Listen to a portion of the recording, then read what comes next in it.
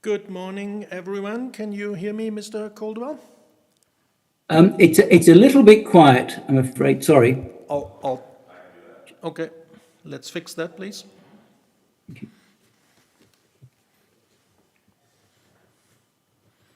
I'll try to speak up. I'm sorry. I'm not there in person. Apologies. Okay, I'll try it again. Good morning and welcome to this Canmore Local Assessment Review Board hearing. Can you hear me okay, Mr. Caldwell? It is still a bit faint, but I'm trying my best. I'll try and work through it. But if it could be a tad louder, that would be much appreciated, please.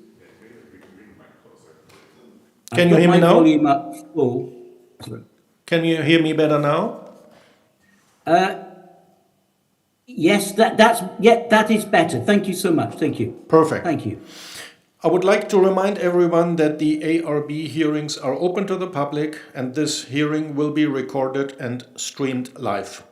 The video recording will be our record of hearing. We are here today to review the complaint and subsequent evidence as filed for tax roll 17496 and municipal address 113 Durgas Gate, Canmore, Alberta. I will start by introducing the panel and then ask the parties to introduce themselves.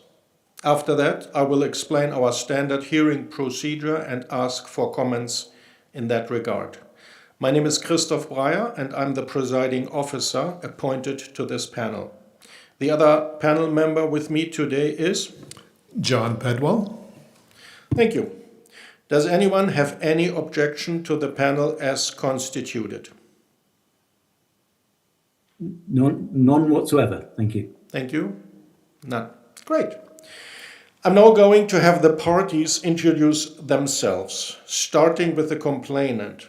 Would you please state for the record your name, organization, and your role in the hearing?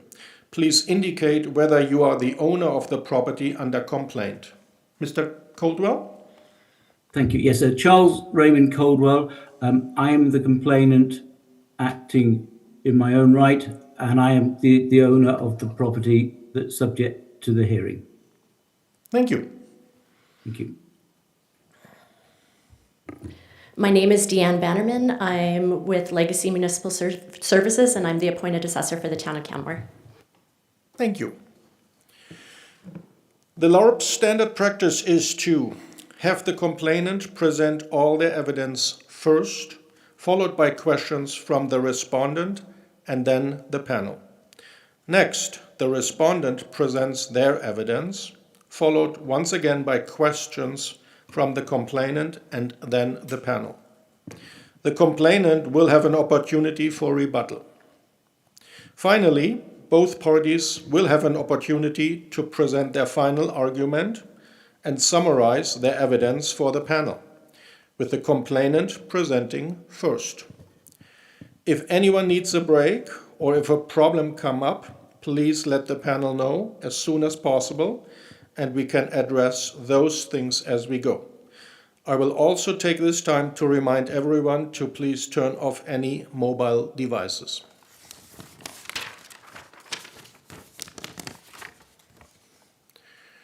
Are there any questions regarding the procedure of today, or is everyone satisfied with the process as was laid out?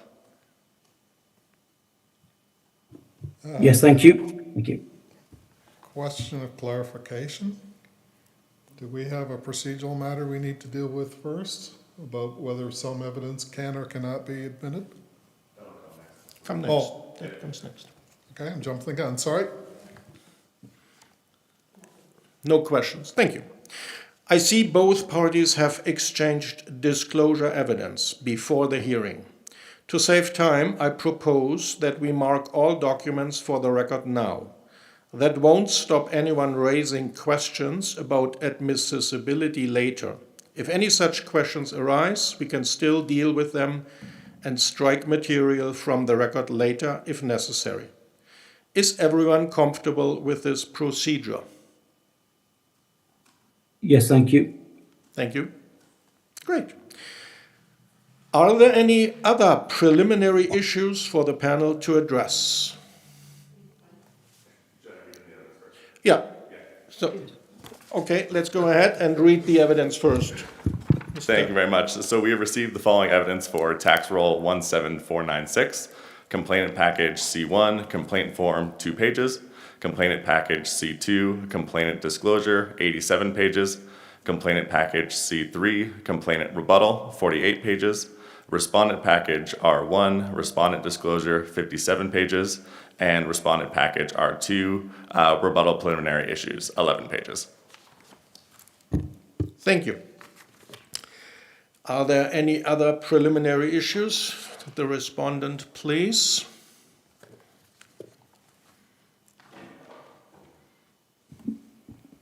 Sure, thank you. So before turning to the merits of the assessment appeal, we're asking for the board to determine a preliminary issue regarding several documents contained within the complainant's rebuttal package. So the issue before the board is not whether the complainant may file rebuttal evidence. Clearly, the regulation permits it. Rather, the issue is whether the documents identified by the respondent constitute proper rebuttal evidence under the matters relating to assessment complaints regulation, or whether they're new evidence which ought to have been included in the complainant's original disclosure. So the respondent is not requesting that the board exclude the rebuttal in its entirety. We're requesting only that 4 specific documents identified on our page 2 be excluded.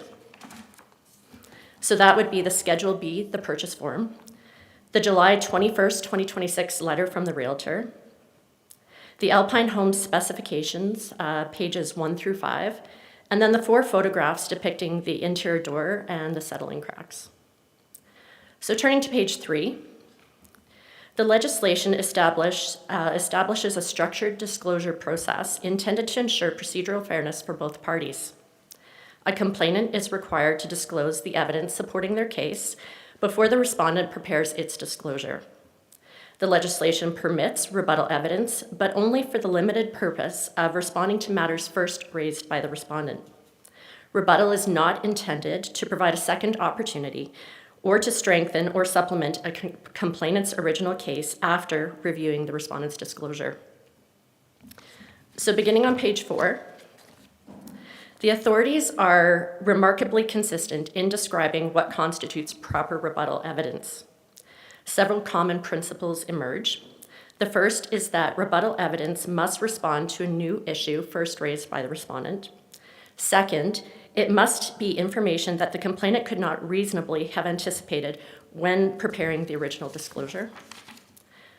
And third, the rebuttal cannot be used simply to reinforce or strengthen arguments that were already part of the complainant's original case.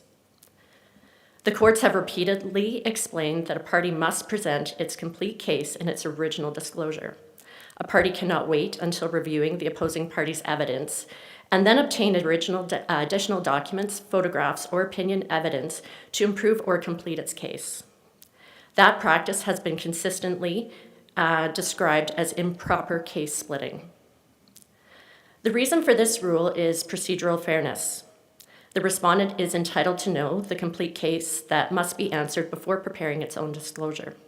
Allowing additional evidence that should have been disclosed originally deprives the respondent of that opportunity and undermines the statutory disclosure process established through the regulation. So now we'll go to page 9. And I've cited those decisions for your information, but obviously not going to read them all for you. So applying those legal principles to the present appeal, the respondent submits that each of the 4 documents identified beginning on page 9 fails to satisfy the legal test for rebuttal.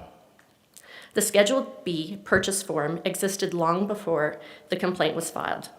If the complainant intended to rely upon that document to support allegations regarding construction quality or condition, it should have formed part of their original disclosure. It does not respond to any new matters first raised by the respondent.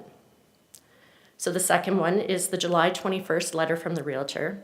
It's an entirely new opinion evidence that was obtained after the respondent served its disclosure. Rather than responding to a new issue raised by the respondent, it reinforces the complainant's original position regarding market value and the alleged impact of the external influences. This is precisely the type of evidence that the authorities describe as an attempt to strengthen a party's original case after reviewing the opposing party's evidence.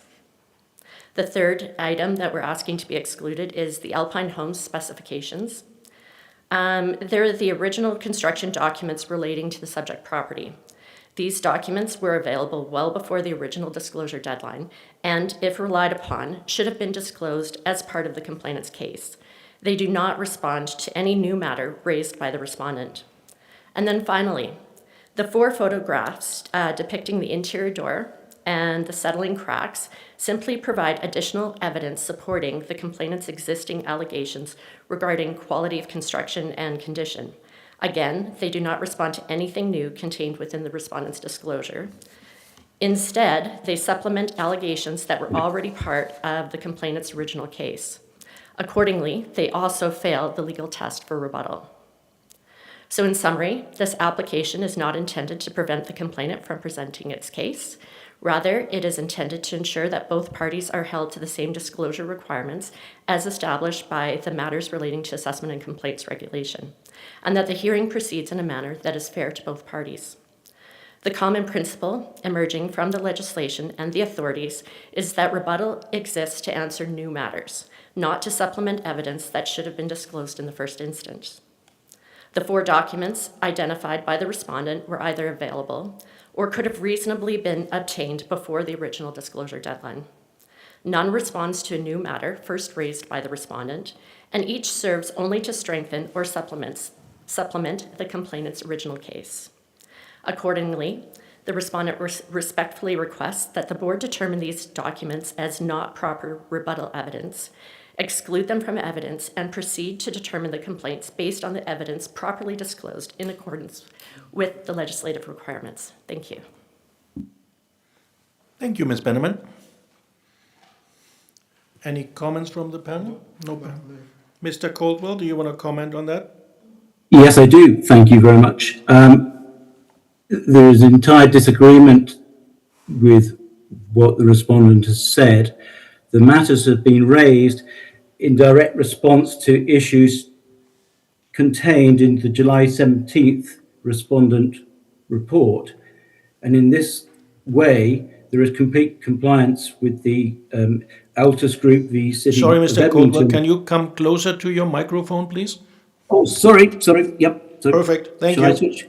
Yes, so there's complete compliance with the Altus Group v. City of Edmonton and the other cases.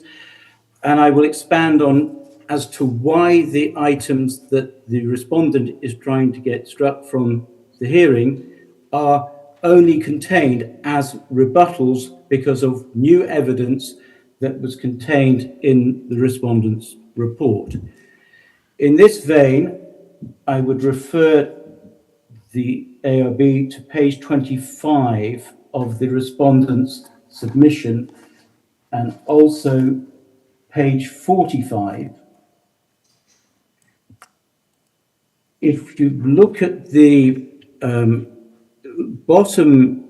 if you look at the second line on page 25, there is a comment that says lower quality of construction and finishes in respect of 103 Casali Place. And in a similar vein, if page 45 is looked at, we will see that it references the semi-custom standards at 103 Casali Place. These facts were not known to the complainant before. It would have been assumed that they would have been exactly the same as 113 Durgas Gate because 103 Casali Place is a slightly smaller version, but built to the same standard. Indeed, some of the finishes are better. So in order to show that this is completely wrong and by way of rebuttal to what the respondent has raised for the first time, I contacted the realtor who resided in the show home at 103 Casali Place, and she indicated that the show home was basically, as we said before, a minimal version of mine, and that in order to verify that the quality was indeed the same at 103 Casali Place as mine by way of rebuttal, I managed to access, because I had no reason to be accessing this information before, because we didn't know that there had been the classification differential by the respondent until 1 week ago today. So it's in direct response to that the realtor has said, access the specification and you will see that there are hardly any alterations at 113 Durgas Gate, putting it on a parity with 103 Casali Place. So it's by way of disproving what the respondent has said that those matters were raised. So with regards to the realtor issue, and indeed also in respect of the lower quality construction, and the fact that in the disclosure made 1 week ago today, the respondent states that the basement at 103 Casali Place is semi-custom finish. It is identical to the basement at 113, and hence the photographs of the low quality doors, which are not, as the respondent disclosed on the 17th of July, as being custom. So it's by way of disproving on what has been disclosed to the ARB and myself on July 17th that those matters were referenced. We had no idea that there had been a classification discrepancy, and we wouldn't have known, because at no stage has that information been available. With regards to other matters, basically rebuttal evidence is only permitted when new information is necessary to address a matter, and that is exactly what's happened here, because throughout the respondent's response, it is stated that all assessments are expected to meet quality standards prescribed by the province in the MRAT regulation. And it goes on to say that comparables will be within a physical comparison of similar property types. And it says the assessment was prepared in accordance with the MGA and matters relating to taxation and regulation legislation. Well, which has been shown that quite clearly the physical characteristics that the respondent has attested to the ARB are not correct. So by way of addressing that, the photographs have been included showing the damage from matters that the respondent was already aware of in 2025.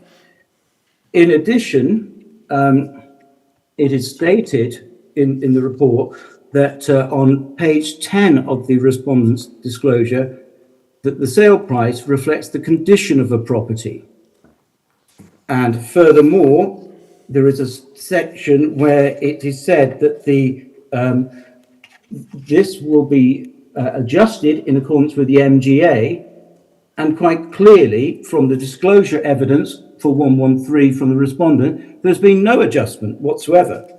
So these are not new issues. These are not new evidence matters. They're responses. They are not like having a realtor's reassessment of the value of the house. On the contrary, they are direct responses to what has been disclosed on July the 17th and what has been asserted.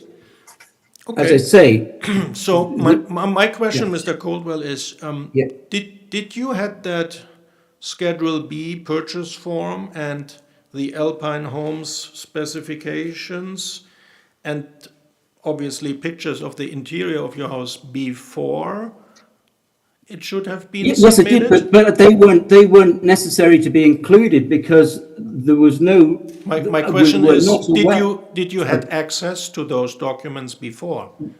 Well, it was difficult to get access to them, but that is by the by, because they were not part of the argument until it was disclosed by the respondent that an identical house had been classified differently. We did not know that. That's why we proved that the subject property is of a basic specification. Okay. By contrast to 103 Casali Place, because the disclosures on page 25 and 45 were only made 1 week ago today. So that the actual specification for the house did not form part of the report before because it didn't need to. We didn't know there was a disparity. And the fact that under the legislation, which is quite clear on this point, is that there has to be, basically, you're allowed to rebut if there's inequitable data that has come to light, or if there's evidence showing that the comparable properties lack similar standard and comparability. Well, we did not know that 103, which is valued considerably less at Casale Place, had been classified differently despite being of the same specification. Okay, thank you. Ms. Yes, Bannerman, thank do you you. want to reply to that comments? Yeah, I'd like to refer the board and the complainant to their original submission on page 9. Page 9 of the complainant's original submission. So on page 9 at the bottom half, they go into information on 113 Durgis Gate as the subject property. The third paragraph under there, the complainant is referring to the property at 103 Durgis Gate. They have on the second from last paragraph stated that they have included the specifications for the property within their disclosure in their appendix, which they did for both their property and for 103 Casale Place. They did state on the second from bottom paragraph that the specification and finish were far more basic at 113 Durgis Gate. So in the assessor's, the respondent's view, they're bringing up condition or quality at that point. And the last paragraph, they are again going into the finish of their subject property in comparison to 103 Durgis Gate, which again would be a question regarding the quality of the property. So then on page 10, again, they do bring up the differences. And at the bottom of page 10, they discuss a generic good custom classification has been applied to the subject property. And then if we go further to page 17 of the complainant's disclosure, they do say 103 Casale Place has a distinct relevance with the subject property, slightly smaller version of the subject property and costs less. So they do go into significant detail about 103 Durgis Gate in relationship to their property. So I would like to state again for the board that this is new evidence that's being brought forward that could have, to support their case, been brought forward at the time of original disclosure. Thank you. Thank you. Yeah, I got a Mr. couple. Bedwell? Yeah, I got a couple of questions or more clarification than anything. Mr. Caldwell, Yes. you referenced specific pages, page 25, 45, and 10 in the rebuttal. Can you tell me exactly which pages? Because I looked Oh, at these so- pages and I didn't make sense to me. Sorry. In terms of the 45, etc., that was in the respondent's document. So page, 25. 20? It was disclosed. This Of was the on the respondent. I just want to see which documents you guys are talking about. Yeah, and I can clarify that for the board as well. That's in the respondent's disclosures. That's 25, 45. Yes. And so that's the section that is in response to the complainant's comparables that they brought forward, not the respondent's comparables.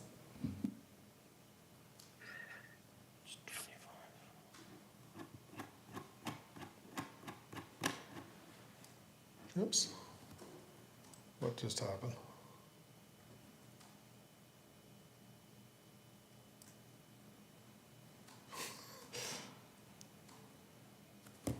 So this is page 25 is of the respondent disclosure. It starts with a chart, complainants, comparables. Perfect. And then page 45, same thing?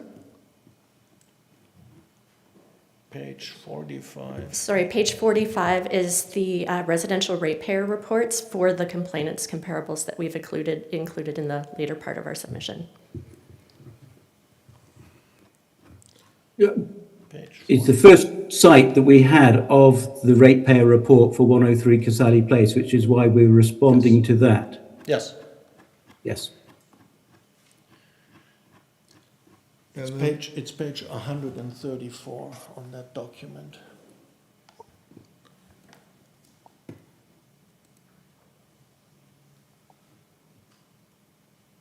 go further. Yeah, Yeah, little further, 45.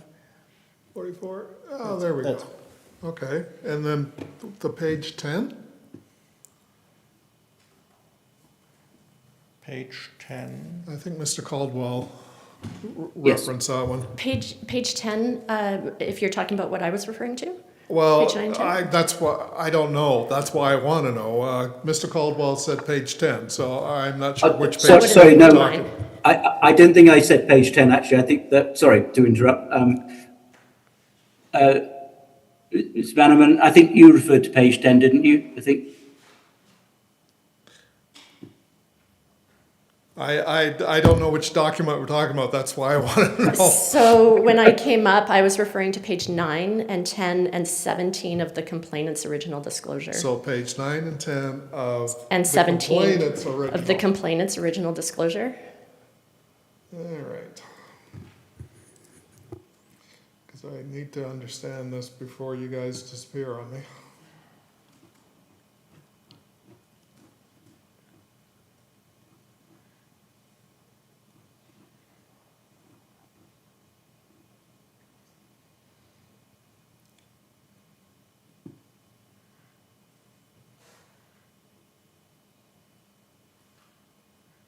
Okay, so this is the document that's headed 113 Durgis Gate, the subject property? Mr. Caldwell, is that right? That's right, yes. If I could Okay. just explain. In the submission, my first submission, it was simply being raised that couldn't understand why no comparison had been made to the precise home in the locality that my house is a double of, but just slightly bigger. With regards to the quality of the finish, etc., other than having gone in it as a show home in 2003, without the respondent's submission a week ago today, I had no idea as to how they had classified that because, of course, they're a comparable property. So it is in response solely to being enlightened as to the comment saying lower quality in construction and finish that sort of rang alarm bells as to why that is the case, especially with MGA compliance. So we basically we needed to clarify how the specification was different. And in reality, what we put, which had no relevance before this disclosure a week ago today by the respondent, it shows that 113 has been constructed to the standard specification. And that's the sole reason. It wouldn't have been necessary to submit that before because we didn't know there was a discrepancy with the quality of construction and finish until July 17th. Okay, thank you. So just to clarify, we have a preliminary issue, and the preliminary issue raised is that 4 documents to be excluded. And we have heard Ms. Bannerman, we've heard you, Mr. Caldwell. I think we'll take a quick break to make a decision if how to proceed. It is now 10:32, so we'll come back at 9:32, so we'll come back at 9:40. Thank you.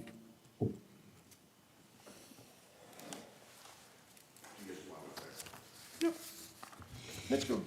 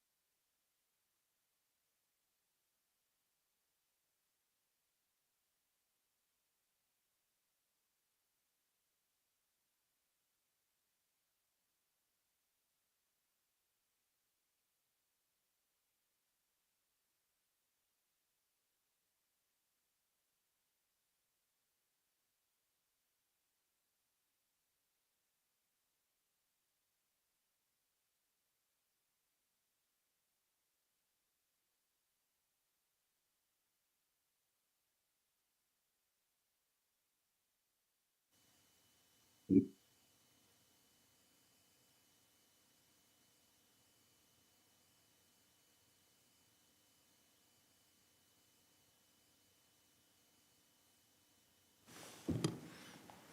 you hear me, Mr. Coldwell? Yes, I can. Thank you. Great, great. It's 9:40. We're coming back out of the break, and we have decided that we will allow to exclude all 4 documents.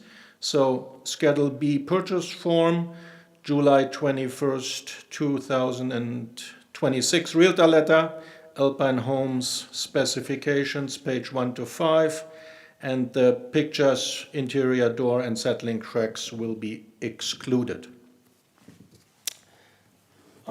We now start with the presentations. Mr. Coldwell, we are ready to hear your evidence if you're ready and set to go ahead. Thank you. Thank you.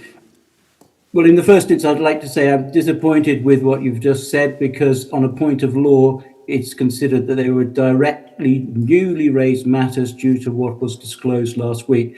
So on a point of law, if this goes for further review, that would be challenged. But thank you for your opinion on that. With regards to the matter, we have some quite serious issues that have been raised with regards to non-compliant MGA issues, which in the first instance, upon legal advice, are considered to put the onus of proof onto the respondent. But notwithstanding that, we will state the case, and in addition, we will highlight to the board some very serious matters whereby the grounds for the treatment of the property are disproven by evidence which I'm afraid have implications of gross misconduct, and with the fact that they result in financial gain in law would be deemed to be fraudulent. So in the first instance, obviously, there has to be compliance by all parties to the MGA, and there has to be fairness and equitability. And we've got an issue here whereby the inquiry made by myself to the respondent in April as to why the property had disproportionately seemed to be treated compared with others. There was a disclosure, which I refer to on page 2 of, we'll use the rebuttal document, but it's in both my submissions. With respect as to why your property appears to have increased more than others in the vicinity, one important factor is the basement suite now recorded for your property. During the appeal process last year, it was disclosed that your property includes a basement suite, and this was added to our records. That additional feature contributes to value and is one of the reasons your property shows a larger increase than some others in the area.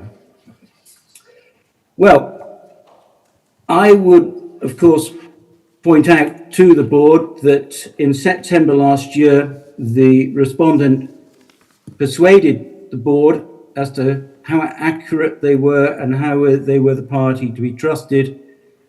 And it is extremely serious to falsify altered property criteria to endeavour to unlawfully justify an arbitrary increase in the circumstances. The ARB, in my evidence, have been shown quite clearly that the respondent, Town of Canmore, has in its possession full records of the property having a basement suite from 2004, whereby the occupancy certificate, the tax roll enrollment certificate, and then subsequently the issuing of monthly of getting paying the town tax has been for a 2-bedroom, 2-house unit, and then in addition we've had the water utility bills, and of course the plans were approved for an R1B suite. Nothing whatsoever has changed, and it is extremely serious to state that there was a disclosure to that effect. What I would say is last year during everything and at times before the bus stop scheme, of course it's fully known that it was a 2-household home. So that is an absolutely falsified ground and a false justification. And it's very serious indeed. And basically the respondent is acting dishonorably because the town knows full well that there has been a basement suite and it has been assessed with a basement suite since 2004. So that in itself ridicules there being any compliance with either the fairness or assessment or indeed the whole MGA compliant requirements. I would reiterate, nothing was disclosed last year, and indeed, if the ARB records are looked at, the respondent had every opportunity to say, oh, we didn't realize there was a basement suite. Otherwise, they could have asked for a higher figure last year. It is absolutely unthinkable, and it's a very serious offense. So basically, the data has been falsified in respect to this property to try and impose a disproportionately higher assessment this year. And that will lead to judicial review without fail here, because that is intolerable conduct, because nothing has changed and they're trying to say that something was disclosed when they were in possession of the facts of what the property was. So with regards to the transfer of the burden of proof under the Deloitte Act, as referred to page 4, the Deloitte case on page 4, and in accordance with the legislation, there are clear grounds as to why the onus for this case and the assessment should be transferred to the respondent. So on a point of law, I'm just drawing that to the ARB's attention. And obviously there has been grave malpractice. Moving on though, I will continue to demonstrate how there's been a failure to fill the assessment in a fair and equitable manner, which again is an MGA requirement. And once more, obviously, the fact that they tried to say that there's been some alteration and there was a disclosure that there's now a basement suite is absolutely undermined by looking at the respondents' submissions last year, where it is said that the property had been compared to other basement home properties. So, as to why there's an intent to hoodwink the ARB and the complainant is a matter which will not withstand any legal scrutiny when the respondent possessed the evidence as to what the status of the home has been and how it's been assessed for more than 2 decades. Turning to the construction and finish classifications and disregarding the matters that the board have required to be struck, it is an essential part that there is consistent assessment practices with regards to these. The evidence that has been shown is that, and I would refer you to the appendix enclosure for the sale particulars of 112 Durgas Gate, situated opposite, which is the most luxurious home, which, with the exception of the basement of the subject property, has been assessed to be exactly the same category of construction and finish. That is just radically wrong, and this is again a fraudulent matter. So the condition of 113, which you could, if you examine, they were scanned in, the standard of finish of 112 with extreme use of granite and very expensive extras is in a different league altogether. But it's been classified to be the same, with the exception of the basement, as the subject property. That is not only inequitable, but again, it is unlawful, and it is technically fraudulent because an enhanced classification has been awarded, as indeed we've shown that for 113, and without breaching anything, we said that it was comparable before to the show home at 103 Casali Place, which by the respondent's own admission on page 45 of the respondent's July 17th document that we've already referenced, the classification for the show house, which is of the same standard as 113, is semi-custom. So the fact that the majority of 113 has been put at good custom, not only does it misrepresent matters, but it means that the comparable process to the comparables under the mass market appraisal process will be skewed and erred. So that is a very serious matter, and one which I'm being advised I can take legal action on, because it is not consistent and it is a very serious offence, which can be either civil fraud or criminal fraud. But what we've got here is a simple thing, is these classifications need to be consistent to be fair to all parties. And we need to have a situation where the consistency can be demonstrated so as to comply with the MGA and indeed the overall requirement for fairness and equitable treatment. I'm afraid that is bereft here, and by the description that I gave before, for example, the basement doors and the kitchen is absolutely appalling compared with the majority of the other houses in the area, and definitely those site of the comparable.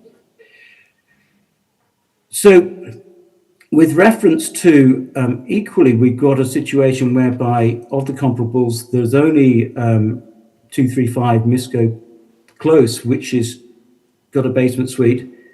That is to a much higher standard by looking at the sales particulars, and there has to be question as to why either someone is so unaware of these matters. But I would put the board on notice that in 2025, the respondent was furnished with all this information as to the poor quality of finish and construction at 113 Durgers Gate. And there's no reference to that having been mentioned in the files or in the assessment process. Which brings me on to the next stage on page 9 of the rebuttal, is the mandatory requirement of section 289. Now, we will go on to that a bit further on, but suffice to say that the actual property attributes, its physical condition and characteristics have to be assessed as at December 31st, 2025. That has not occurred, which is quite a serious breach, of course. With regards to the comparables and the parity with other properties, I made reference to this 112 Diggers Gate, which is directly opposite, which is by no imagination the flagship home along the street. That has been assessed by the respondent at 2.727 in 2025. That is a mere 150,000 differential from 113 Diggers Gate. It is plain as day that that is simply wrong. It is a different class of property. It is also undermined by market evidence, but it is not surprising that 113 has been assessed in an enhanced way when the classifications of the finish and the construction quality are not on a par with the other Alpine homes and to reality. So it is very, very concerning that there's been a practice here to expose of enhancing the assessment criteria, which has a very prejudicial effect and is not permitted under the MGA. With regards to the location, obviously matters have evolved at 113 Diggers Gate because of the public works scheme. And I'd be the first to say that having public transportation nearby is jolly good, but it's not good when it's right outside the property and it has had negative effects. If it was round the corner, as it used to be, perfect. But we have a situation now where there is diminished privacy, there are enhanced noise, there's trespass. Insurers have notified of fire risks and concerns because of the public waiting area. And basically, these are all factors that have evolved and basically differ from the comparables that the respondent has cited.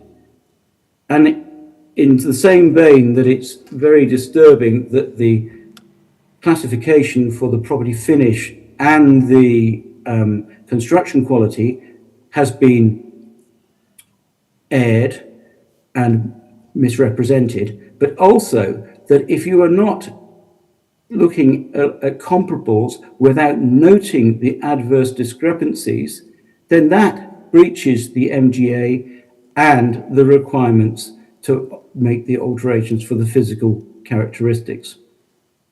So with regards to the subject property, which was intended to be my home, and it will be my home shortly, because I'm finally able to move, but 113 Durgis Gate has attributes and characteristics that are different to any other. It has exceptionally steep graded side, and unlike 112 here, which is on a level site, there are huge access problems for the basement suite because there's a long terraced staircase, which unfortunately precludes the use of the suite by a lot of people. And in addition, of course, it impedes maintenance, and being a timber property, that has been a problem. And as we've said, which we'll come on to with the roof, etc., that the property has suffered from the elements, including what we just discovered as some dry rot. With regards to the topography, though, the driveway is also angled, and if you look at the other properties along Durgis, they're all more favourable in this respect. So this, unfortunately, is a factor which precludes the parking of certain vehicles on the drive, and even a Toyota Corolla, which is not an exceptionally low vehicle, has grounded its front in standard form last year. The other factor, of course, is that Durgis Gate was 113 Durgis Gate was one of the first properties built along there in 2003, and is accordingly much older than the comparables. And with this, of course, the obsolescence and the lack of renovations all come into play. In the respondent's report, other than stating on the 7th of April that the subject property's gone up more because it's been disclosed that there's a basement suite, which we, as we know, is a dishonest remark because that was known all along. There's no reasoning as to why there's been a 21.09% increase for 113 Durgis Gate that has not applied to other suited properties, including that at 235 Misco Close. So 113 Durgis Gate is a two-home property as per the evidence with my submission from the town of Canmore in January 2004. And it's the only one that has actually suffered, sadly, with the elimination of on-street immediately adjacent parking. With there being two households and the problem described with the drive, that is regrettable. And indeed, it was pointed out before the bus stop scheme was endorsed. As I say, I haven't been living there, but local Canadian family have, and they have been very upset by that, which is disappointing. With regards to the conversancy with matters, the respondent's been very quick to be critical of the Remax realtor's views, and it was a realtor who sold me the property, who at the time worked for Alpine Homes. But by contrast, the realtor has an insight as to what buyers' requirements are and what is selling and not selling, and we have seen that suited properties in 2025 didn't sell, such as 108 Casale Place. And the realtor also has a knowledge of the time when Durgis Gate 113 was built, soundproofing, etc., which is a critical factor with Alpine Homes buildings because they're soundproofing, as I've learnt to my expense, or rather the occupants' expense. Sorry, Mr. Caldwell, just to clarify, that we are not looking at that letter. So I'm not listening to what you say about that letter. Just to clarify, okay? Yeah, I'm not referring to the letter. Okay, great. Just to clarify. I said in the submission before, and the realtor said that the soundproofing was superior in 235 Misco Close. That was said on the previous submission. Just 1 second, Mr. Caldwell. Yes. Yes, please. Ms. So I Bannerman? believe that the soundproofing was brought up by the complainant, but in reference to the realtor opinion, this has only been brought forward through the rebuttal evidence that was excluded by the board. Yeah, thank you. Well, I will try and correct you there in a moment, because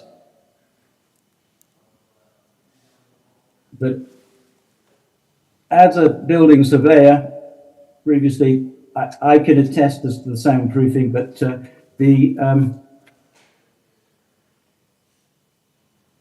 just a moment. I'm just looking for the submission.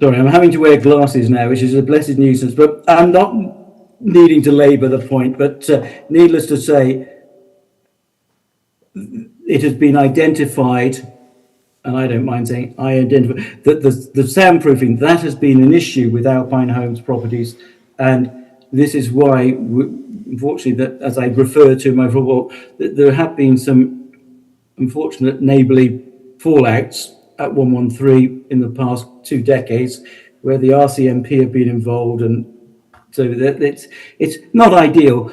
I'm just thankful it's not a condominium unit, otherwise we'd have all sorts of fallouts with more occupants. So I will proceed then. No other respondent market evidence of any property affected by the Bus Stop Works programme. The respondent has said that comparables have been made with properties with similar characteristics. Well, there's no other property that has been affected in this manner that has been cited. So on that basis, it has to be taken that the comparables are to be viewed in a somewhat circumspect manner because they are not directly comparable. And it's because of the uniqueness of what has happened is why the views of a realtor were sought. And indeed, since I've had 2 more realtors who actually think the assessment differential should have been greater. But notwithstanding that, as submitted, the realtor who's aware of the market and sells properties in the vicinity has raised concern as to the detrimental effects. As I've said, I'm not anti-bus services. I use them frequently, but it'd just be preferable if they weren't outside a home with bins, etc., when they weren't prevalent before. And whether like it or not, if a purchaser was faced with the tranquility of a property without such alterations, or one with the more desirable one would be the more tranquil location. And it's the question of quantum for that. With regards to the obligation to note and assess the impact of the public works, on the 2025 ratepayer report for the subject property in the respondent's submission, which from memory was on page 12 of the respondent's submission, there is one alteration that has been made this year, which is quality adjustment, which says walkout basement, which of course was already there. There's no quality adjustment reference that anything else has been taken into account. And it's an obligation to take into account anything that affects market value. And this is a major thing that affects market value. The property next door, 115 Deergus Gate, is going to go for sale in the next few weeks because of what has happened with that bus stop. So we've got a situation here whereby there is a duty in accordance with the MGA to take it into account. It has been glibly dismissed just on the matter of the street parking elsewhere. Nothing else has, and that's in the respondent's report. There's nothing, though, on the calculation of property assessment. I would also just draw the board's attention to the fact that on page 12 that I just referenced of the respondent's calculation of property assessment, I think the words calculation, and it says the calculation is demonstrated below. There's no demonstration of anything other than the wrong classifications have been made about the property construction quality, and there's been a quality adjustment alteration to try and vainly justify a singular and arbitrary assessment which does not correlate with any other property of the same type in the immediate vicinity, which is obviously a very serious matter. So the fact that the time and trouble can be made to enter a quality adjustment when in reality and from the respondent's own records there's been no alteration whatsoever to a 113 Deergus Gate since 2003. There's not been a single renovation. It's not been repainted. It's had the same carpets, doors. Nothing has changed. I haven't been able to afford that. So any matter that affects open market value has to be incorporated into the annual assessment.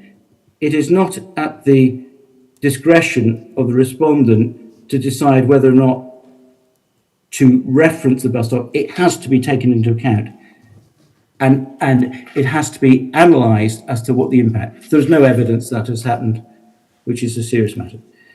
Finally, with regards to the sales of properties with R1B suites, as I've referenced, the only other property that has an R1B suite is 235 Misco, and that has not had a 21.09% increase applied, despite it being newer and in a more desirable location.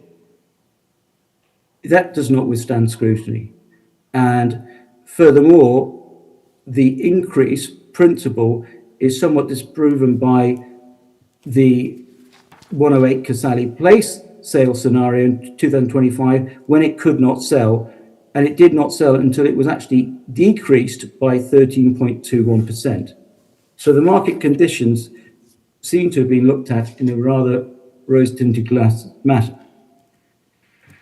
Turning on to section page 15 in the rebuttal, there are requirements under the MGA under section 289 that the characteristics and physical conditions of the actual property on December the 31st have to be taken into account. That has not happened with this property. The physical condition of 113 Deergus Gate was extensively explained and made known to the respondent in 2025. Despite having this data, and it being indeed reported before the ARB, there is no entry on anything on page 12 of the residential ratepayer report to suggest any disadvantageous matters of condition and characteristics. For the purposes of reminding the parties, the roof began to leak in June 2025. This was reported. It is totally degraded, especially on the eastern aspect, and the damage has ensued within. A costing was obtained last year of 56,000 for renewing the roof, which is a lot of money and obviously, so what has transpired? We have done some repairs, but they've said that the roof, and indeed the insurers want the roof to be entirely renewed, and this is a considerable outgoing and a very negative aspect. In addition, as has been explained, the furnace is still the original, and anyone with knowledge of these things, sadly, anything more than 2 decades old, they are at the end of the serviceable life. And, you know, you can see from the age of the property that the likelihood, and from an assessor's point of view, property is built in 2003 with 2026.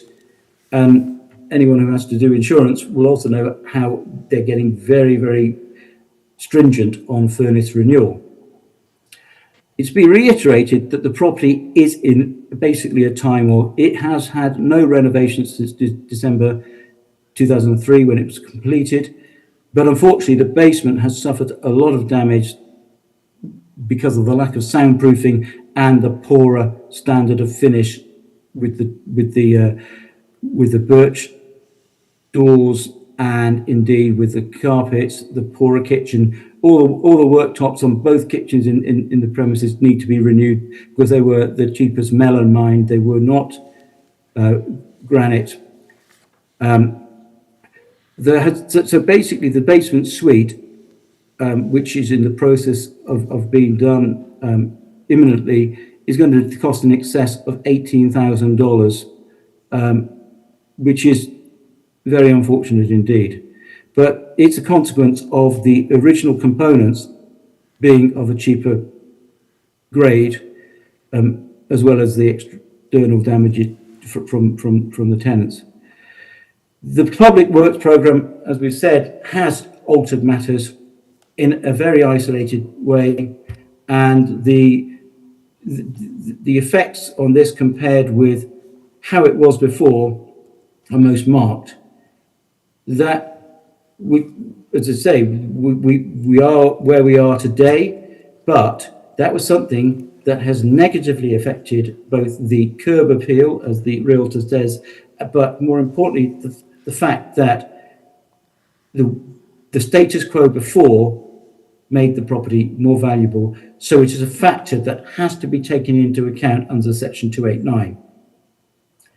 And finally, once again, the fact that under 289 that you've got to take into account the age of the building, because not only does that mean we've got things that already need to be done, but there's the likelihood of other matters such as dry rot, because unlike 112 Deergast, which has the composite siding, this is an all timber property, and indeed 115 Deergast next door has had dry rot, and there's been dry rot on the rear deck spreading on 113.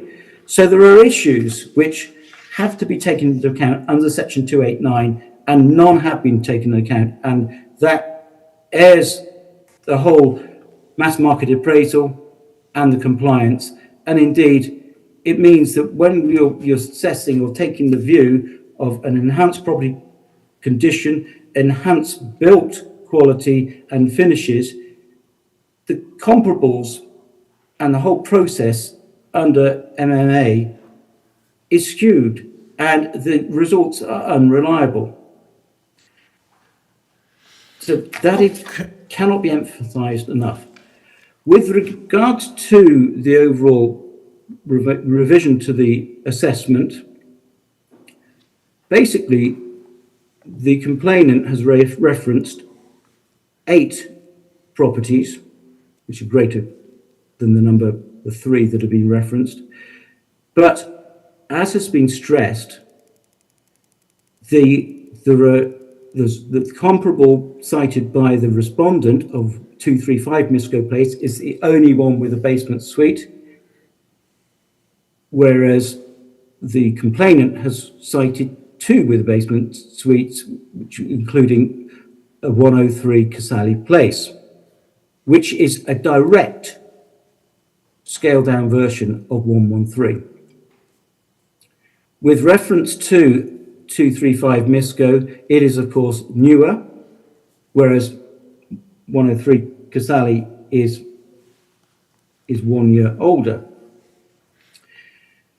The As an assessor for 35 years, I've been involved in a lot of disciplinary boards and sanctioning and upholding professional standards.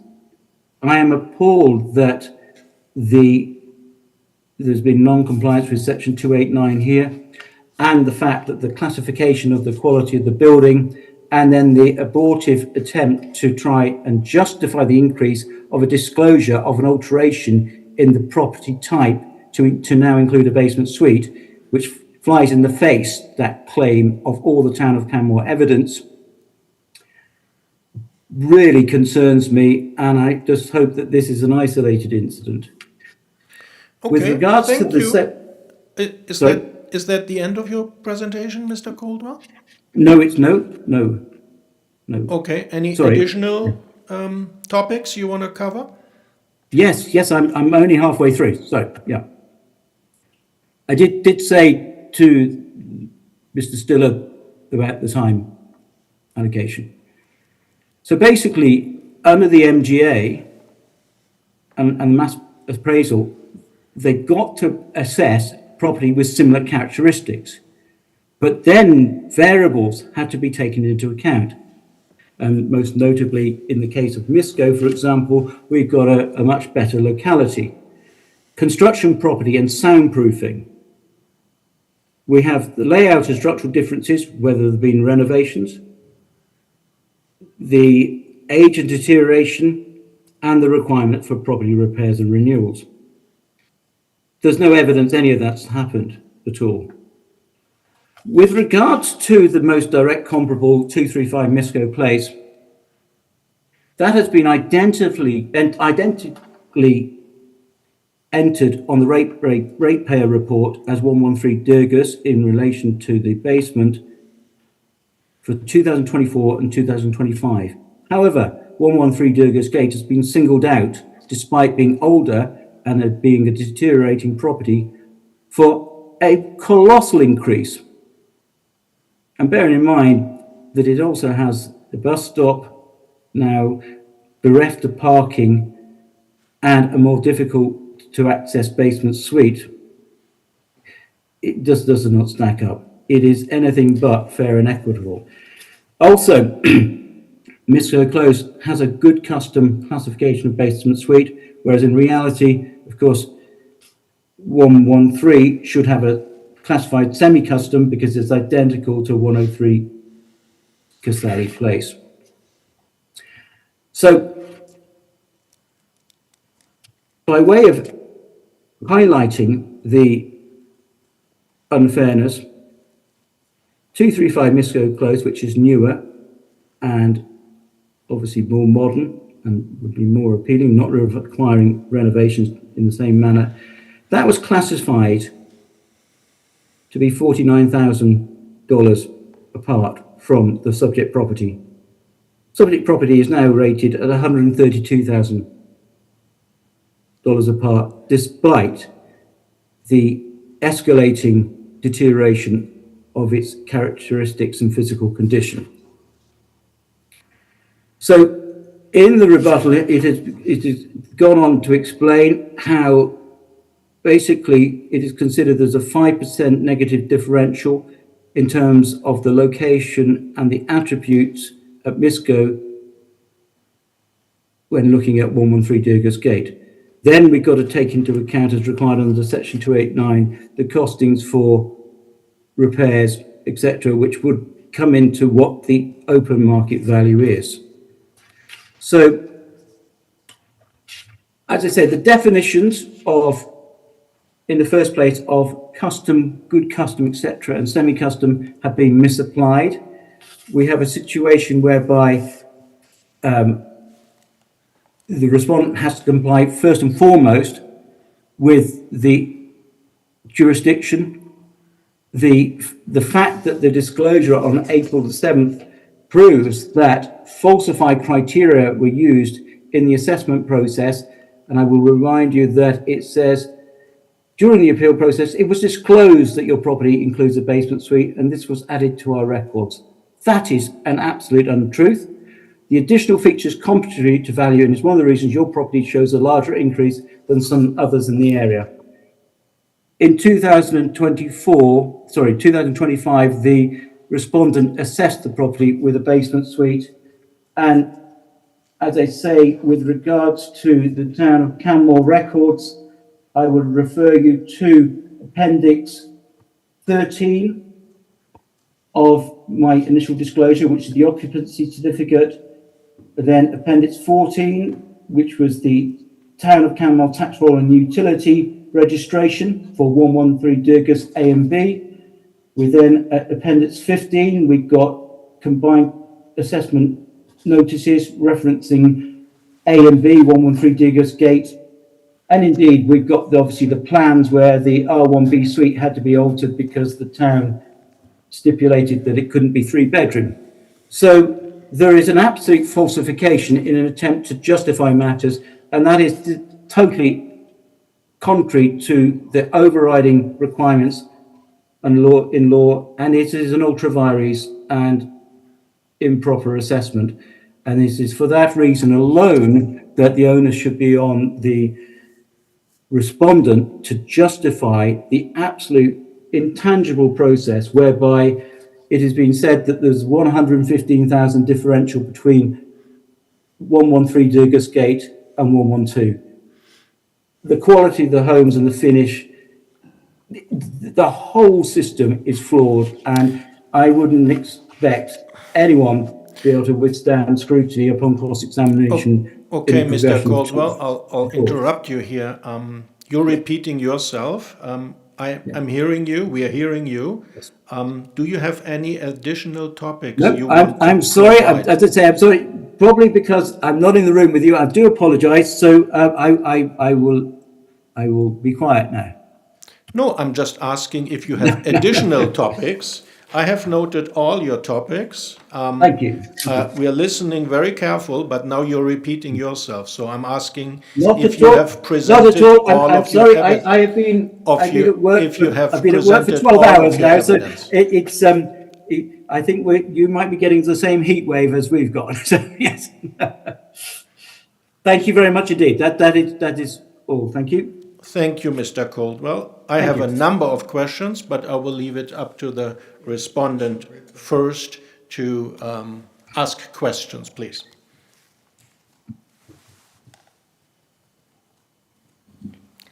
Sure. So I just want to be clear for the board. Is there a basement suite in your property? Yes, as per the Town of Canmore 2004 consents.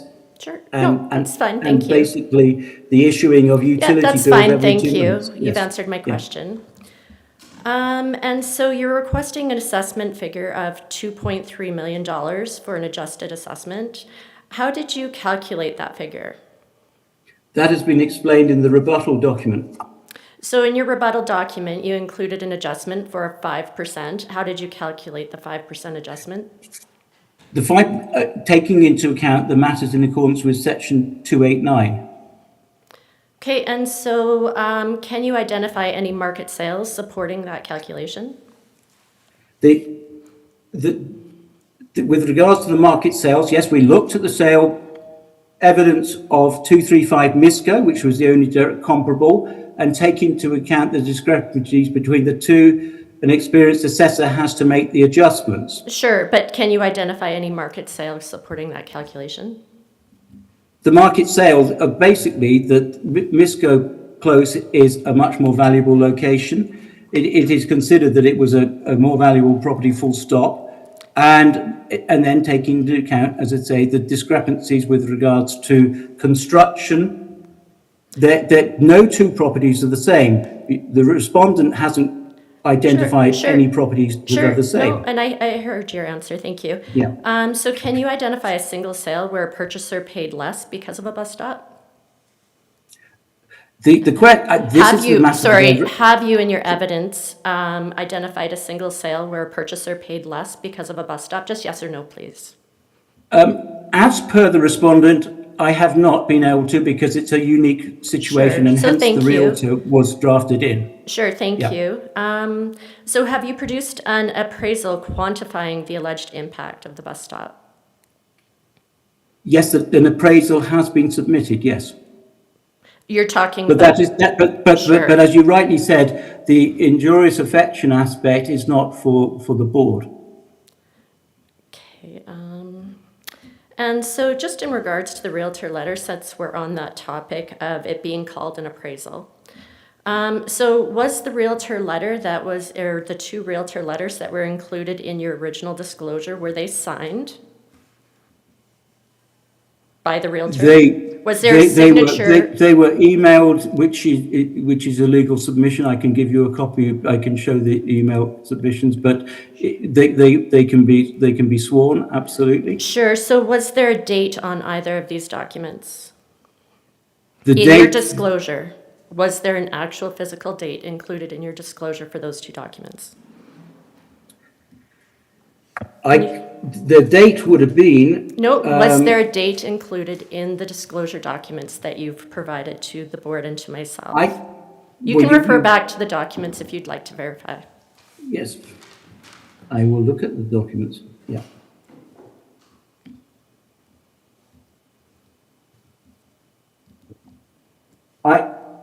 If there's not a date, I can verify it. No, that's fine. I was just asking about the documents. Thank you. So the Realtor letter, is it actually on brokerage letterhead? Yes, it shows the. But is that, no, so that's not my Sorry, yes, question. it says at the bottom, it shows, that says Ingrid Coulard Remax Alpine Realty. Sure, but it's not on brokerage letterhead, thank you. So does it identify any comparable sales? These letters, do they include any comparable sales in them from the Realtor? Yes, the comparables that were put forward by the respondent were addressed by the Realtor. Sure, but the Realtor's letters themselves did not include any comparable sales, is that correct? They reference the sales that have been referenced by the respondent. Okay, but. In okay, April sure. and No, March that's this fine, year. thank you, that's all my questions. Yeah. Thank you, Ms. Bannerman. I'll look to the panel member, Mr. Pedwell. Any questions, sir? Okay, this basement suite's confusing the hell out of me. Okay, the basement suite has been there since the place was built, correct, Mr. Caldwell? Yes. Okay. Ms. Bannerman, I take it the basement suite was not included in your assessment reviews up until last year, is that correct? That is correct. The basement, so in previous years, the basement suite that the complainant is referring to was actually classified as basement finish. So last year, through discussions and through the complaint process, it was identified whether it was on the original building plans or addressing from 2003 or not. Our data records, our assessment records showed it as basement finish, not a basement suite. So for the 2025 assessment, we have changed that data to reflect that it's a walkout basement with a basement suite. And am I correct in assuming, Ms. Bannerman, that basement suites generally, and I don't want to worry about the specifics of this property right now, are generally considered more valuable for assessment purposes than a basement finish? That's correct. So in one sense, this property's been undervalued for 20 years. Is that a fair assessment? 22 years, yes, thank you. Okay, thank you. May I possibly Yep. say something? That is completely disingenuous. The property is specified as R1B suite. We have evidence here of town tax assessments referencing them both A and B. That is absolutely ridiculous. Yeah. That is unlawful. And so The property has been categorised quite clearly by the town, and the occupancy certificate, it's been assessed. And indeed, last year, may I ask the respondent, why didn't you disclose that you've come across something different? Because it would have strengthened your case. This is absolutely unlawful. So It is fraudulent. I'm sorry, but that is Mr. the Caldwell, town of you made your Campbell point. plans, they say R1B suite. Mr. Caldwell, Yes. let Ms. Bannerman respond. Do her Oh, the sorry, courtesy. sorry, I hadn't- Mr. okay, yes. Bannerman, let her respond. If you want this hearing to hear you, you need to let Ms. Bannerman rebut your statements. Oh, sorry, Be I clear. did ask if I could speak. Sorry, I apologise. Sorry. Okay. Yep. So we're not debating whether there was a basement suite there from 2003 on. What we're saying is that our assessment records did not show that it had a basement suite there from 2003 on. So this was added for the 2025 assessment. So regardless of whether the basement existed or not, it did not exist in our assessment records, which is what was corrected. Yeah, it's been updated to reflect the reality as of today. Okay. Ms. Bannerman, you might as well stay at the mic. I'm not quite done with you. But at the moment, we are asking questions to Mr. Coldwell, Yeah. the Okay. presentation. Okay, sorry. As far as I'm concerned, I've got no further questions on the basement suite. I want to move on to something now. Do Something you else. have questions for Mr. Coldwell for No, his no. presentation? Not right now. No. Okay, so, but then I have some questions. Okay, carry on. Great. Mr. Coldwell, Yes. I'm going back to the bus station that's outside of your home and newly constructed, and I'm following up on the evidence provided or not provided.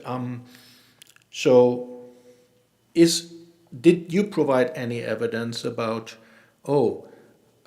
here's a bus stop in front of my house, and in that case, the value of the property should go maybe up, maybe down. So I'm looking for any evidence to showcase to the board, yes, this is a problem.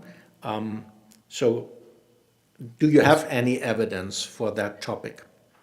Yes, basically the matter was assessed by the realtor, and that was included in the original submission, stating that she considered the differential between the status quo before for the property and the altered criteria now was $200,000. So In her experience. I saw that opinion, but Yes. it could be 200,000, it could be 400,000, it could be 20,000. So my question is there any proof? The question for this, I have been doing compensation claims of this type for 35 years. So irrespective of what my views are, when you have a unique alteration and compensation, then it is down, you have to have a reasoned judgment. And in this case, and indeed last year, the respondent said that the views had to be backed up by a realtor's input. And I have done that now. And indeed, this issue is that there's been an alteration, and you are quite right that it's a very difficult thing to determine. But what has been explained in the report is that obviously the open market value in the vicinity there is massively different from 2003, and the attributes of properties and their tranquility, and indeed with people spending a colossal amount of money today. Yeah, I'm The going back to my differential- question. Do you have any evidence?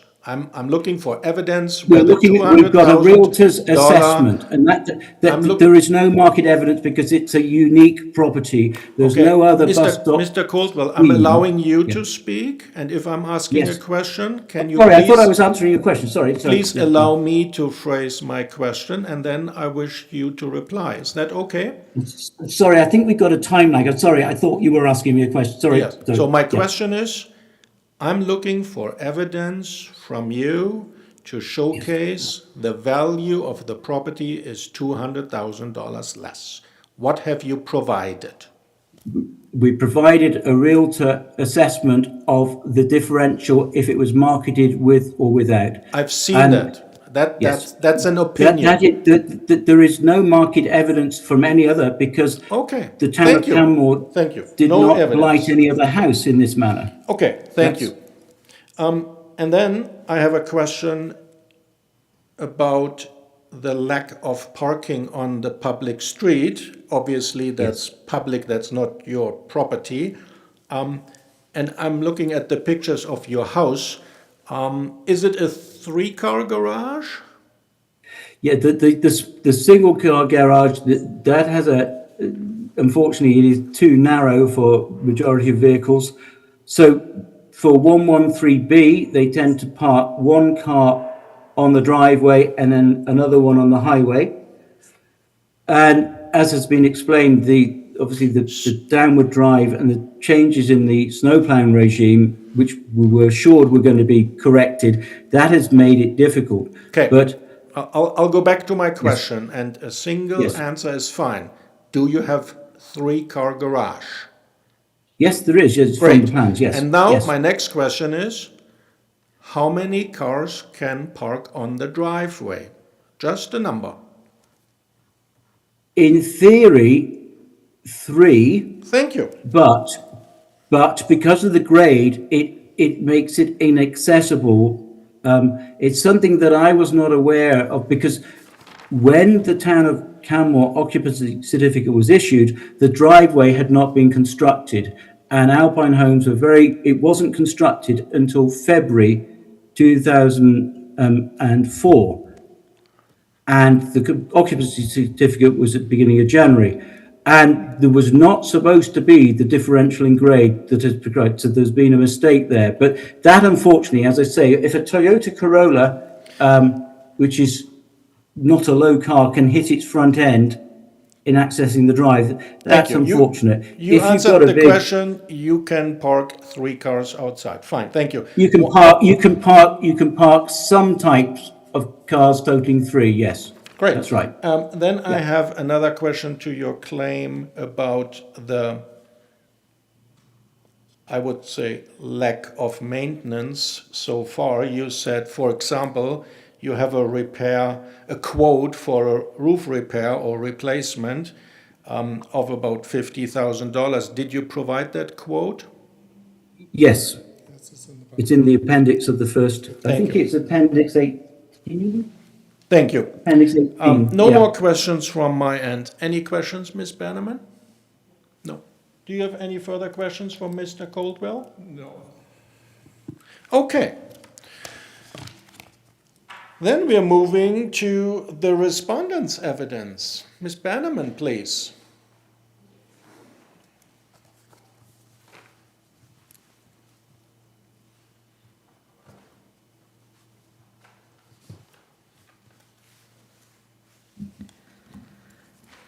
Sure, so thank you. The respondent today requests that the board confirm the 2025 assessment of the subject property at $2,612,000.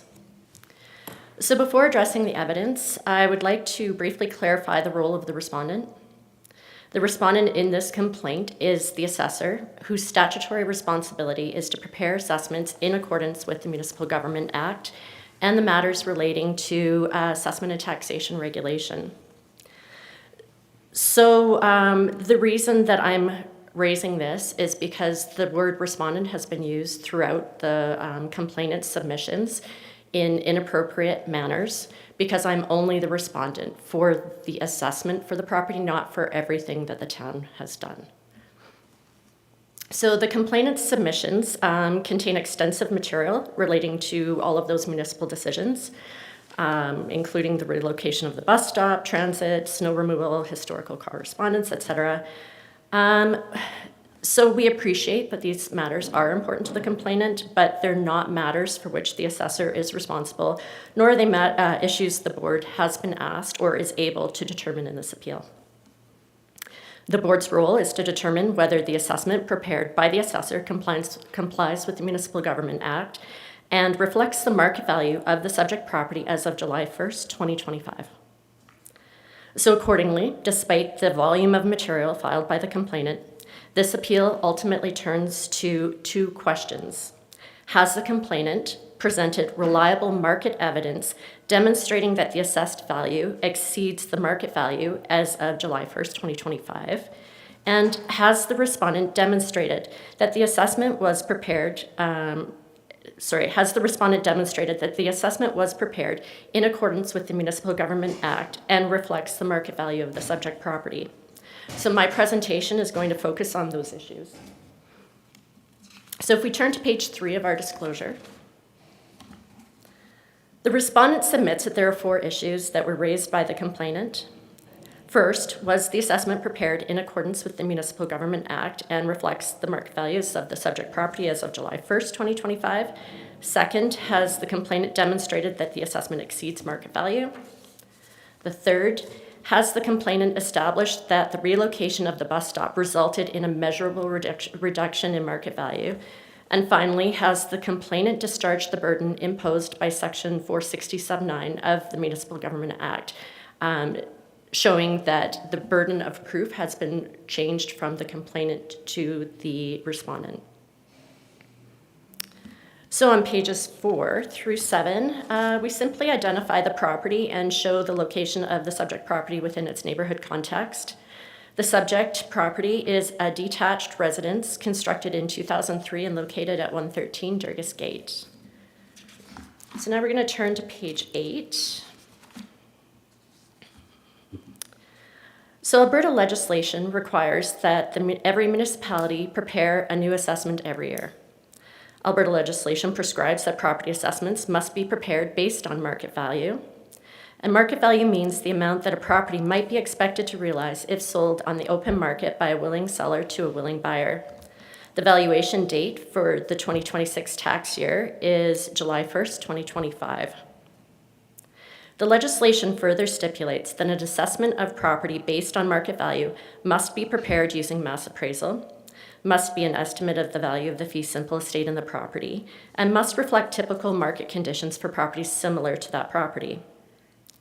Municipal assessments in Alberta are prepared using mass appraisal. Mass appraisal is designed to estimate market value for groups of properties as of a common valuation date using demonstrated market behavior. It is not intended to function as fee appraisal of an individual property. If the board were to require the assessor to individually adjust every perceived difference identified by a property owner, the assessment process would cease to be mass appraisal and would instead become a fee appraisal of each individual property within the town. This is not the assessment methodology prescribed by the Municipal Government Act. Accordingly, assessment adjustments are only made where there's objective market evidence demonstrating that a particular characteristics has a measurable influence on market value. So I just want to touch a little bit on the fee simple, which I don't normally, just because it was brought up on page 12 of the complainant's submission. I realize he didn't address it verbally, but I just want to bring some of that up. So fee simple interest is the complete ownership of interest in land, subject only to the limitations imposed by law. This ownership interest does not extend to properties not legally owned by the party. The bus stop and road modifications have been constructed on town-owned land. Any parking that was accessible to the residents of the household was done using town-owned property. So although there has been a change in the use of the street, there's been no change to the fee simple ownership of the subject property. So now if we can turn to page 10.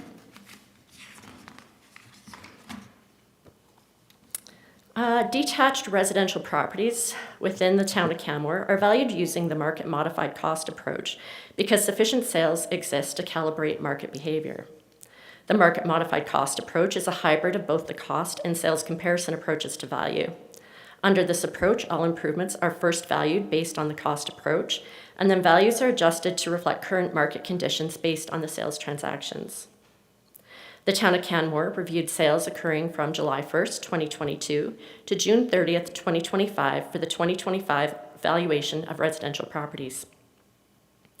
Time adjustments are then applied to the sale prices to account for any market fluctuations occurring between the sale date and the legislated valuation date of July 1st, 2025.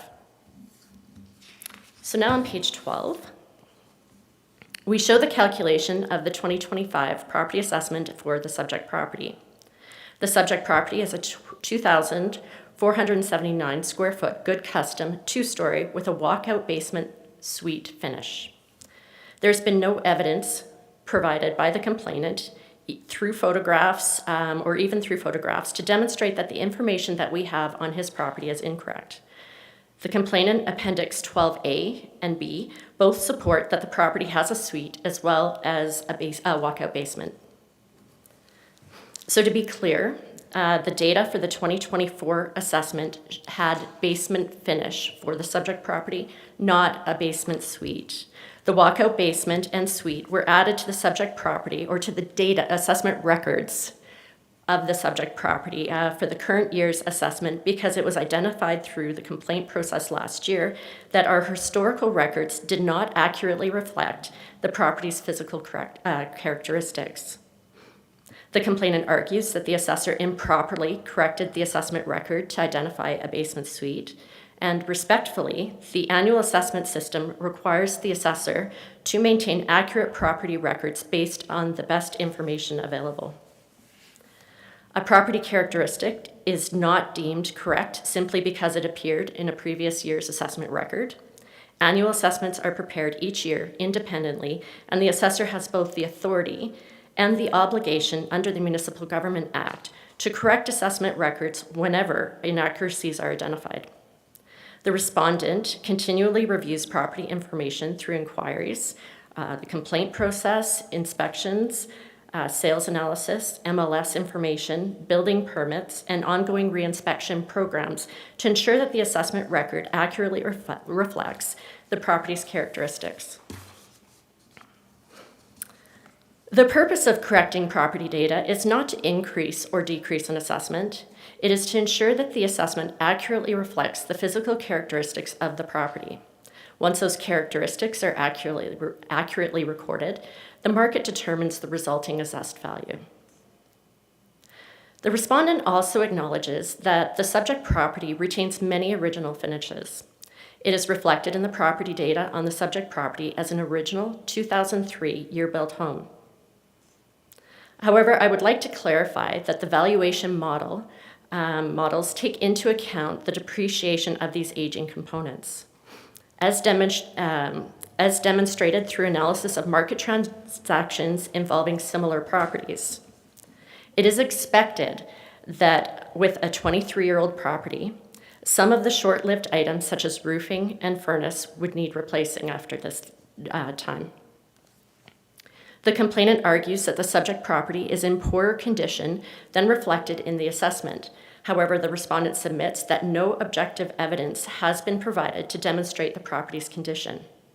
As of December 31st, 2025 condition date, it is materially inferior to what would be reasonably expected for a dwelling constructed in 2003. We submit that the complainant has provided no evidence demonstrating that it's in poor condition of the comparable homes that are of similar age that we've provided in our evidence. In the absence of interior photos, inspection reports, engineering opinions, or other objective evidence, there is no basis upon which the board can conclude that the property's condition differs materially from what would reasonably be expected for a dwelling of its age and construction. So under Section 289 of the Municipal Government Act, the assessment reflects the physical condition of the property as of December 31st, 2025. The relevant question is not whether the property shows signs of normal aging, but whether reliable evidence demonstrates that its physical condition differs materially from what would reasonably be expected on the legislated condition date.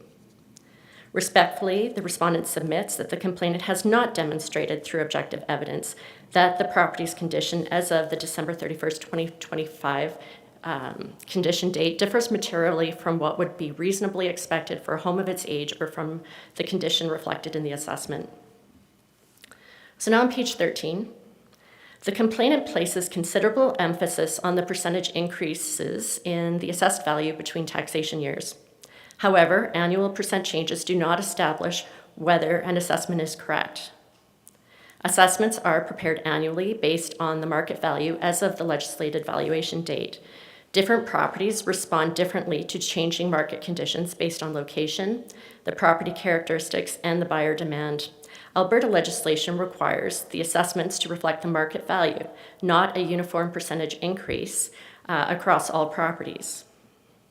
Additionally, properties that have undergone changes to their property data will also experience different year-over-year changes as a result of data corrections or changes, such as we've seen with the subject property.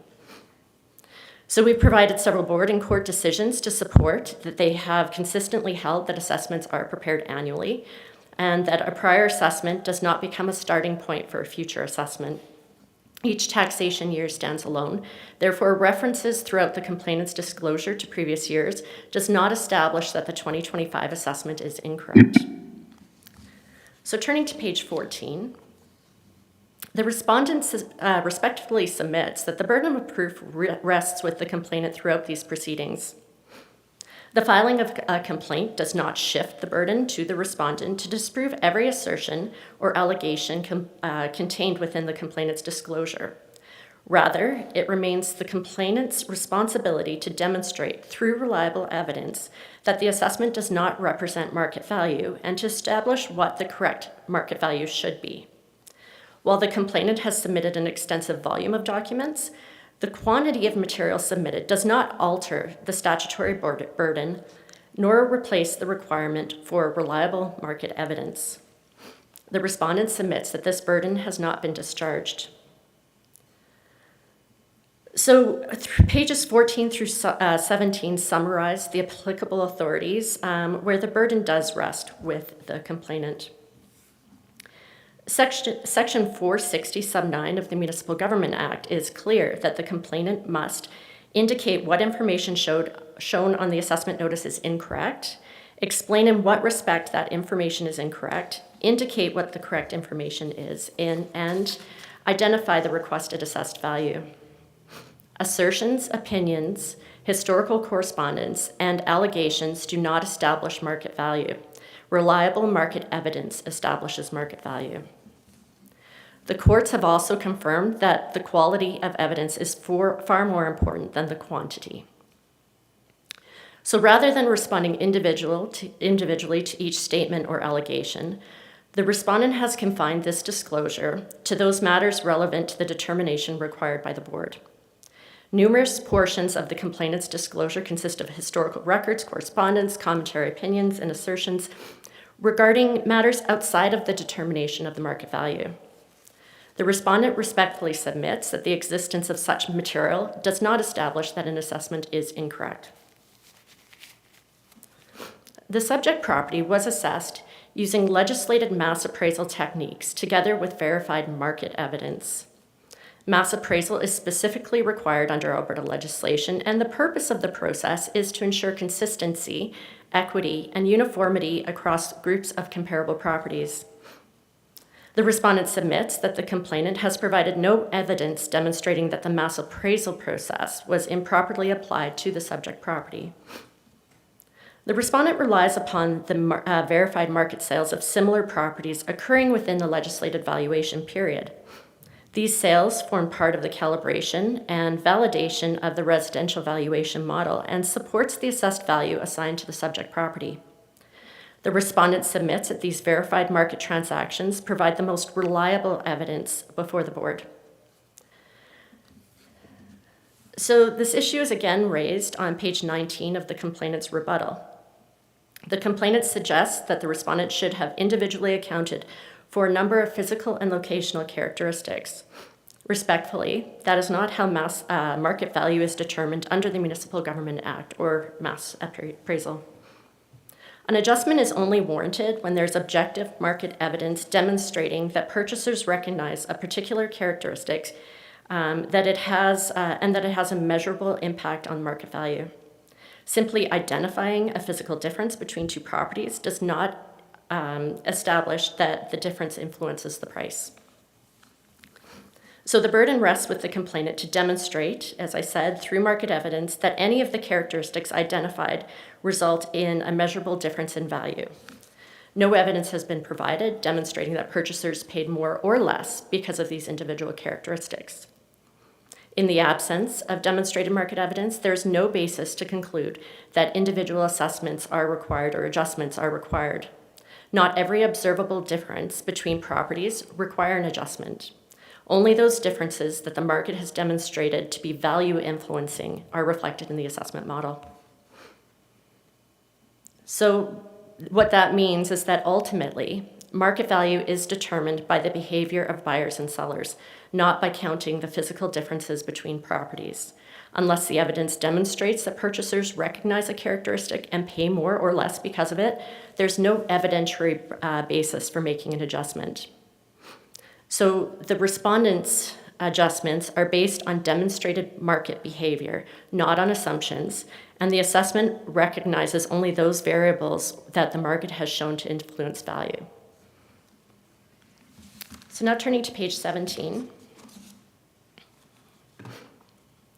The complainant relies upon evidence extending beyond the July 1st, 2025 date. The legislation and the courts have consistently held that post-valuation evidence cannot be used to establish value. At most, it may confirm market trends, but it cannot determine the market value. That principle and supporting case law is summarized on pages 17 through 20. So now turning to page 21. I'd now like to address the complainant's primary argument. The respondent does not dispute that the bus stop was relocated to the front of the subject property. The municipal correspondence, the engineering drawings, and the photographs establish that the construction occurred. However, none of those documents identify or establish a market reaction to that bus stop. There's been no appraisal, sale demonstrating that purchasers paid less, or evidence that the purchasers avoided the property at all. The board is asked to determine the market value. There simply is no market evidence demonstrating that the relocation of the bus stop reduced this market value. In fact, a property directly across the street from the subject property at 112 Durkis Gate transferred on September 26, 2025, although after the valuation date, but it did transfer approximately 19% higher than its current assessment. Although it wasn't used in the preparation of the assessments for this year, it is direct market evidence regarding the construction and existence of the bus stop impact on market value.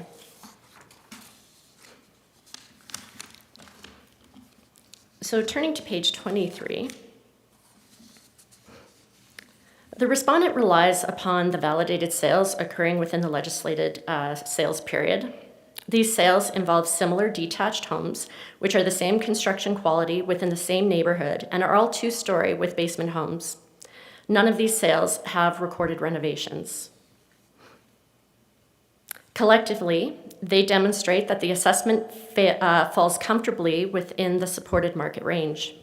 All three sales are detached two-story dwellings. They're similar age, similar quality classifications, same quality construction and construction style. They all include basements and none have recorded renovations. Their adjusted sale prices bracket the subject assessment. And you can see, although the complainant has said that they're newer, they're 2 to 4 years newer than the subject property, which is actually, from a mass appraisal standpoint, when we're looking at our data, very tight in terms of the age of construction. The property that the complainant has mentioned a few times at 235 Miscow Close with regards to percentage change being less than what the subject property experienced for the year, the property at 235 Miscow Close always had a basement suite in the assessment records, so the basement suite, so it would be expected that since there was no change to the property data for 235 Miscow Close, that it would be less of a percent change than the subject property. So conversely, with regards to the comparables provided, on page 25, the complainant has listed properties which are not comparable to his, relying on a year-over-year assessment change between them rather than comparing similar properties. The properties are either of a lower quality of construction and finishes, are different structure types, and none of them have suites. It is the position that the respondent that the comparable sales provided on our page 23 are much more similar than those provided by the complainant. So I just want to mention, specific to the property that the complainant has mentioned regarding 106 Cassell Place, which was the show home, I believe. So that property, the complainant even said in their presentation that although it's a direct comparison because it was created by or built by the same builder, that it was a scaled down version to the 113 Durgas Gate, further showing support for it being classified in a lower quality of construction. So the complainant asserts that the subject property should receive, and that's more to that, should receive the same quality of classification as 103 Cassell, but it's not supported by direct market evidence either. The complainant has not provided documentary evidence demonstrating that these two properties are comparable in their construction materials, finish, design, workmanship, or overall quality. While the complainant has submitted interior photos of 112 Durgas Gate, he has not provided comparable photographs of the subject property that would allow the board to independently compare the two homes.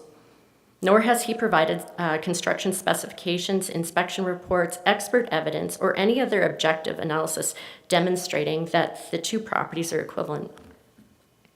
The burden rests with the complainant to demonstrate that the assessment is incorrect. Simply asserting that another property received a different quality classification is not sufficient. The complainant must establish that the properties are, in fact, comparable with respect to the characteristics that influence quality classification and provide evidence in their submission to that. Assessment quality classifications are not determined by matching one property to another. They're determined by evaluating the characteristics of each individual property. Consequently, even if two homes were constructed by the same builder or at the same time, it does not necessarily follow that they should receive identical quality classifications. So the complainant also in his submission relies heavily upon a realtor opinion concerning the impact of a relocated bus stop. The respondent submits that the realtor opinion provided by the complainant should be afforded limited evidentiary weight. While local realtors possess valuable market knowledge, the document does not constitute an appraisal prepared using recognized valuation methodology. This document is not an appraisal. It provides no market analysis, provides no quantitative adjustment, it does not provide any sales supporting the opinion that the bus stop reduces the subject property by approximately $200,000, and it contains no explanation as to how that opinion was reached. Further, the document does not contain company letterhead, a signature, a preparation date, an indication that it was independently prepared, or an explanation of the author's instructions or the scope of work. We submit that little evidentiary weight should be afforded to this document, especially in comparison to the validated market sales provided by the respondent, demonstrating that the assessment of the subject property was prepared in accordance with Alberta assessment legislation. Accordingly, the document represents an unsupported opinion rather than expert market evidence. The complainant requests an assessment of $2.3 million. However, the only explanation of how this value is calculated is based on the property at 235 Mescal Close. There's no evidence to demonstrate why a 5% reduction from that property's assessment was calculated, especially since the property at 235 Mescal Place is both smaller in square footage by approximately 250 square feet and has the smaller lot size by approximately 2,000 square feet. The quote provided by the complainant for the roof finish replacement in the complainant's Appendix 18 is for a metal roof system where the current roof is asphalt shingles. This would be considered an upgrade and not simply a replacement. Regardless of that, the age of the roof is accounted for by the depreciation in our valuation models. This house, being approximately 24 years old or 23 years old, it is natural for a roof and furnaces and things like that to need replacing after that time. So without a supported valuation methodology for this reduction, the requested assessment by the complainant is unsupported by any recognized valuation methodology and therefore remains an unsupported opinion. There's reference on the complainant's page 11 to the property at 115 Durgis Gate now selling. Currently, to date, there's no active, expired, sold, withdrawn, pending, or terminated listings on the MLS system for this property. Additionally, no evidence has been provided regarding the listing nor any future asking price. So there's also been references to increased insurance costs due to the presence of a bus stop. However, no evidence has been provided to substantiate this claim. And many of the other additional issues identified, such as the snow clearing, garbage bins, and things around the bus stop being physically located adjacent to the subject property, these should be more appropriately addressed directly to the town if there's any nuisance issues, and not form part of the Assessment Review Board complaint, especially where there's been no evidence provided as to any impact on the market value to the subject property. Again, the respondent would like to stress upon the following point. A substantial portion of the complainant's submission consists of commentary regarding alleged misconduct, historical disputes, criticisms of the assessment process, and personal opinions regarding the respondent. While these matters occupy a significant portion of the disclosure and the rebuttal, they do not determine the statutory question before the board. The issue for determination is whether the 2025 assessment reflects the market value as of the July 1st, 2025 valuation date for the subject property, having regard to the requirements of the Municipal Government Act and the matters relating to assessment and taxation regulation.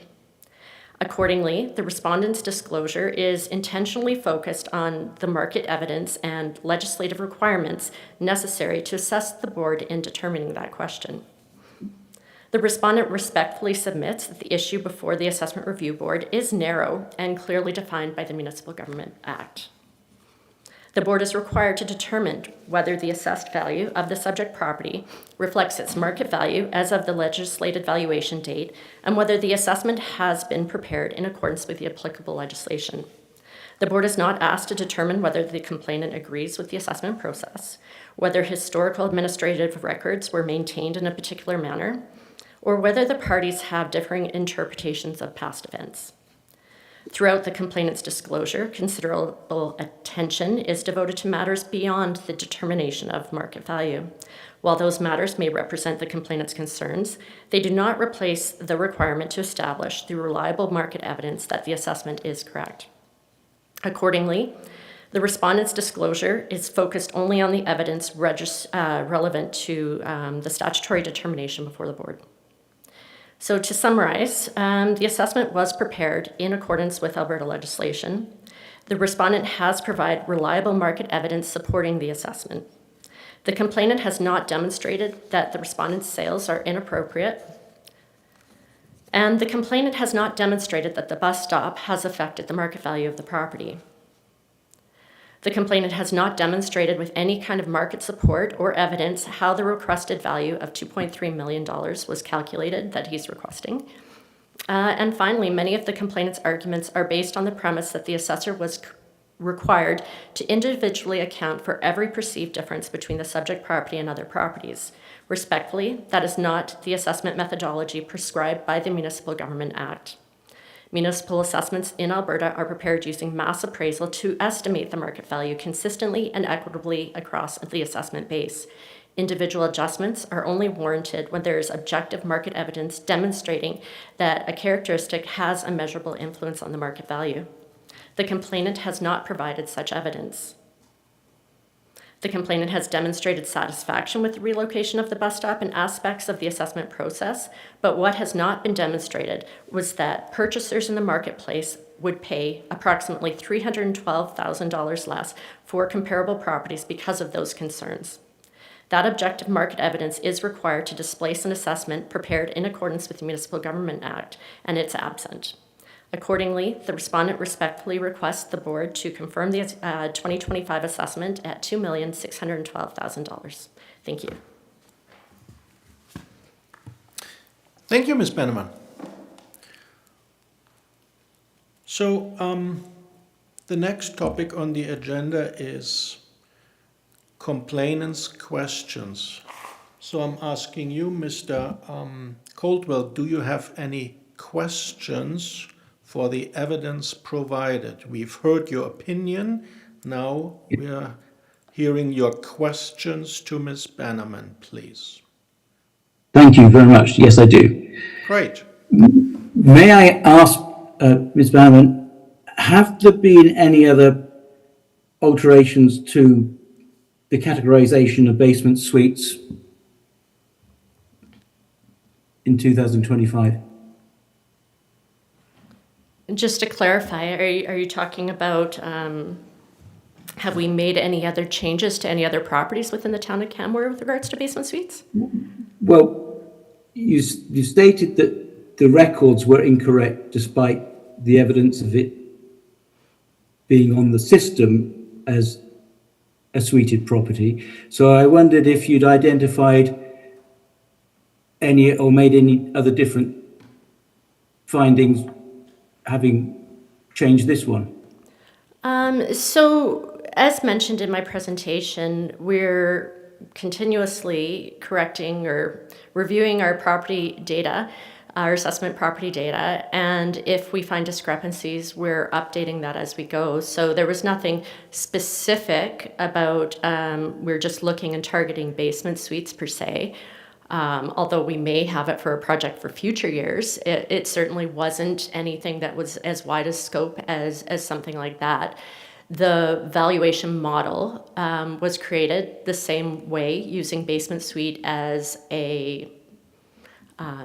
an adjustment to the property's overall assessment for all properties that we have in our system characterized with a basement suite. So I don't know if that answers your question, but what part of our regular reinspection cycle is to ensure that our data is correct. And as part of that, and as part of the information that was brought forward last year, we looked at your entire property and reviewed it, and that element we confirmed was missing from previous assessment records. And that's where I think there may be a bit of confusion, because the assessment records are not equal to what the town records are. We don't necessarily have access to all of that information unless we were to request it. So we're looking, when we're preparing assessments, solely at the assessment records that we have for each property. So may I ask then, because you say it's been like that since 2004, but I don't think there's any proof of that, because the assessment valuations received historically, and I have each and every one, refer to 113A and B. So there doesn't seem to have been any question that it's in the address title that it's a suited property, as indeed is 235 Miscow. Yeah, and so that may be true for the town records. We are using the assessment records, and the address that we have on file for your property is 113 Durgis Gate, which is what appears throughout our documentation. So regardless of whether the town has the A/B suites on it, we're referring to it, or when we're looking at it, the records that we have from the town originally were 113 Durgis Gate, which is why we're not referring to it in any of our reports or documents as an A/B kind of property.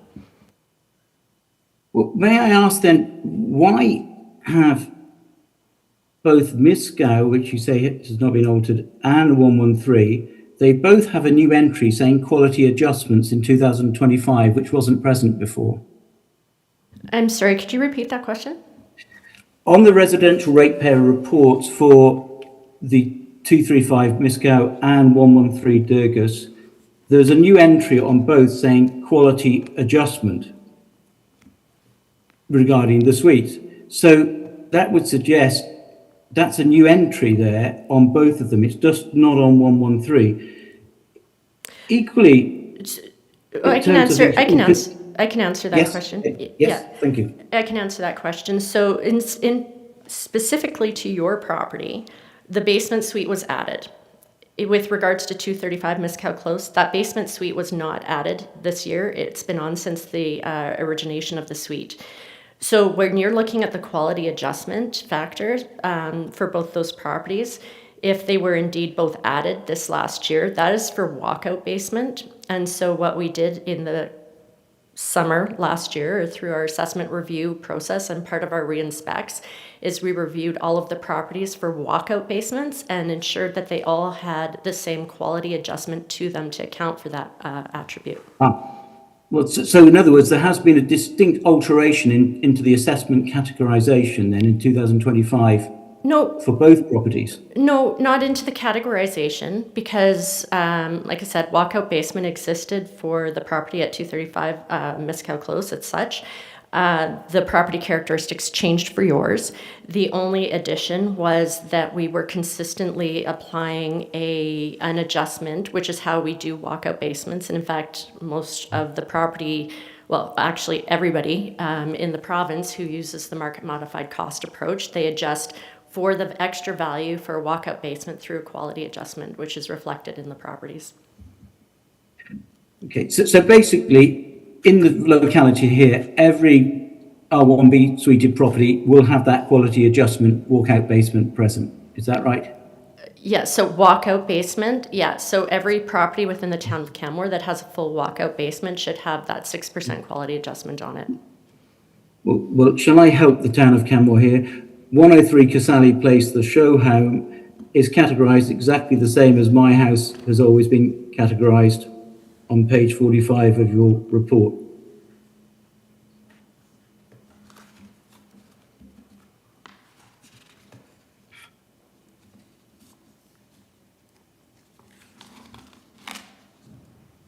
Yeah, and you'll see that this property does not have a walkout basement.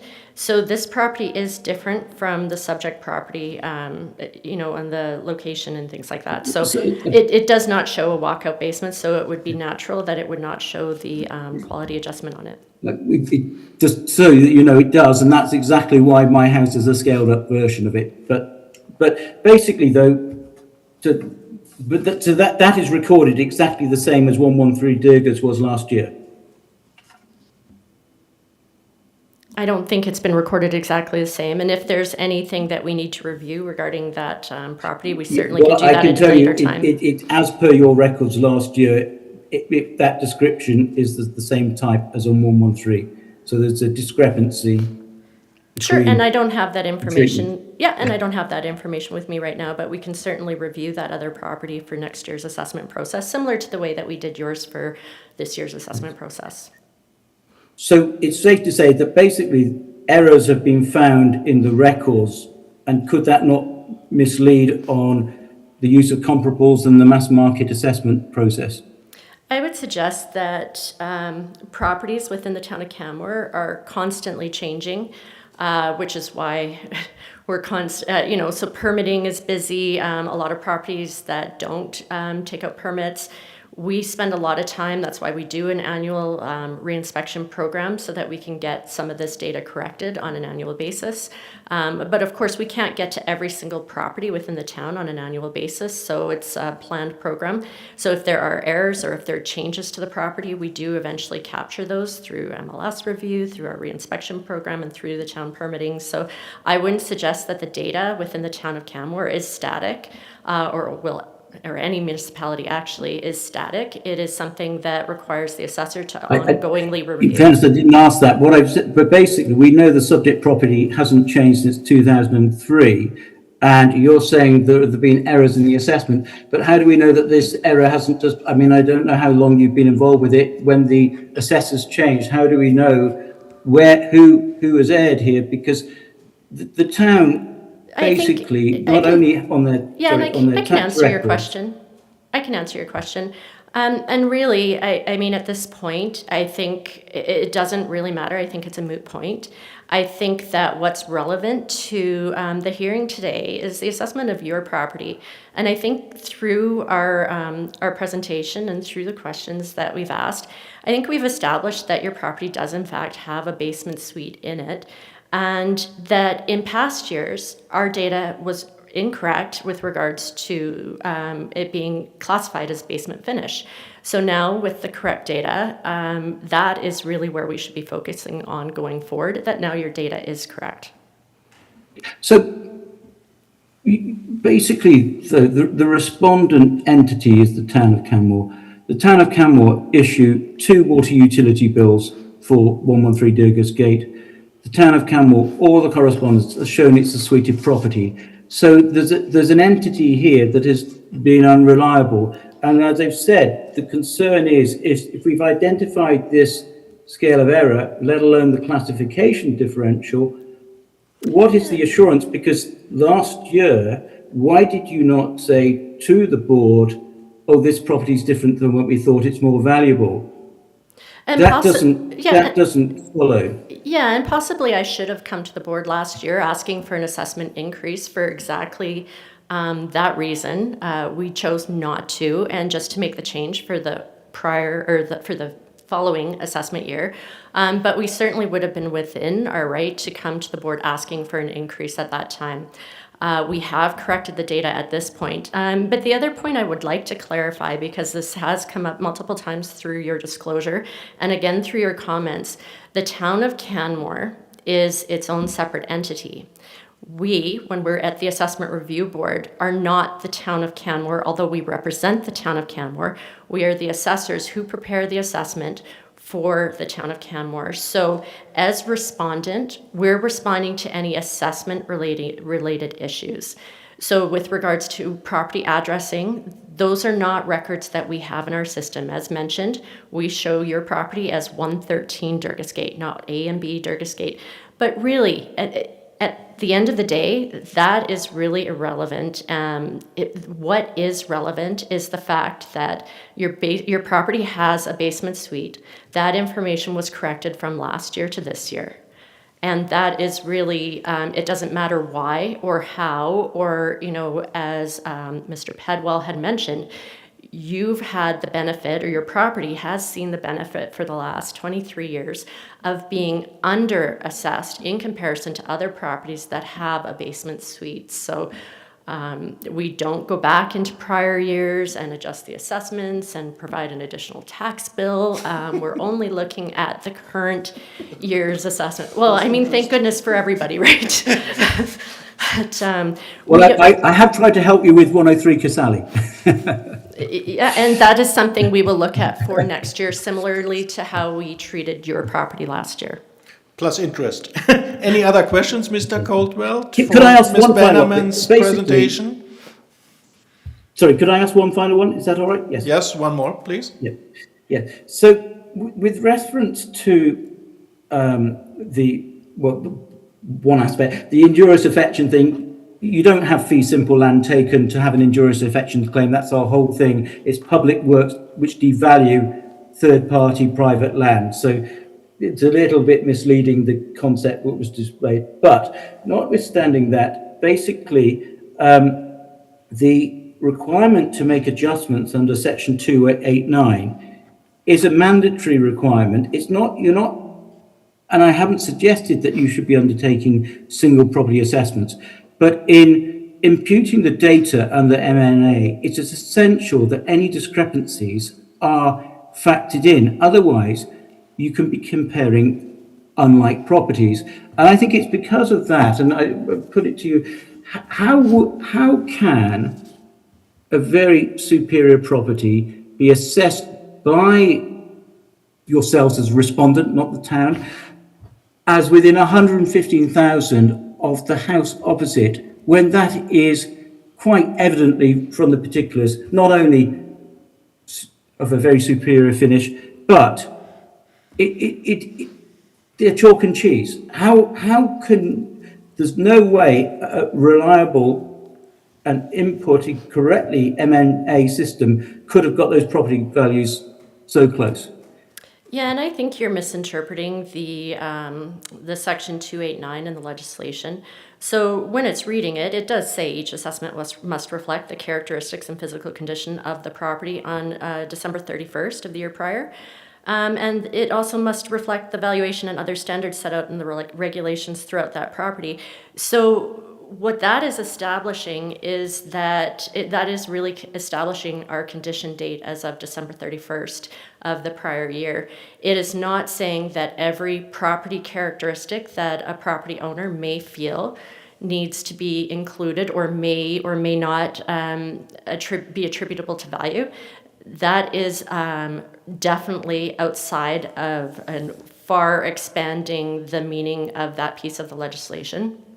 As we've mentioned, for the bus stop, it would be added if we did find that it had any type of impact on the market value of a property. Something like that would be added. But to add every characteristic, we've had, we have a blue door versus a red door.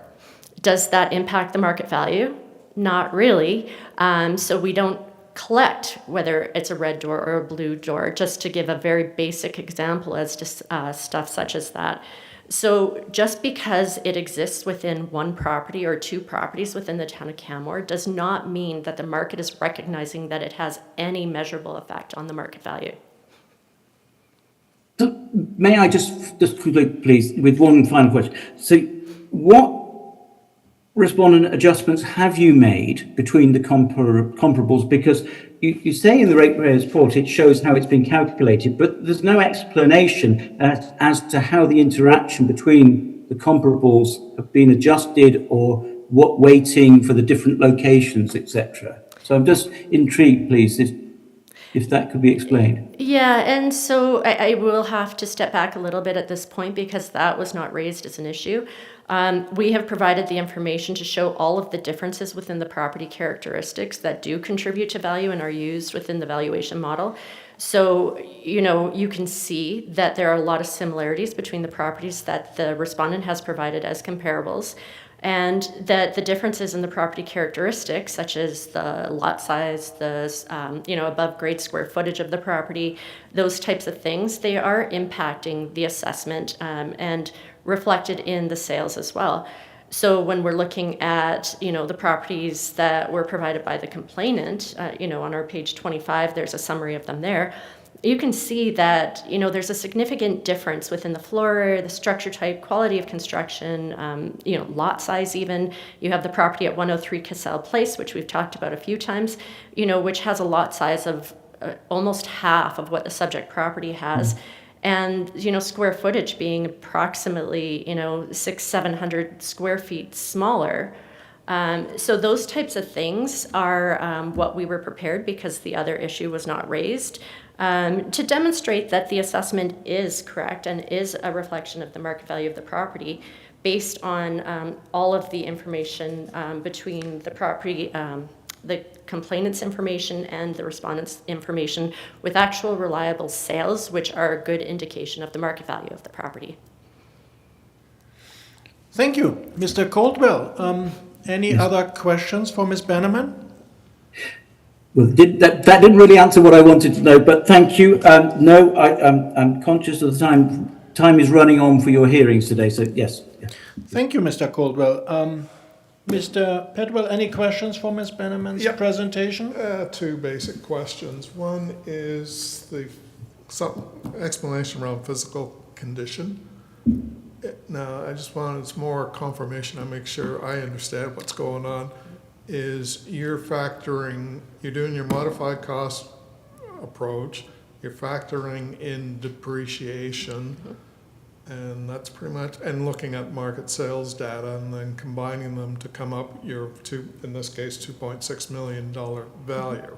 Is that correct? If I pretty much understand this correctly? Yeah, and so that's our assessment process, in a nutshell. Good job.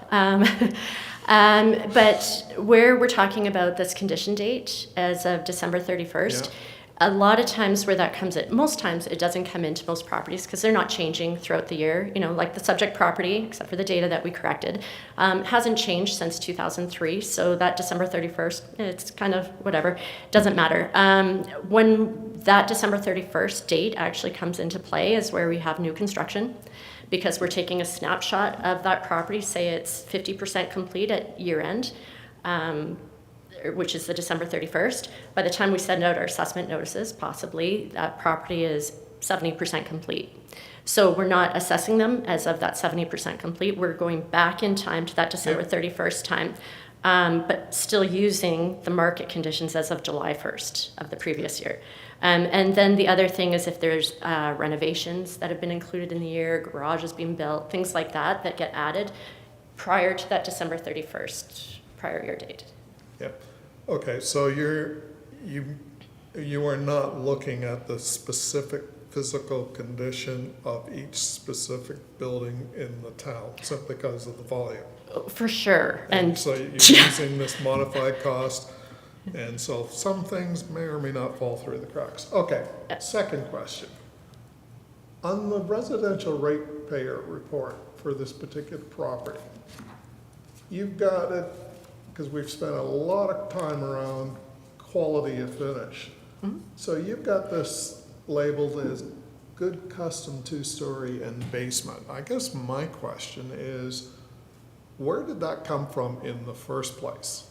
Sure. So that quality classification would have existed at the time that the property was being built and constructed. So if you're familiar with this area, which I'm sure you are, Yeah. yeah, so these properties are what we would consider above the custom, which is pretty much the standard quality within the town of Canmore. You've seen us bring multiple, custom properties to town.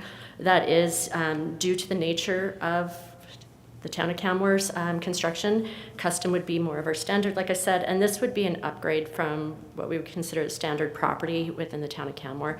So that's why you're seeing it's just one up. It's just a little bit better than a custom property. And so what we would be looking for at the time, we would be looking at things like the size, the quality of construction and finishing. So it doesn't mean, like when you're looking at a 2003 year built home, the standard was not granite countertops in that era. It would have been good Arborite countertops or whatever it is. It would have been better quality carpeting. It's not the same. We're looking at the quality of construction from the era of construction, not necessarily to today's standards. So that makes a bit of a distinction and a little bit of a difference. But we know that they're competing in the same market, brand new homes and then the older homes. Okay. So that's why we're looking at the depreciation, we're looking at those types of things. But the quality of construction is from birth of a house. So if you would pick up, if any, for lack of better terms, upgrades Yep. through the building assessment or Building building permitting. permit process and adjust accordingly, and otherwise you would depreciate it, I take it, as part of the model. Yeah, If and there's so. no upgrades that you're aware of. Yeah, absolutely. And so we do get the information from the town's permits.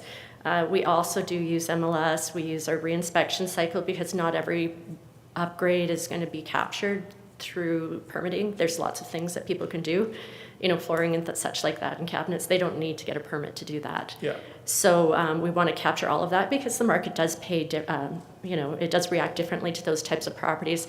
So when we do determine that there is upgrades to a property such as that, it doesn't change the quality of construction per se unless there's an addition and the property's been gutted and rebuilt kind of thing. It won't change the quality of construction, but what we do is we change the effective year built of the home, which would be blending your year built with the renovation or the upgrades that you've done. And then we use the effective year built for that. And that's actually what is used to calculate the assessment, not the original year built. I didn't know that little piece. Interesting, huh? Yeah, okay, good, those are my questions. I have only one question. So we talked a lot about the basement, and a general question is about, so we can use a quality basement finished, walkout, with suite or with no suite. Is that correct? Or are there more? And then my follow-up question is, if this subject property would have the basement as a separate title, then we would talk about maybe 113A and B. That would change the entire assessment. That's my question. Yeah, and so yes, we have basement area, and then we have basement finish area, Yeah. and then we have walkout basement, and we have basement suite. So yes, you're correct. There's those 4 categories. Correct. Great. If it gets to the point where, and we do have some of these properties that are condoed within the town of Canmore where they're up-down condoed, Yep. then that's where you would see the difference in ownership. So and actually we do have some basement condos, like in some larger complexes, where the basement unit is actually its own separate condo unit. And that's where, in those cases, they're usually on a true direct sales basis rather than the market modified cost, because it can't handle that type of a configuration. But that aside, yeah, and we don't like. So if Mr. Coldwell decide to make a separate title of the basement, then it would be a totally different scenario. It would be totally different. But the other part of it too is it's unlikely that somebody would make that decision, because right now they're using it as an income producing property. Obviously they're renting the basement and the upper floors, separately. So it's not only has the town of Canmore's market increased, so you're gaining passive income through the real estate market increases, but you're getting actual income through renting the two units as well. So Thank you. No more questions? Could I, sorry to interrupt, may I just on a definition thing, may I ask just one question, please? On the assessment summaries for the house, Ms. Bannerman, basically it's described in the zoning as R1 residential detached plus wide lot, but that's in 2025 or in your report on page 7. But I'm not questioning, I'm just trying to understand the phrase. But last year it was described as R1B W residential wide lot. So wasn't the suite incorporated if it's referred as an R1B? I don't have last year's records with me. I'm not aware of us. Well, certainly the town has not changed the land use bylaw. So if there's something, maybe misrepresented regarding the zoning, I think it's, well, first off, irrelevant, because your property does have a suite regardless of the zoning, as do all of the potential for all the others. I just wondered if I'm not sure. I just wondered why it had changed from it saying on the register last year, it said R1B. And this, it's not on in 2025. I would have thought it would have been the other way around, bearing in mind you're saying that alteration's just been incorporated for the first time. I don't really understand that. Yeah, and so for this year's, and you can always verify your zoning by going on the Town of Canmore. They have an interactive community map which shows the overlays of zoning. And just looking at this, with the zoning that we have in our report, I would suggest that it is a typo, because it shows R1 and this is not an R1 zoned area. I believe that the R1 part is probably the R1BW, which is the description that we have, but certainly not the number. It's not an R1 lot. So And that's that on just the page means 7. that it's permitted to have a suite, does it? It is allowable to have a suite on there, and in fact, secondary units are allowed in all lower density residential zones within the town of Canmore. They just have to seek approval from the town. So, Thank you. So we're moving on to any rebuttal evidence. Mr. Coldwell, do you want to provide any rebuttal evidence? Do you mean after these questions? Is a summing up type thing? Do you mean? Sorry. Do you mean the rebuttal that's just been given, or sorry? Yeah, Can you so hear me? do you Yes, want to yes. add anything to that rebuttal evidence? I'm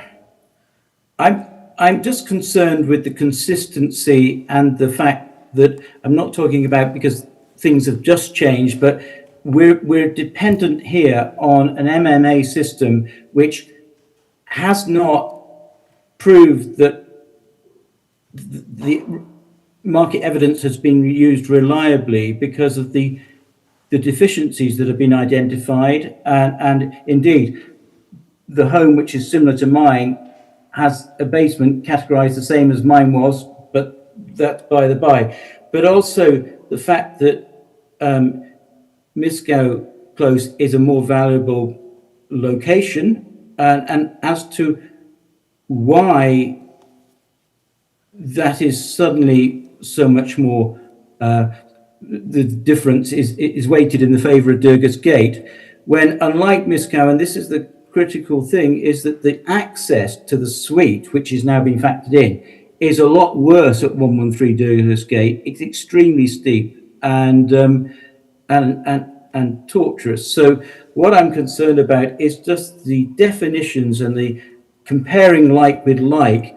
And as we said, thank you very much to the board for asking the question, because I meant to do that on the definitions, because there's obviously a colossal difference between good custom at 112 Diegas opposite than mine. And what I'm concerned about is just we're comparing like with like in order to be fair to everyone. And much the same way that if my place had granite, etc., then that would be unfair to be saying mine's the same as a lower quality house. So it's just a question of being equitable and understanding as to why there are these discrepancies. So thank you for explaining that, obviously some errors have been identified. I am a bit circumspect about the suite only being assessed for the first time, because nothing's been hidden away, and there's clearly, it's there for anyone going past the house to see A and B on it, let alone the town of Canmore records. But thank you all very much indeed. And I'm sorry, at times the volume thing has been a bit difficult, so I'm sorry if I seem to have been shouting, but I'm having difficulty hearing. I've gone louder, so I do apologise. Thank you, Mr. Coldwell. Any questions, Ms. Bannerman? No. Questions from the board? No questions. Okay, we're getting there. Final arguments, Mr. Coldwell. Thank you. Well, in respect, obviously last year the assessment was challenged, and I rather hope that matters would be fairly treated now. The issues with regards to reliable market evidence, as I say, the justification has been questioned as to the altered property criteria for assessment, but notwithstanding that, the fact that the comparables, there's been no evidence of how these have been adjusted, and indeed last year the respondent stated that the property had been compared to other homes with basements, other basement homes. So we were assured that everything was absolutely fine and compliant then. And what I'm concerned about is that this business with the classification of the property condition, it is highly alarming. The matters as to deterioration, etc., were flagged up last year. And indeed, I would have welcomed an inspection, etc., because I don't want to be having to renew a roof. I don't want to have to be doing any of this, because it's going to cost money, and I've tried to be very good and not charge high rents and like the ongoing situation in Canmore, because I want local people to be able to live there. But I've got the situation whereby I'm sadly not being compared on a level playing field with properties of the same class and condition. And whilst it is flattering and very, it's nice to think, goodness me, I'm within $115,000 of the smartest house opposite, but that's not indicative of reality. And the whole issue with MMA is fully understood, but you do have to make adjustments because no two properties are the same. And it's down to the experience and the taking on board the various facts, because it's been shown that the assessor has not taken into account any other properties with bus stops, because there's not been another one assessment, but it will have had a difference on the value. That's unchallengeable fact. That is a fact. It will have changed the characteristic of the property, and indeed, the condition aspects will have deteriorated, but it's not proving how these others have been used in a reliable way. And without there being consistency in the assessment of the quality and construction of the houses, what I'm concerned about is it skews the whole input and the whole essence of how the MDA and MMA are supposed to operate. And there's no wish to be falling out with you. I want a quiet life, but these sort of levels of escalation, which are not applicable, can't be sustained, and that's a very sad situation. But thank you for your time. Thank you, Mr. Caldwell. Ms. Bannerman, final arguments, please.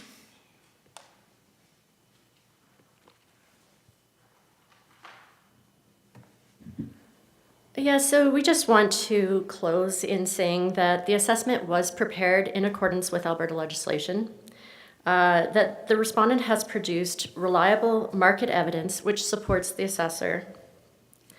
The complainant has not demonstrated that the respondent's sales are not appropriate on a market value mass appraisal context, and that the complainant has not demonstrated or provided any kind of market support or evidence to demonstrate that any of the different areas or the different items that they've brought up actually have an impact on the market value of the property.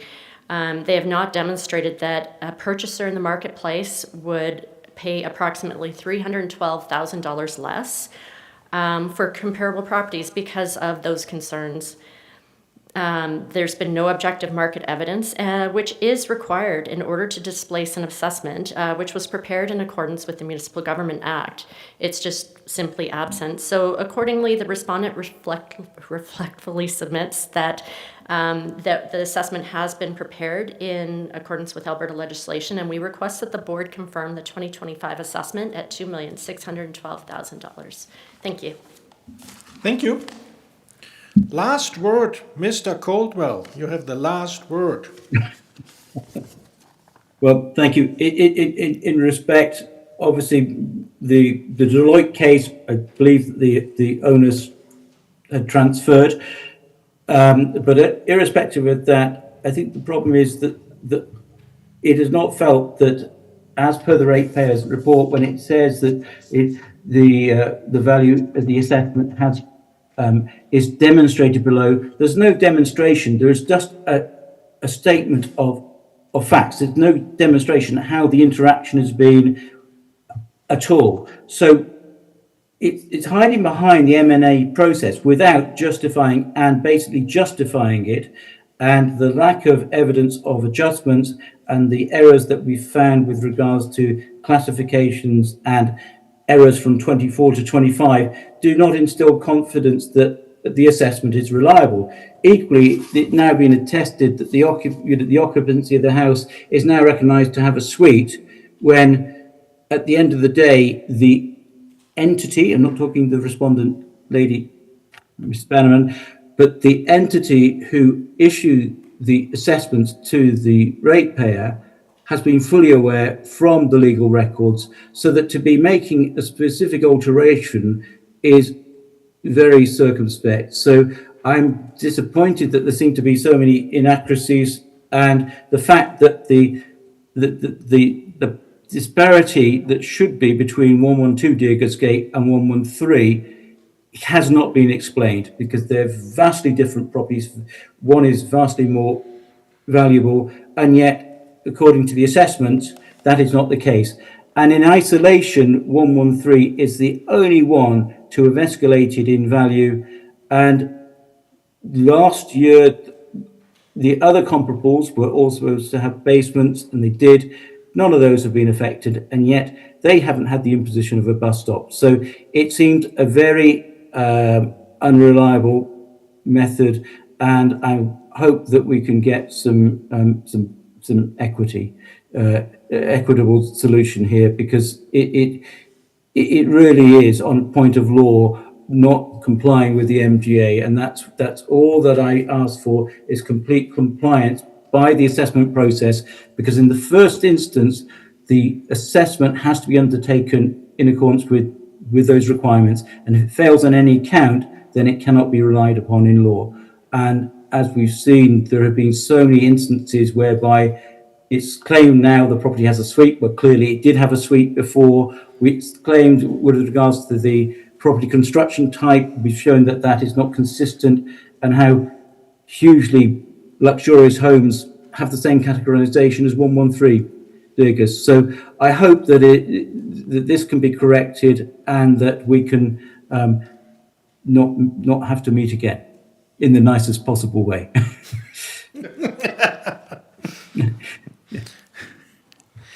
Thank you. Outside this room would be very nice, but not so, yes. Thank you, everyone, for your cooperation and for your helpful presentations.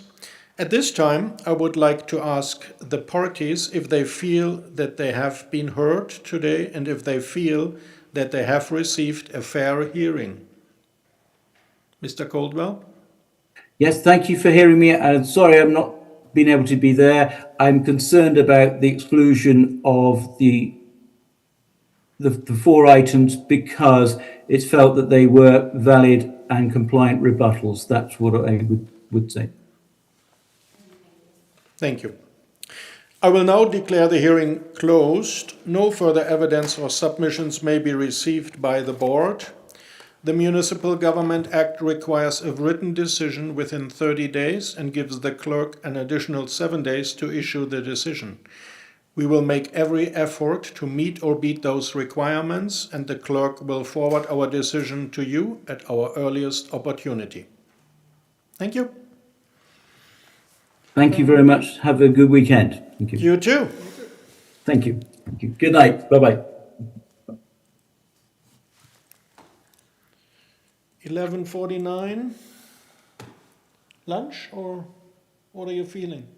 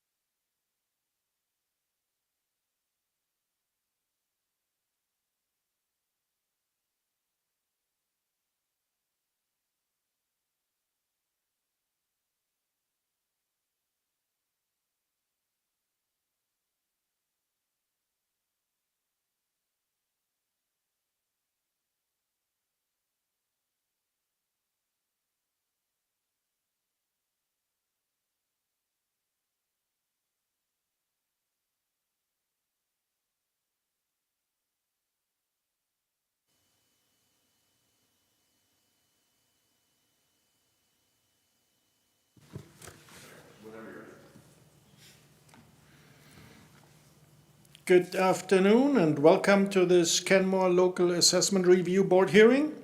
I would like to remind everyone that the ARB hearings are open to the public and that this hearing will be recorded and streamed live.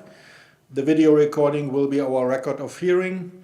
Just checking, Mr. Gira Katil, can you hear me good? Yes, thank you. Perfect. We are here today to review the complaint and subsequent evidence as filed for tax roll 22535, and the municipal address is Unit 203 810 7th Street in Kenmore. I will start by introducing the panel and then ask the parties to introduce themselves. After that, I will explain our standard hearing procedure and ask for comments in that regard. My name is Christoph Breyer, and I'm the presiding officer appointed to this panel. The other panel member with me today is John Pedwell. Thank you. Does anyone have any objection to the panel as constituted? No? No objection. Thank you. I'm now going to have the parties introduce themselves, starting with the complainant. Would you please state for the record your name, organization, and your role in the hearing? Please indicate whether you are the owner of the property under complaint. Good afternoon. My name is George Jericathil. I am the owner of the unit, and I'm representing myself in this proceeding. Thank you.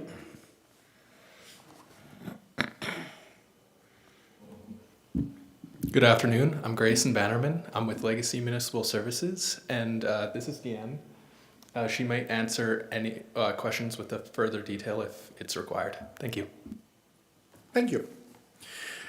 The LARP standard practice is to have the complainant present all of their evidence first, followed by questions from the respondent and then the panel. Next, the respondent presents their evidence, followed once again by questions from the complainant and then the panel. The complainant will have an opportunity for rebuttal. Finally, both parties will have an opportunity to present their final argument and summarize their evidence for the panel, with the complainant presenting first. If anyone needs a break or if a problem comes up, please let the panel know as soon as possible, and we can address those things as we go. I will also take this time to remind everyone to please turn off any mobile devices.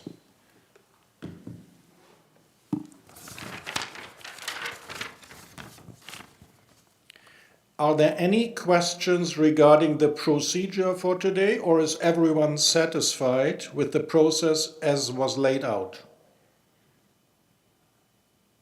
I'm satisfied. Great. Perfect. I see both parties have exchanged disclosure evidence before the hearing. To save time, I propose that we mark all documents for the record now. That won't stop anyone raising questions about admissibility later. If any such questions arise, we can still deal with them and strike material from the record later if necessary. Is everyone comfortable with this procedure? Yes. Perfect. Mr. Clerk? Thank you very much. We have received the following evidence for tax roll 22535, complainant package C1, complaint form 2 pages, complainant package C2, complaint disclosure 38 pages, respondent package R1, respondent disclosure 65 pages, complainant package C3, complainant rebuttal 20 pages, respondent package R2, preliminary issues in regards to the rebuttal 9 pages, and complainant package C4, complainant response to the preliminary matter 4 pages. Thank you. Are there any other preliminary issues for the panel to address? Mr. Bannerman? Yes, we would like to raise a preliminary issue. Before addressing the merits, the respondent asks the board to determine a preliminary issue regarding the admissibility of the complainant's rebuttal submission. The issue before the board are identified on page 2 of the disclosure. Does the rebuttal contain new evidence and arguments that should have been included in the complaint's original disclosure? If so, should those materials be excluded for failing to comply with the disclosure requirements? The complainant filed a 20-page rebuttal on July 21st after receiving the respondent's disclosure. That rebuttal contains a new market report and a previous year's assessment direct sales report to supplement the complaint's original position. The respondent submits that these are not proper rebuttal. They are additional evidence that could and should have been used in the original disclosure. The legislation permits rebuttal only to answer matters raised by the opposing party. The cases cited in our brief consistency establish 4 principles. A party must represent its complete case in its original disclosure. Rebuttal is only permitted where it responds to an issue that could not have reasonably been anticipated. A party cannot split its case by withholding evidence until after reviewing the respondent's disclosure. Evidence that merely strengthens or expands an earlier argument is not rebuttal. These principles exist to ensure procedural fairness by allowing each party a meaningful opportunity to respond to the complete case before the hearing. Applying these principles here, the respondent submits that the rebuttal fails that test. The additional market reports and statistical information do not answer a new issue raised by the respondent. Instead, they reinforce the complaint's original position that the assessment is too high. These materials were available when the original disclosure was prepared and could have been submitted at that time. The respondent should not lose the opportunity to fully respond simply because the complainant chose to supplement its evidence after reviewing the respondent's case. Accordingly, the respondent respectfully requests that the board exclude the rebuttal as new evidence that should have formed part of the complaint's original disclosure. Thank you. Thank you. Mr. Girard-Cathil, do you want to reply to that? Yes, I did file a written response, which you have before you, but I'll just summarize my argument very quickly here. So to start, the respondents are taking a very strict legalistic interpretation of what constitutes rebuttal evidence, relying on criminal law cases and cases in the civil courts. This is an administrative tribunal. This administrative tribunal has many lay witnesses before it, lay complainants, as the previous hearing showed, people who don't completely understand all of the different processes and technical issues involved in property tax assessments. So the reason why the legislation says you're not bound by the strict rules of evidence is for that particular and exact reason. And I would suggest that the board reject a strict interpretation as put forward by the respondents, because it isn't in accordance with the Municipal Government Act. And I cite the case of Beta Management Inc. v. Edmonton City in my submissions, where the court clearly indicated that assessment review boards are not bound by the rules of evidence or any other law applicable to court proceedings. So it's in your discretion is what I'm saying. It's in your discretion whether you want to admit specific evidence or not. For example, people aren't sworn in this proceeding. That's technically not in accordance with the rules of evidence. They're giving evidence.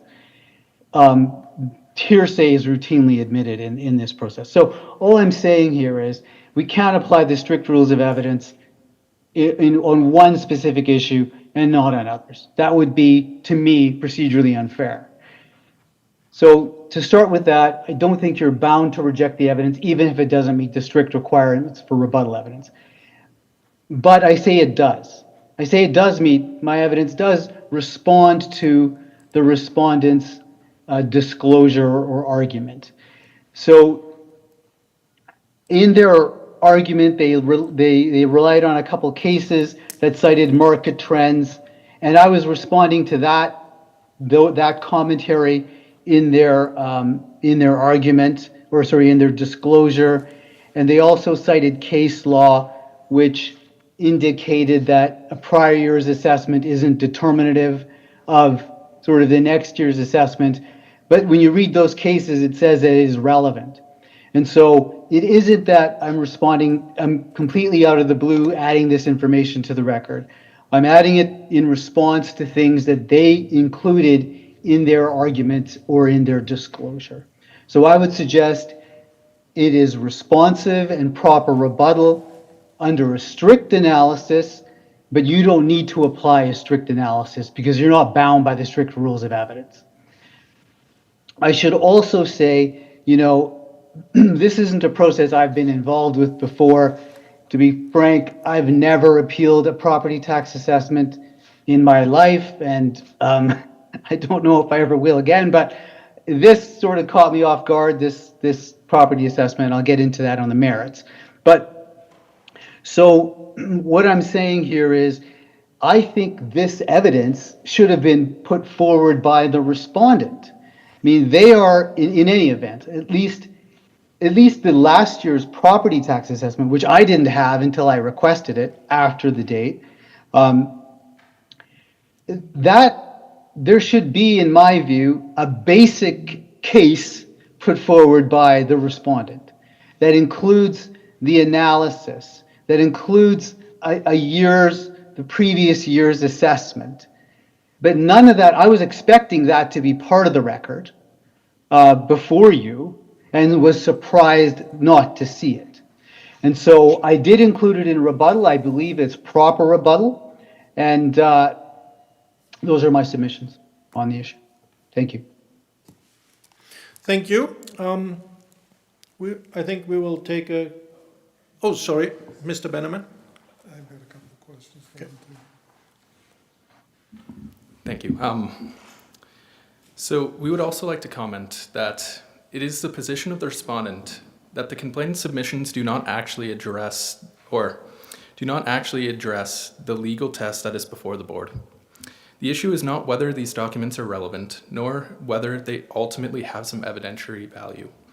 The issue is whether they constitute as proper rebuttal evidence, or whether they are evidence that should have been included in the original complainant's disclosure. These are two very different questions. The authorities relied upon in the respondent's preliminary issue established two requirements for rebuttal evidence. First, the evidence must be necessary to answer a matter first raised by the respondent. Second, and equally important, it must be the evidence that the complainant could not reasonably have anticipated when preparing his original case. Complainant's response focuses almost exclusively on the first part of that test, while largely ignoring the second. The second requirement is what this motion is really about. The respondent did not introduce any new issue that could not reasonably have been anticipated beforehand. Our disclosure simply responds to the arguments advanced by the complainant in his statement of position. The complainant argued that listings demonstrated market value, market trends supported a lower assessment, and the assessments should be reduced.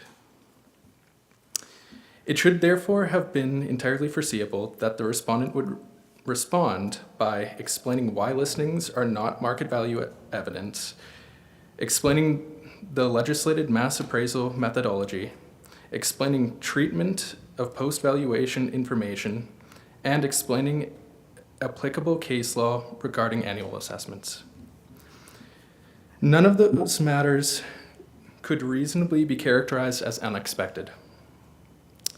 The complainant now says he filed the 2024 direct sales report because the respondent referred to John Wen and Globlex. With respect, those cases did not introduce a new factual issue. They explained the legal principles that the previous assessments are not determinative of the current year's assessment. Whether the prior year's assessment was $798,000 or some other amount was information that the complainant possessed before filing his original disclosure. If he believed that the previous assessment supported his position, nothing prevented him from including it in his initial evidence. The respondent did not create that issue. The same reasoning applies to the market report. The complainant says that he filed the report because the respondent discussed market trends and post-valuation evidence. Again, these are not new issues. The entire appeal concerns market value as of July 1st of 2025. In light of the post-valuation listings that the complainant provided in their original disclosure, any reasonable complainant would expect the respondent to defend its analysis of market trends and discuss the legal treatment of post-valuation evidence. If the complainant wished to rely upon this market report to establish his case, it was available well before the disclosure deadline and should have informed part of his original disclosure. Instead, it was introduced only after receiving the respondent's evidence. This is exactly the type of case splitting that the authorities prohibit. The complainant also suggests that because the respondent cited John Wen and Globlex, Beta Management, and other authorities, he was entitled to respond with additional evidence. Respectfully, that misunderstands what those cases are doing. The respondent cited those decisions to explain the applicable legal principles. They did not create new factual issues. The legal submission explaining why the law applies is not an invitation for a party to introduce additional factual evidence that was always available.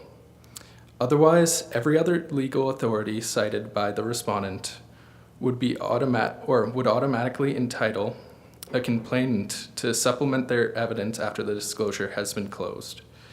That would defeat the disclosure requirements entirely. Ultimately, this motion is not about whether the documents are relevant or not. It is about whether the board may find them persuasive. It is not even about whether the respondent disagrees with their concerns. It is only about this. Could these documents reasonably have been included in the complainant's original disclosure? The answer is clearly yes. The previous year's direct sales report existed long before the disclosure. The market report relied upon by the complainant was publicly available before the rebuttal deadline. More importantly, the issues to which those documents relate were entirely foreseeable from the moment the complaint was filed. Because the evidence could have reasonably been anticipated and included in the complainant's original disclosure, it is not proper rebuttal evidence. For those reasons, the respondent respectfully requests the board exclude those documents from the hearing. Thank you. Thank you. Ms. Bannerman, do you want to add something to that?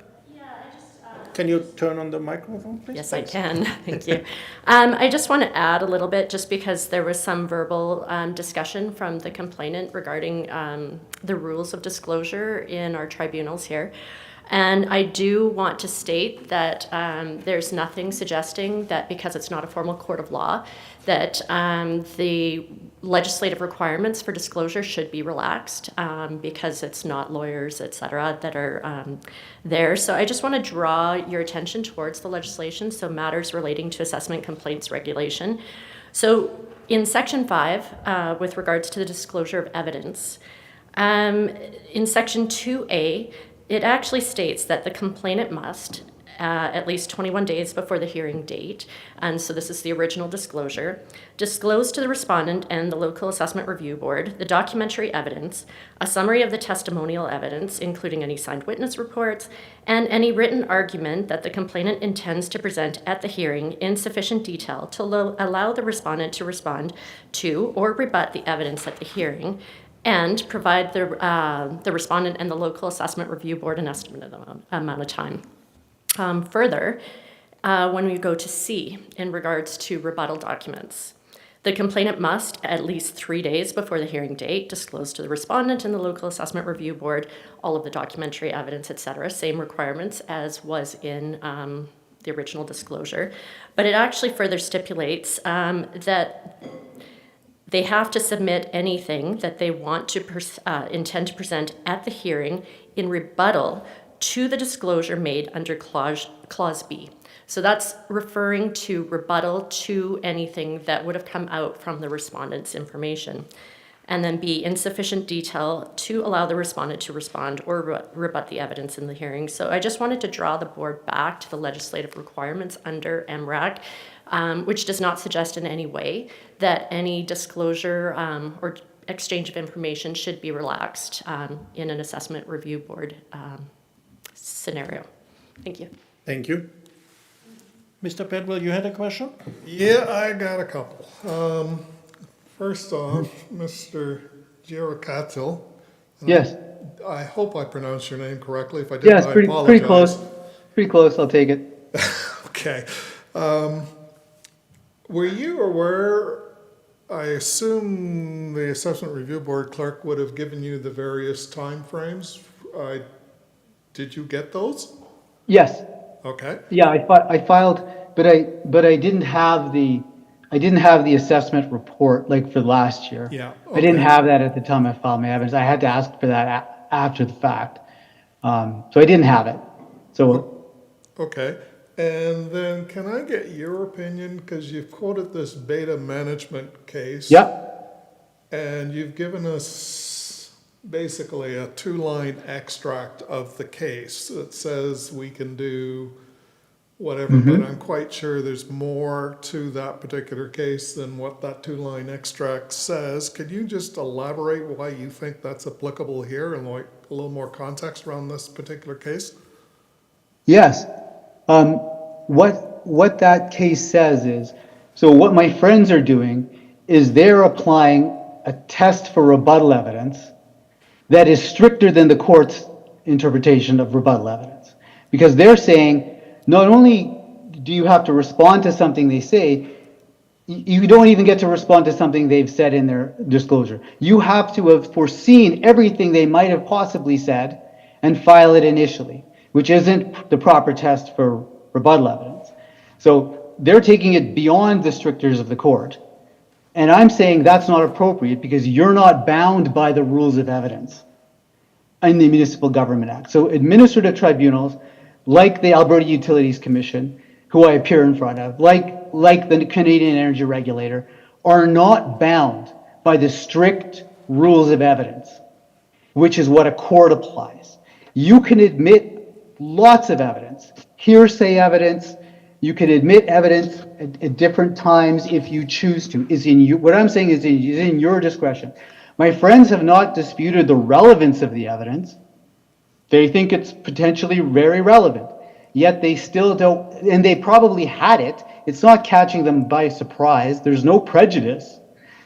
They're not claiming any prejudice. They just don't want it included, which is surprising to me because I think it helps with transparency. So my point is simply, they're arguing for a court level of evidence, rules of evidence. And that isn't what you're bound by under the Municipal Government Act. And the Act supersedes the regulation. And the regulation must be interpreted in accordance with the Act and the case law interpreting it. And those cases in the Act say you're not bound by the strict rules of evidence.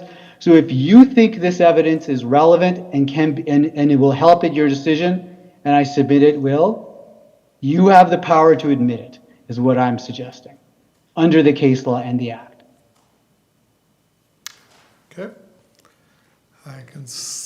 Any more questions? Well, I'm just curious if the respondents got anything they want to say to that. You want to add on, Ms. Bannerman?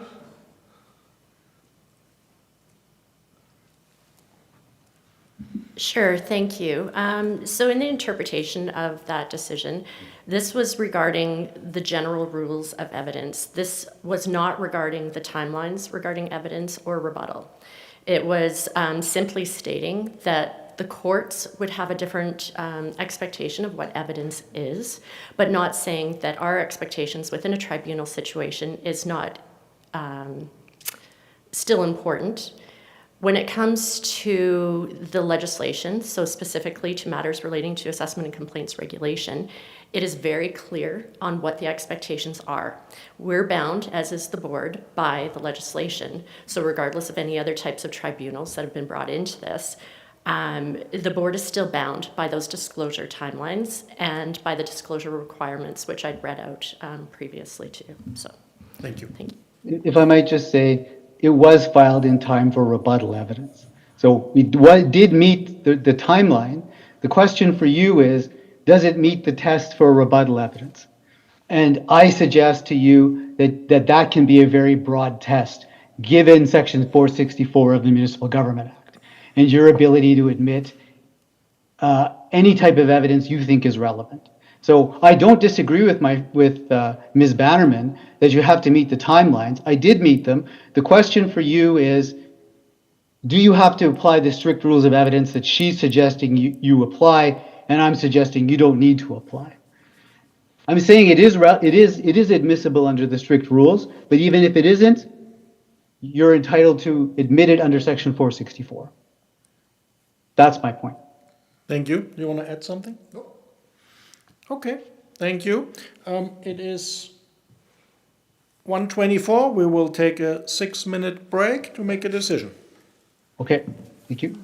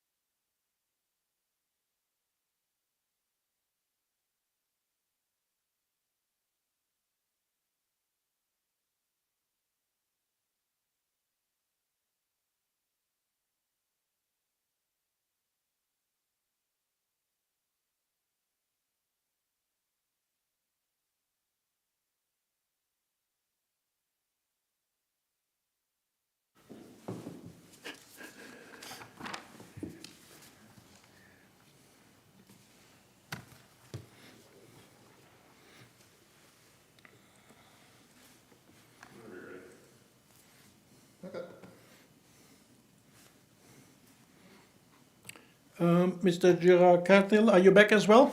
Yes, yes. Okay, so we are starting a bit early, 1:27. Yeah. We've made the decision to exclude that document. We can't allow it. It was submitted too late, and No, it you was, had oh, the opportunity to present that document originally. This is it's too late. We'll proceed with the evidence presented, and it's up to you, Mr. Girard-Cartil. Please present your evidence. okay. So, what I can say is, as I mentioned, I've never filed a property tax appeal before. I've always just paid my property taxes. When I got the assessment this year at $941,000, it struck me that seemed very high. A 17% increase from the last assessment didn't seem like a reasonable increase to me. And so I appealed it. I feel as though it doesn't meet my submissions are it doesn't meet the test for what market value is under the Municipal Government Act, which is means an amount that a property as defined in 284(1)R might be expected to realize if it is sold on the open market by a willing seller to a willing buyer. That's the test in the act. And the town or the assessor relies on some regulations for mass assessments, and that's all fine. But whatever procedure they undertake must still be compliant with that definition of market value. And so whatever results they come up with have to meet the overall test that a willing buyer and willing seller will reach. And I submit that this valuation is materially higher than what I could sell my condominium for in the open market today or as of last year in July. And there weren't a lot of comparables. At paragraph 8 of my evidence, I set out the comparables that the town sent to me or the assessor's office sent to me. And you'll see that most of them are from 2023, and there's one from 2025 sales. And so the 2023 data is, at least 2 years old or more. And I think the market doesn't take into account any changes in the market that may have taken place from that time until the date of the valuation in July of 2025. And the evidence that I put forward, the respondents have criticized it as not being an actual completed transaction. It isn't an actual completed transaction. I'm not disputing that it is. However, it is evidence I would submit of market activities by market participants in Canmore. And specifically, it's good evidence because it's the same building as my condominium is. So Schedule A is of my evidence is Unit 208, 810 7th Street, and it's the same size as my unit, exactly 963 square feet, and has exactly the same view sort of the interior courtyard and then portion of the mountains. So it's effectively the identical unit on the same floor. And I looked at this because I was very confused and shocked by the assessed value, to be honest. And so I went and looked and I saw this was for sale, and it was listed at $895,000, which is less than the assessment, in April of 2026. And I've attached that as Schedule A. And then the price was dropped in May, and that's Schedule B to my evidence, which is C2, reduced to $825,000. Still didn't sell. And then in June 27th, I looked again, and it was dropped to $795,000, and it's still for sale. I looked this morning.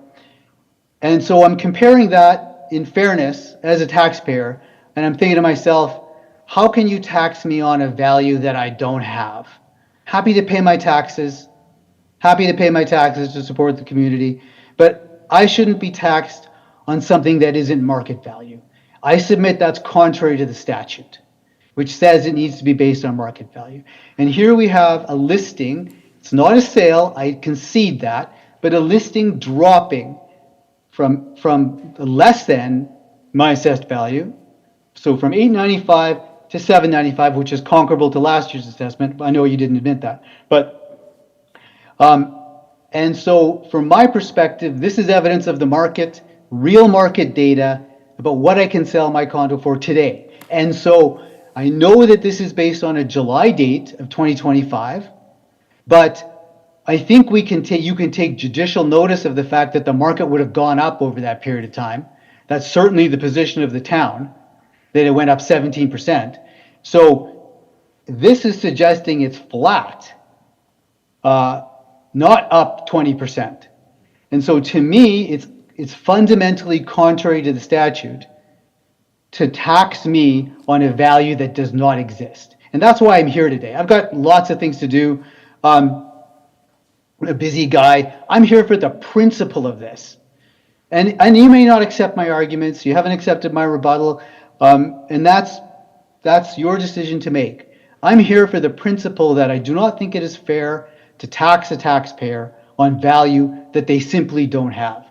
I can't sell my condo for $994,000, sorry, $941,000. I just can't.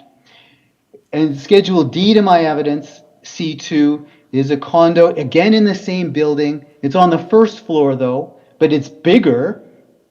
It's 1,186 square feet. This is paragraph 13 of C2. And it was selling for $859. I contacted the realtor, and her email to me is attached. Or is it attached? I don't think it is attached, but I did indicate in here that they removed it because it wasn't selling.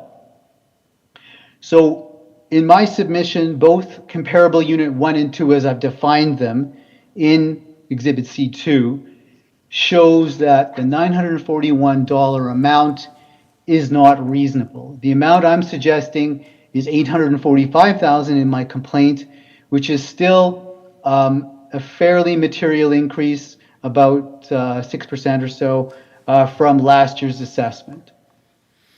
And I'm submitting that the reasons why this has occurred are, general economic conditions, uncertainty in the markets, the tax, the non-resident tax that's been imposed on non-residents has shifted the demand curve down and reduced the pool of buyers who are prepared to buy a condo here in Canmore. That's my submission. I don't have any reports on that, obviously, but I think what this is showing is a change in the trend of the market.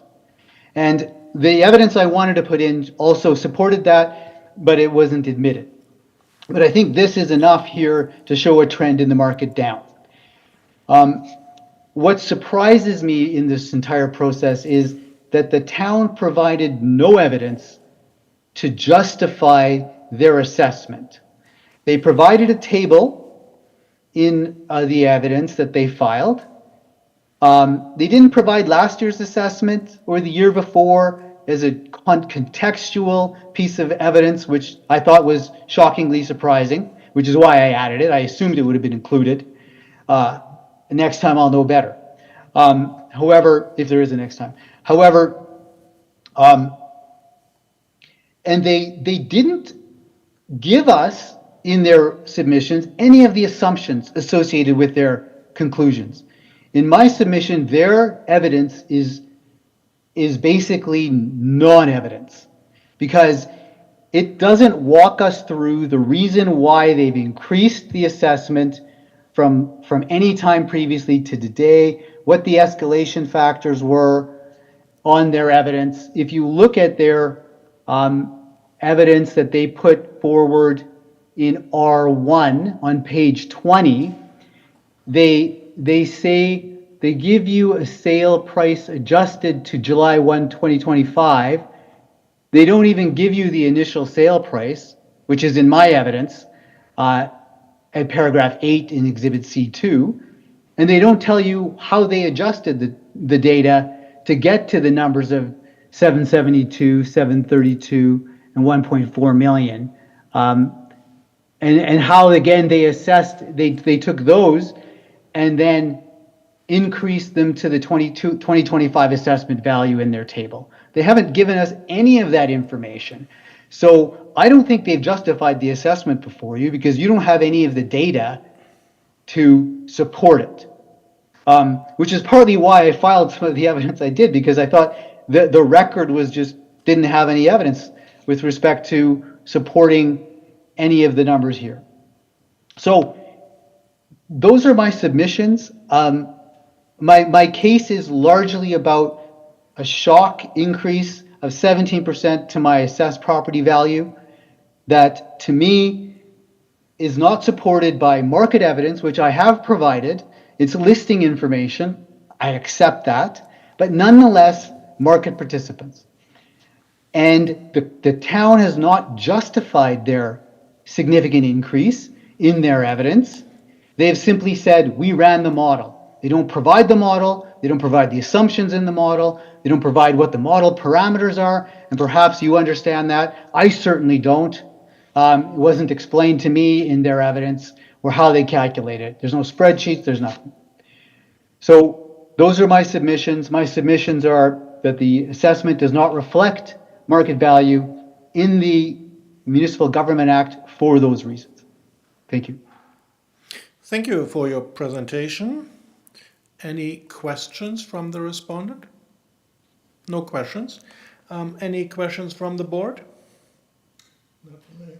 I have a question.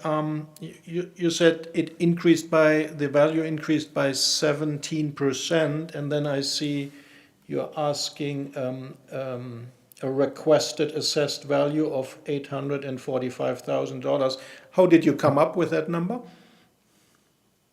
Well, I came up with that number because I looked at the average, you didn't admit the document, but the average increase in value for residential apartment-style condominiums in 2025, according to that Bow Valley report, was about 6%.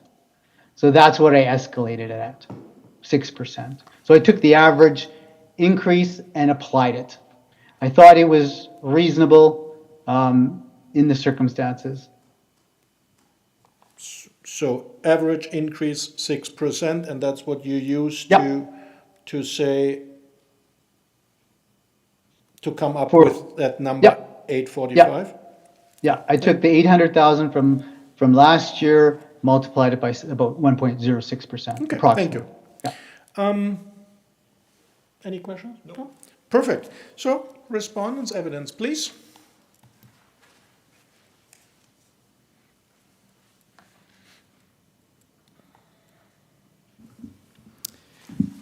The respondent respectfully requests that the board confirm the 2025 assessment for the 2026 taxation year for the property tax roll 22535 at 210 810 7th Street at $941,000. Beginning on page 3, the respondent intends to demonstrate 3 fundamental principles. First, assessments in Alberta are prepared annually. Second, the legislation valuation standard is market value. Third, assessments must be prepared using the legislated mass appraisal process so that they are fair and equitable. These principles form the framework for every assessment appeal before the board and are the foundation for the evidence presented today. Turning to pages 4 and 7, the subject property is Unit 203 at 810 7th Street. It is a residential condominium constructed in 2019 containing approximately 926 square feet. The property is located within the residences at 7 and 7 condominium development in central Canmore. The complainant has not raised any issues regarding the physical characteristics of the property. Beginning on page 8, I would like to briefly review the legislative framework. The Municipal Government Act requires municipalities to prepare assessments annually. The matters relating to assessment and taxation regulation requires those assessments to represent market value and be prepared using mass appraisal. Market value means the amount that a property might be expected to realize if it is sold on the open market by a willing seller to a willing buyer. Mass appraisal is legislated methodology used for valuing individual properties and involves the following process. Properties are stratified into groups of comparable properties. Common property characteristics are identified for the properties in each group, and A uniform valuation model is created for each property group. Residential condominium properties in Canmore are valued using the direct sales approach because there is sufficient market evidence available and it best reflects the behavior of buyers and sellers in the marketplace. The town of Canmore reviewed sales occurring from July 1st of 2022 to July 30th of 2025 for the 2025 valuation of residential properties. Time adjustments are applied to sale prices to account for any market fluctuations occurring between the sale date and the legislated valuation date of July 1st of 2025. This is consistent with Alberta Municipal Affairs assessment guidelines and produces assessments that reflect market value at one common point in time. Turning to page 12. This page simply demonstrates how the subject assessment was produced using the direct sales model. The subject property is a 926 square foot interior unit within the 7 and 7 complex. The assessment was generated through the residential condominium valuation model, developed from validated sales, and results in an assessed value of $941,000. Nothing in the complainant's disclosure demonstrates that this model was improperly applied to the subject property. Beginning on page 13, assessments in Alberta must be prepared annually. The authorities included in our brief consistency establish that assessments are prepared anew each year. Previous assessments, previous board decisions, and percent changes from prior years are not a starting point for the determination of a current assessment. Instead, each year's assessment must independently reflect the market value as of the legislated valuation date. Pages 15 through 17 address what is probably the most significant issue in this appeal. The complaint relies entirely on listing information from April, May, and June of 2026. Those listings occurred well after the valuation date. The authorities consistently recognize that post-valuation evidence has a very limited role. It may occasionally assist in confirming whether a market trend existed, but it cannot be relied upon to establish market value as of the valuation date. In this appeal, the complainant has gone a step further. Rather than relying on completed post-valuation sales, the complainant relies on asking prices. An asking price simply represents what a seller hopes to receive. It does not establish what a willing buyer actually paid. Listings may expire, may be reduced, or may never sell at all. Consequently, they do not carry the same evidentiary weight as verified arm's-length markets transactions. For that reason alone, we submit to the board that they should place a very limited weight on the complainant's evidence. Turning to pages 18 and 19, the respondent submits that the complainant has not produced sufficient market evidence demonstrating that the assessment is incorrect. The requested assessment of $845,000 is supported primarily through unsold listings together with general comments regarding inflation, taxes, and market conditions. No market analysis has been provided showing how these broader economic factors translated into the requested value as of July 1st, 2025. By comparison, the respondent's evidence consists of validated sales from the same condominium development that were adjusted to the legislated valuation date. Those market transactions provide significantly stronger evidence of market value than listings created nearly a year later. Turning to pages 20 and 21. These pages demonstrate that the respondent's comparable evidence comes from within the same condominium complex and the same year built. 3 similar sales occurred during the legislated sales period. The differences in value are readily explained by the differences in their size. Units 108 and 109 are both smaller than the subject and appropriately reflect lower values, while Unit 212 is larger than the subject and appropriately reflects a higher value. The sale occurring after the valuation date, Unit 401, has been included only because it was referred to by the complainant.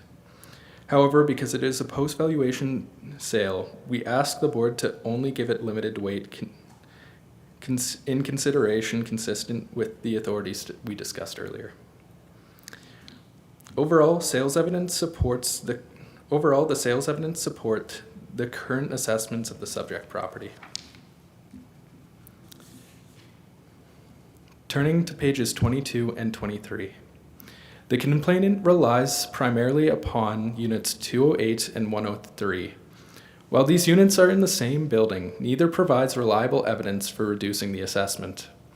Unit 208 consists of several listings prices during 2026. No sale occurred, therefore there is no verified market transaction upon which the board can rely upon.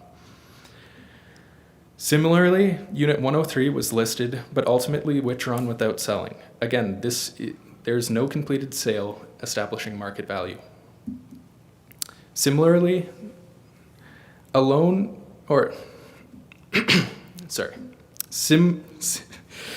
similarity alone does not make a property persuasive evidence. The comparable must also provide reliable market evidence. Verified sales always provide stronger evidence than unsold listings. For these reasons, the respondent submits that a considerably greater weight should be given to the respondent's validated sales than to the complainant's listing evidence. Finally, to summarize, the respondent has demonstrated that the assessment was prepared in accordance with Alberta legislation and it reflects market value as of July 1st of 2025. It was developed using the legislated mass appraisal process and validated market sales. The complainant has not produced verified market evidence demonstrating the assessment is incorrect. Instead, the appeal relies primarily upon asking prices and post-valuation listing information, none of which establishes market value as of the legislated valuation date. For those reasons, the respondent respectfully requests that the Assessment Review Board dismiss the complaint and confirm the assessment at $941,000. Thank you. Thank you, Mr. Bannerman. Any questions from you, Mr. Girard-Cathil, to the presentation? I do have some questions about the evidence they filed, if I might ask some, Yeah. just to try to understand This is what the they've time. done. Okay. I'd like to point you to Exhibit C2, the table that's set out in paragraph 8, which I obtained from the town of Canmore. Can you confirm that that's one of the tables you would have used in your assessments, or was it provided by your group or by someone else? The table provided was used for the inquiry process and just used for reference with. Because it's different than your table, so that's why I'm asking the question. Yes, that was prepared by us as well, but it was just used for visual reference when we're talking with property owners. That's fine. It's in evidence right now, so I just want to ask you a couple questions about it. Can you explain to me, so I'm looking at, it's a table here, it's got 8 columns, and I assume, can you agree that the last column, the 8th column, sale price, that reflects the price that the property actually sold for on the sale date? Is that correct? Yes, that's correct. And Page 20. in the 7th column, I could share my screen, but I don't think I have that option, if that's... I think it's page 20, is that? Can you just tell us the page number of what you're looking at? Oh, yeah, it's paragraph 8 of my submission, and it's be page 3, physical page 3 of my initial evidence. It's at paragraph 8.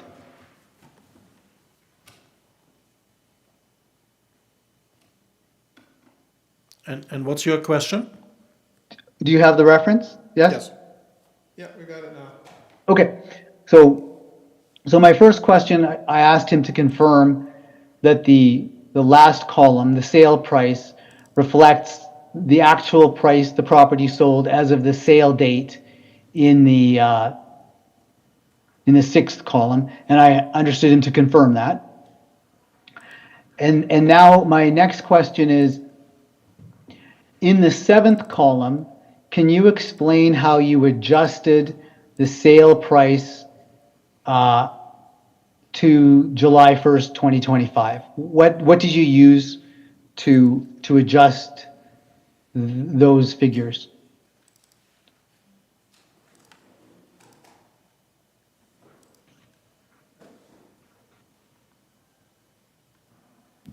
So in our disclosure document, we address time-adjusted sale prices. So when we're looking and we're preparing assessments for any given year, we're using 3 years worth of sales in order to have a large enough sample to produce reliable results. In order to do that, because the market does not stay flat, we're looking to adjust those sales all to a common point in time, which is the valuation date of July 1st, 2025. So when we're looking at the 2023 sales, obviously, I shouldn't say obviously, but yes, the market has increased since the 2023 dates that these properties sold on, as can be confirmed by the post-valuation sale date that we also provided, although not included as part of, well, we're hoping it wouldn't be included as part of the decision-making by the board. It still does support that the market has continued to increase with these types of properties within the town of Canmore. So how we derive our time adjustments is we look at all of the sales of similar properties within the town, and we're looking to see what that time change is from our valuation date to the past sales. And basically, we're just trying to ensure that they're all at that same point of time. Because when you're looking at an increasing market or a decreasing market, you've got that one point in time. You can't compare something 3 years prior without doing any sort of adjustment to bring them all to that common point in time. So once you have that common point in time, that's where we do the analysis to determine what the assessment should be now that time is no longer a factor, and that's how the assessment models are produced. I'm sorry, that wasn't really responsive to my question with the greatest respect. Is there a formula that you use, or I'm trying to get at the analytics actually? Like, Yeah. how did you go from 647 to 722? What's the calculation? Maybe Yeah, it's a so- model, or there's a bunch of different models. If that's the case, Yeah, then no, I understand your question. I like can to know. respond. Yeah. Yeah, I can respond to it. So Yeah. when we're looking at time adjustments, we're looking at the residential condos as an entire group within the town of Canmore. What we're doing is we're analyzing the sale prices to the assessed values, and we're looking for what we call an SAR, or sales to assessment ratio.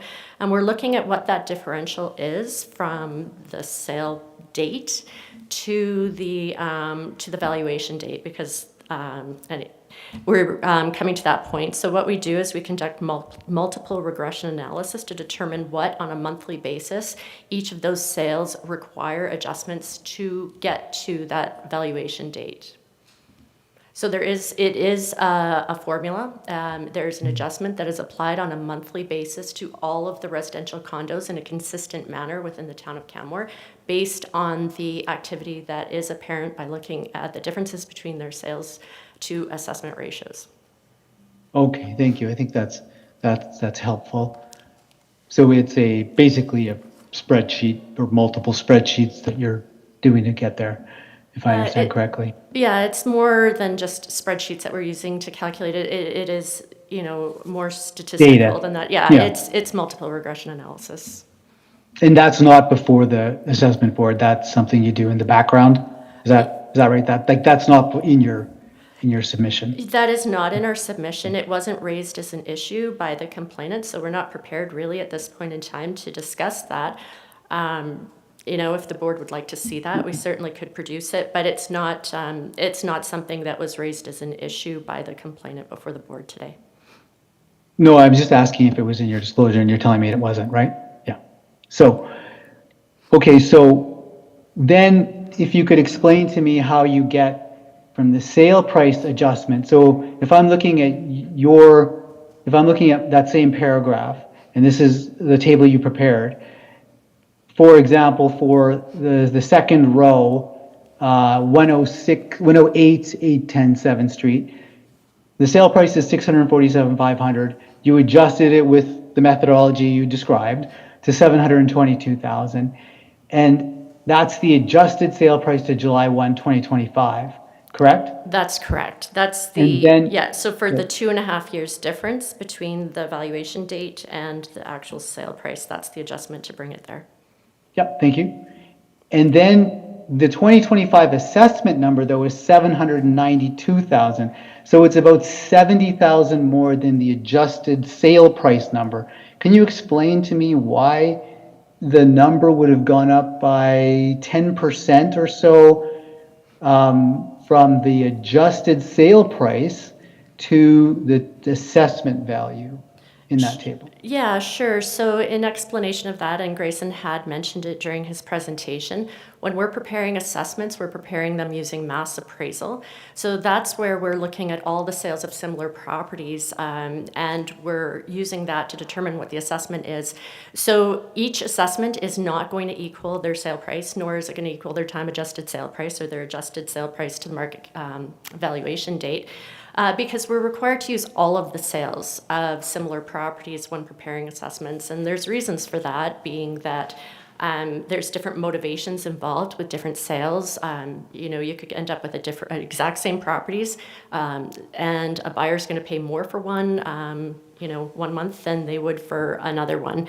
So that is the reason why you won't see that every market adjusted sale price is going to be exactly the same as their assessment. So when we're looking at the larger stratums, these are something that we have to keep within a certain level. So an assessment to sales ratio overall for each group of properties has to fall within 95 to 105% of the sale prices. So those numbers are looked at not only by us, but by the provincial government through the annual audit process, which we have been found to be in compliance with.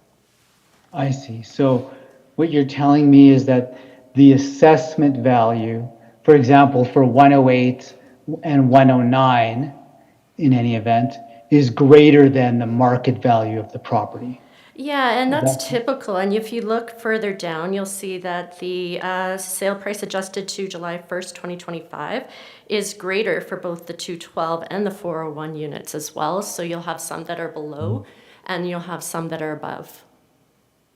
And that's part of the mass appraisal process. That seems to be a significant differential, though. Like, it's 10% between the actual sale price. So the actual value of the property that was sold by the taxpayer and the amount they're taxed on is 10% or more.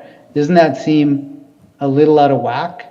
No, and so as part of the mass appraisal process, we will have some that are, above and below, and even more above and below than the 95 to 105%. What we're looking at is the overall group of properties that are similar to ensure that the stratification itself that's used in the development of the models, and then they're tested that way at the end. So when we're looking at this, there's no bias towards a higher assessed value compared to the adjusted sale prices. This is just the 4 sales that we've included that we found were the most similar to your property. So yeah, overall the stratum falls within legislated requirements. Thank you. Do you have any further questions for the respondent? Just one moment. Nope. Those are my questions. Perfect. Any questions?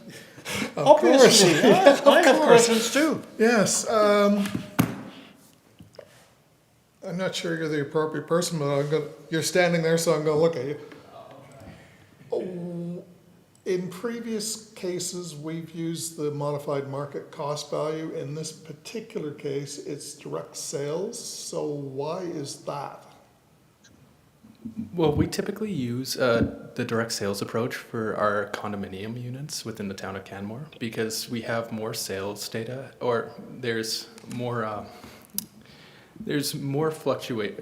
or rapid sales within those periods, or like within condo units. Here, do you want to answer it? Sorry, just to, Yeah, that's fine.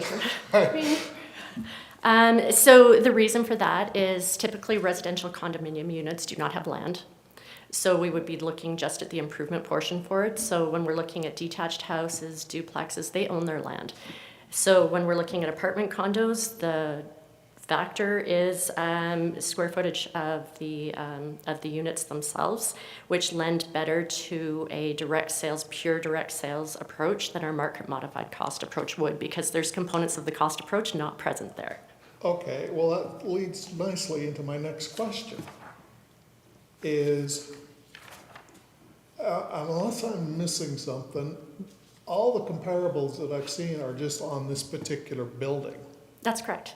Okay, why are there not other ones? I know the ones in that building are probably the best, but is that why there's no others?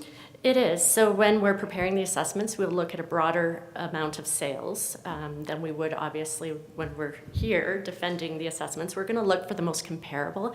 And in this case, the most comparable properties are the ones within the subject properties complex. And, residences of 7 on 7, or 7 and 7, they're a fairly new development within the South Canmore area. They're not a typical fourplex, which we typically see within the South Canmore. So they really are a more unique kind of location and development type at the time. From 2019 was the year built, but I think they weren't actually finished until around 2020. So they are the best comparators that we've provided as in defense of the assessment. But all the comparators there are, essentially 23 from 2023. That's why I was wondering if there's anything else more recent, like 2025. Sure, You've and those got that one that's on December, but that's kind of post facto. Yeah. Yeah, and so when we're doing, and so when you look at the time-adjusted sale prices that we've included there, that's where we've included the broader spectrum of all of the residential condos within the town of Canmore. So the residential condos are actually what is being used to drive from the sale price to the time-adjusted sale price, or the sale price adjusted to the market conditions of the valuation date. Okay, so you have no specifics, it's just the general, and that's across Canmore entirely, or is it just like the downtown area, or? It's the entire town of Canmore. So, Okay. and we can see that in some cases, certain areas may respond stronger in the market over Yep. that time period, which the downtown would. But we're using, just so that we have sufficient sales to do the multiple regression analysis accurately, is why we use the broader market there. Okay, thank you. I have a question for the same page. It says on this page, sale price includes 2 parking stalls on all your comparables, and there's no comment on the subject property. Yeah, and so Is there parking stall included? Yes, no? there is. Just one, just one. Yeah, Oh, there's one. Okay, good. Yeah, no, but I can. Not two? Not two, just one. Just one. But I can explain why we put that in the chart. So the sale price itself for the 4 sales that are listed included the parking stalls in it.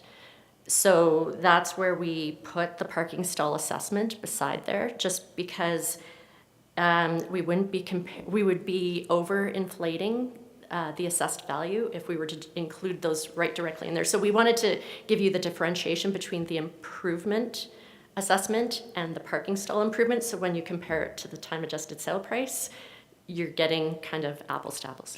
So are parking stalls titled or assigned? They're separately titled. Separate title? Yeah, Separate time. in that complex. Yes. And So the 941, including the parking stall? No. And that's why we carved them out of all of the other assessments as well, so that you're just looking at the living area assessments and then the parking unit assessments. So that 941 is just for the living unit. So do I understand correctly that you would have received a separate assessment for the parking stall? Yeah, for the Yeah. $15,000. Okay. I did. Okay, I'm great. not appealing that. Okay, so, and that's my second question. It says sale and price includes 2 parking stalls. So we just identified 30,000 is for 2 parking stalls. That's correct. Yeah. Perfect. No more questions. Thank you. Thank you. I'll just make a note here.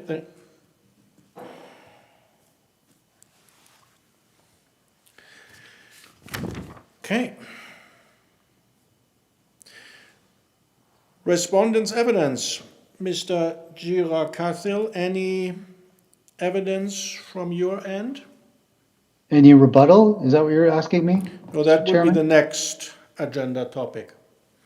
No, I have no further rebuttal to what I've already put in. Okay, fine. Nothing from the respondent. Complainants rebuttal, any rebuttal from your end? From any submissions or any rebuttal, do you mean? No, Any rebuttal.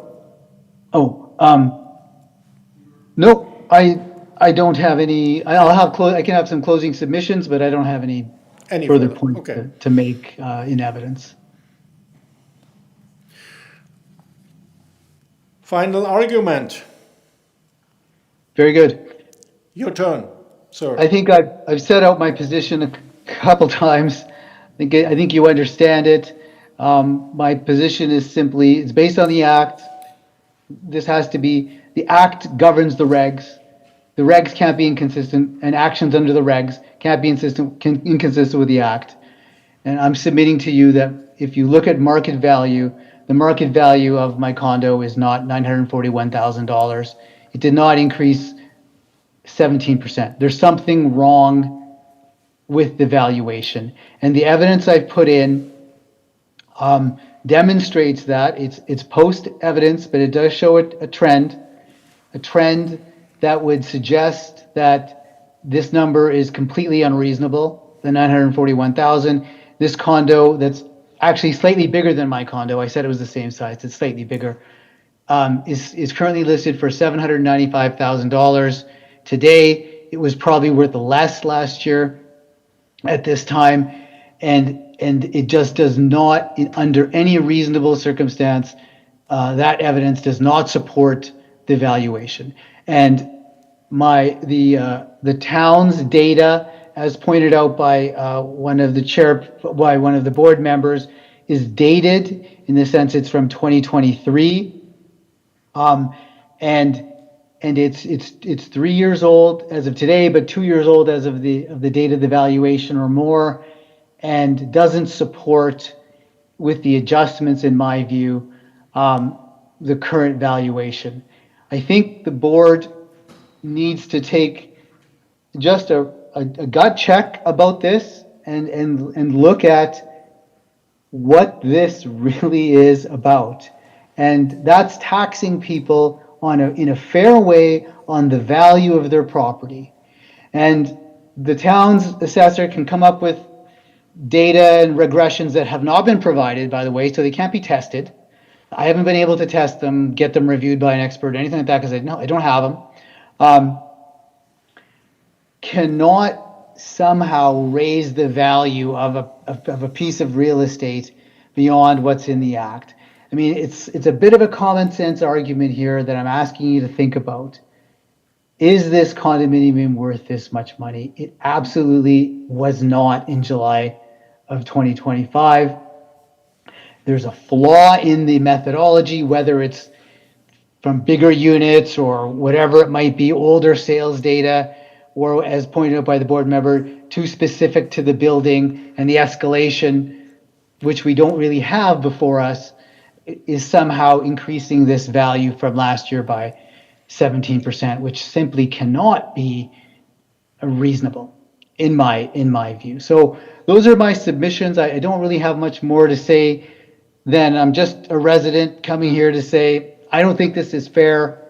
And I think I've provided the evidence that's available to me to provide to you to clearly show, I think, that this number of 941,000 can't be correct.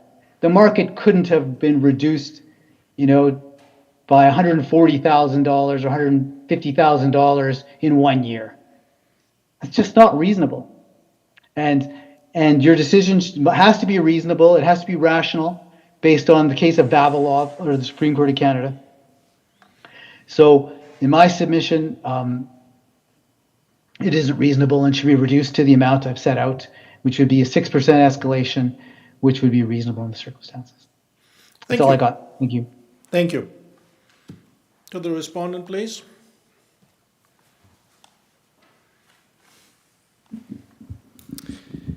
To bring us all back to the main issue, the complainant has not produced verified market evidence demonstrating that the assessment is incorrect.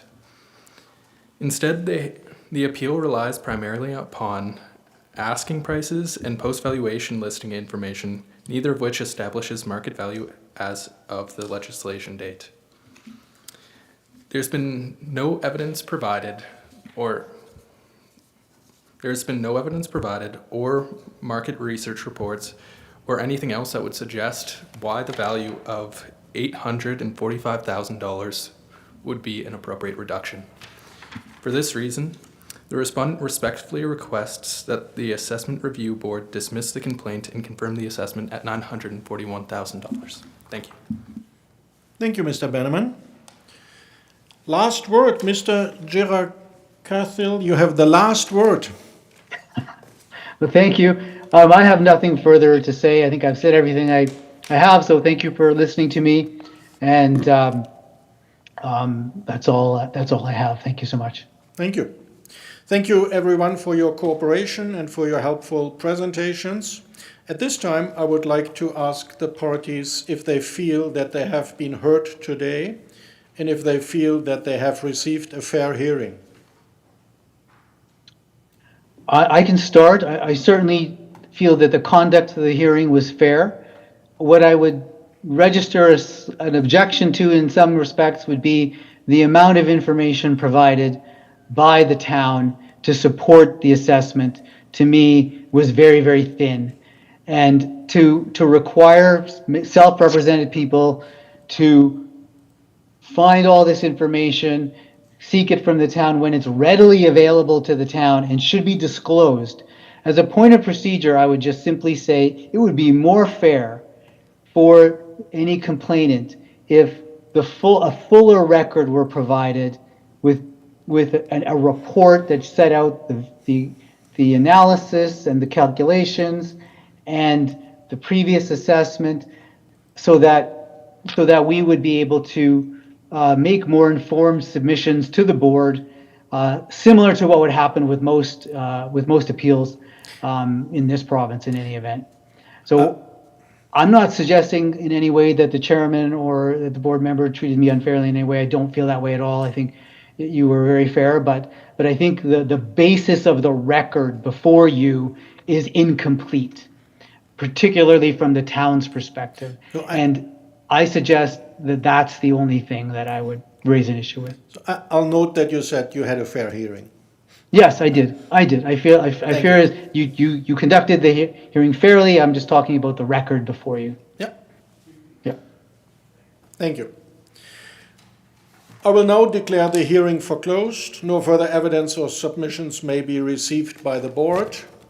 The Municipal Government Act requires a written decision within 30 days and gives the clerk an additional 7 days to issue the decision. We will make every effort to meet or beat those requirements, and the clerk will forward our decision to you at our earliest opportunity. Thank you. Thank you.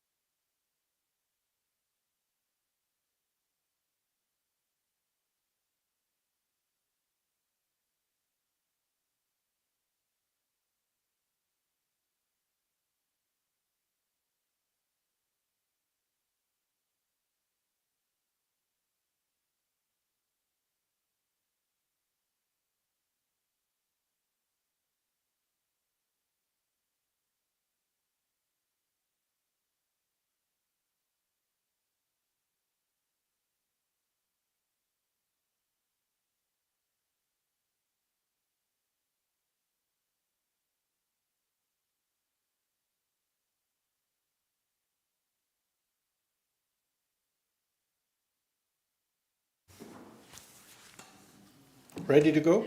I'm ready to go. Let's do it.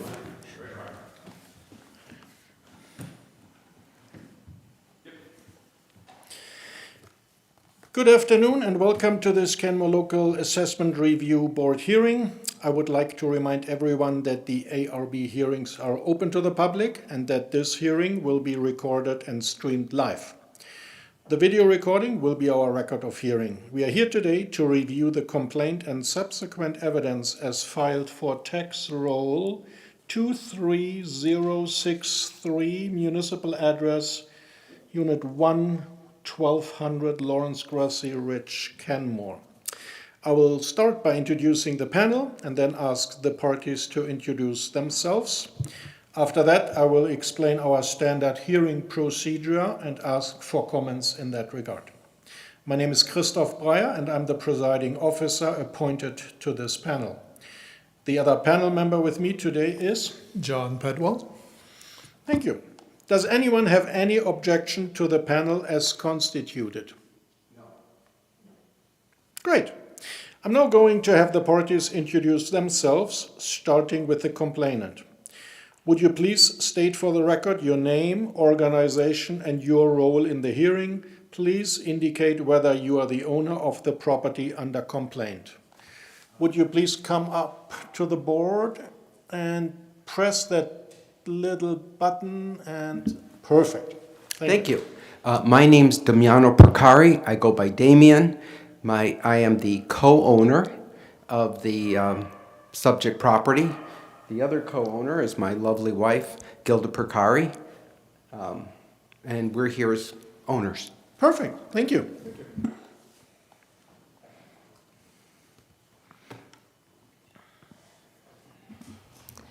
My name is Deanne Bannerman. I'm with Legacy Municipal Services, and I'm the appointed assessor with the town of Canmore, and I have Grayson here with me today. Thank you. The LARP standard practice is to have the complainant present all of the evidence first, followed by questions from the respondent and then the panel. Next, the respondent presents their evidence, followed once again by questions from the complainant and then the panel. The complainant will have an opportunity for rebuttal. Finally, both parties will have an opportunity to present their final argument and summarize their evidence for the panel, with the complainant presenting first. If anyone needs a break or if a problem comes up, please let the panel know as soon as possible and we can address those things as we go. I will also take this time to remind everyone to please turn off any mobile devices, including me. Are there any questions regarding the procedure today, or is everyone satisfied with the process as was laid out? I have a question. I printed out additional speaker handouts. If you want them, I can deliver them. If not, it's okay. I have 4 copies. These are essentially my oral presentation. It's not new information. Okay. Yeah, and that's all I was. And that's gonna fine. ask is- I think that's fine if you want to give one out to the clerk and to the respondent.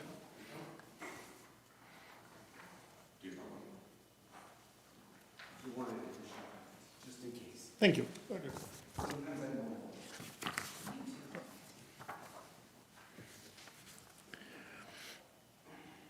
I see both parties have exchanged disclosure evidence before the hearing. To save time, I propose that we mark all documents for the record now. That won't stop anyone raising questions about admissibility later. If any such questions arise, we can still deal with them and strike material from the record later if necessary. Is everyone comfortable with that procedure? Mr. Clerk? Thank you very much. We have received the following evidence for tax roll 23063, complaint package C1, the complaint form and disclosure, 136 pages, complainant package C2, complainant rebuttal, 38 pages, and respondent package R1, respondent disclosure, 90 pages. Perfect, thank you. Are there any other preliminary issues for the panel to address?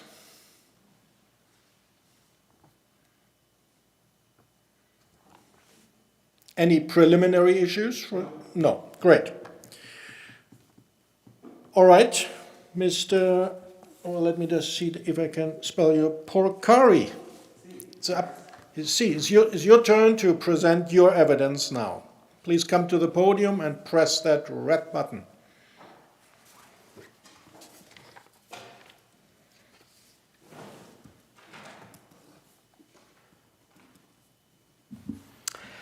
Good afternoon. Like I said, my name is Damiano Porcari. I go by Damien. My wife Gilda and I are joint owners of the subject property, and together we've owned homes on Wilson Way and Lawrence Grassi Ridge for about 20 years. We sold our former home at 21021 Wilson Way in January of 2023 after seeing the subject property under construction. It's about 500 meters away. After receiving our 2026 assessment, Gilda, my wife, looked up the assessment of our former home, and it had only increased by 2.1% over that 2-year period, from July 23 to July 25. But by contrast, in calculating the assessment of the subject property, the respondent used a time-adjusted increase from our November 23 purchase price and increased our valuation by 20.46% as of July 1, 2025, valuation state. That striking difference prompted us to investigate further, and at Gilda's encouragement, that's why I'm here before you today. So before I turn to the valuation evidence, I need to make one correction on the date concerning the 1120 Wilson Way property. I had mistakenly described its assessment date of $1.517 million as relating to the 2024 valuation. It really that value relates to the July 1, 2025 valuation. I corrected that in the rebuttal table at page 3. So on to the presentation. So the question before this board is straightforward. Does an assessment of $2.106 million reflect the market value of our property? And was the assessment prepared fairly and equitably? Page 3 of the town's assessment valuation that was provided to me by the respondent is Exhibit C of my complaint. I'm sure you're all familiar with it. It states that a market value assessment, A, must be prepared using mass appraisal, B, must be an estimate of the value of the fee simple estate, and C, must reflect typical market conditions for properties similar to that property. So I accept the assessment meets the first requirement. I believe it fails to meet the last 2 requirements. My direct sales analysis indicates a value of $1.787 million. I rounded that up to $1.8 million following Canmore's rounding convention.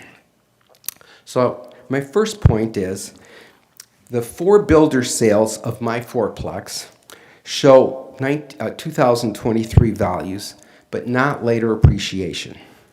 So the respondent relies on 4 builder sales of a project at 1200 Lawrence Grassi Ridge. It's a fourplex. I accept that those sales are relevant evidence for what the 4 units were worth when we all bought them in 2023. I also accept that my property was worth its purchase price of $1.795 million. None of the 4 units resold. The 4 sales, therefore, do not show how much the property increased after November 2023. So if applying a single arithmetic formula were all that the law required, the calculation would be sufficient.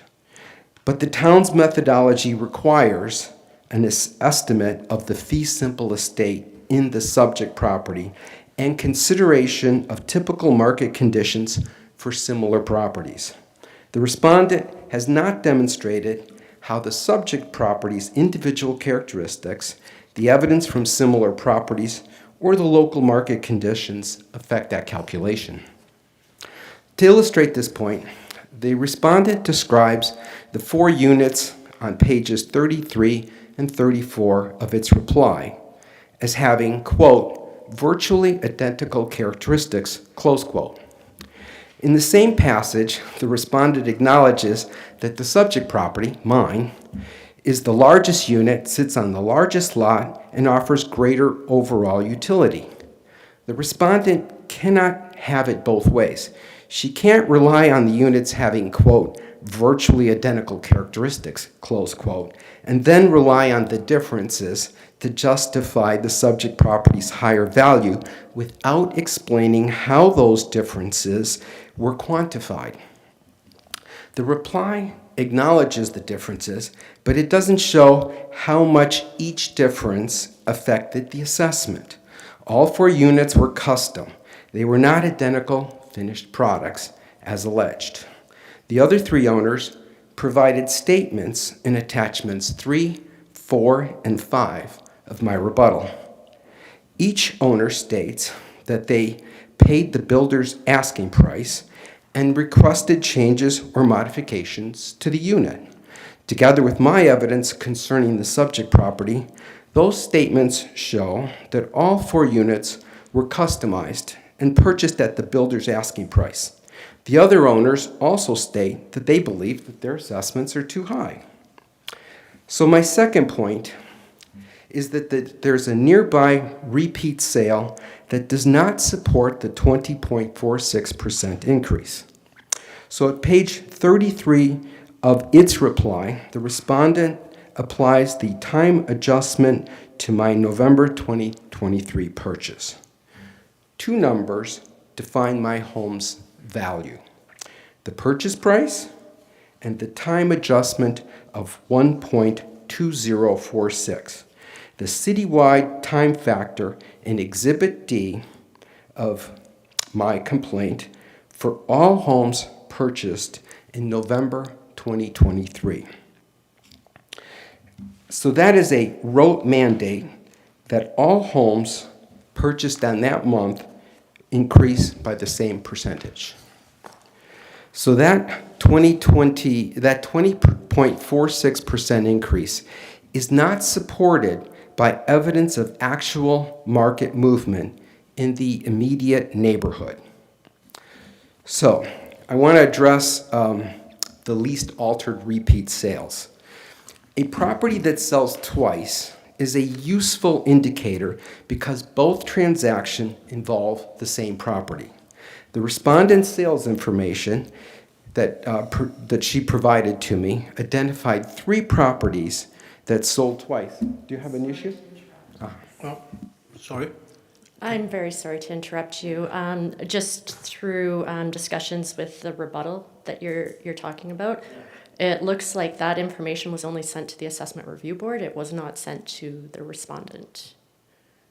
Oh, So because that wasn't sent to both the parties, I don't have it.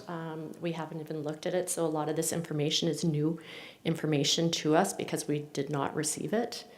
And we're going to ask the board not to allow your rebuttal document. you mean this document or? That one was just presented to us at the hearing. Today, yeah. Sure. We all just got that one, yeah. Yeah. Yeah, so the complainant is referring to rebuttal document that I've confirmed with the ARB clerk was sent to the ARB. It was not, however, sent to the respondent. So part of the material I've been having a hard time following because of that. So part of the information that is in the speaker notes that was distributed is also addressing the rebuttal document, which we never received.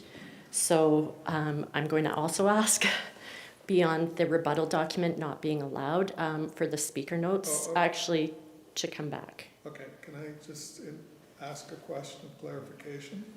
Oh, sorry. So I guess, Ben, this is a question for you, because this is a process issue, I think. Mr. Bakari did what he was supposed to do? It is up to the complainant to send it to both individual parties. So I accept it on behalf of the ARB, but it also needs to be, everything needs to be sent to both parties, like both ARB as well as Legacy. So the onus is on Mr. Bakari to... To send it to both parties, correct. So I accepted it on behalf of the ARB, And then, so, because sometimes there are separate emails as well. Like sometimes it's all individual, so the fact check isn't on the clerk side. It's Okay. we receive it and then it And should be we, with all parties. yeah, and if we had been copied in all of the emails, and say the clerk had received something that we hadn't of, we would have reached out to the complainant and said, hey, on the date it was due, and said, hey, please provide it to us as well, just as a reminder. However, in this case, I think we were completely out of that loop. So you have sent it to the clerk, but you have not sent it to the respondent? I would have to search through my emails to confirm to whom I sent it. I don't have access to my emails at this moment. I could reconvene and So what are have we that doing now? investigation. What are we doing now? Ben? So, yeah, so what I've received was the rebuttal on time, but it was just addressed to Fine. the ARB. I do understand. Correct. So now the question is, has it been sent? And Ms. Bannerman says she has not received it, and we would like to find out from the complainant if it has been sent or maybe not. Right. So what's the process now? Do we, Could take a 5-minute recess to see if maybe it was sent and then not received, or I'd be happy to look through my phone to see if I sent it to the do respondent. you have a chance to find it? I would need 5 to 10 minutes to look for it. No, fine. Yeah, and then we can then decide on admissibility Yeah. after we Okay. find out more info. So Yeah. we'll take a recess for 10 minutes, and hopefully you can find it. Yeah. Okay.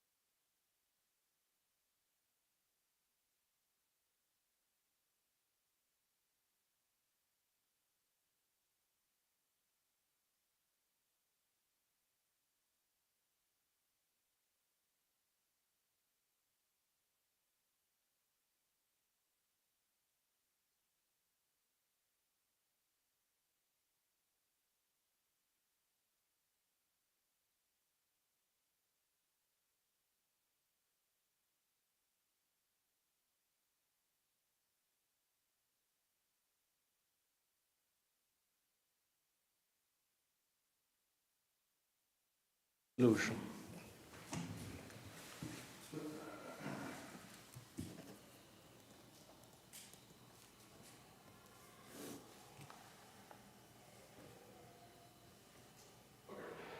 So it's 2:52. We are back live, and you want to make a comment, Mr. Precori? Perkari, yes, thank you. Polcari, I'm sorry. No problems, thank you. So one, a statement that a rebuttal was submitted, but it was received apparently a day late. I can continue and not address any statement in the rebuttal, and the board can decide this submission without any reference at all to the rebuttal. And if necessary, I will strike any comments that I made addressing the rebuttal. The tiniest issue is that the rebuttal corrected an error in the complaint regarding the date, which I have now resubmitted in these opening statements. So I do not rely on, nor do I need, any document or calculation or reference to the rebuttal. Okay, that's fine. So did you find, by the way, your email you did send to the clerk? The clerk sent it to both of us Okay, so one day later so on the the question is, 23rd. did you send it to the clerk? Yes, Yeah, and did you send it to Ms. Bannerman? did not find an email sending it to So Ms. you Benjamin. did not. Okay, so that's number one. Number two, the clerk has accepted the document? Correct, because it was submitted on time to me, but then not to the respondent. And then Okay. I sent the hearing expectation email, which then has all the evidence. Typically, that's sent at least 2 days out, sometimes the day before, which is after we get all the evidence, so past all the deadlines, which that would have been the first time they would have seen it. So we all messed up. Okay, but, well, not so much respondents. We didn't, So we want to find a fair solution for Correct. everyone here. Correct. yeah, and we didn't, so we don't normally read through the hearing expectations, no offense, Ben.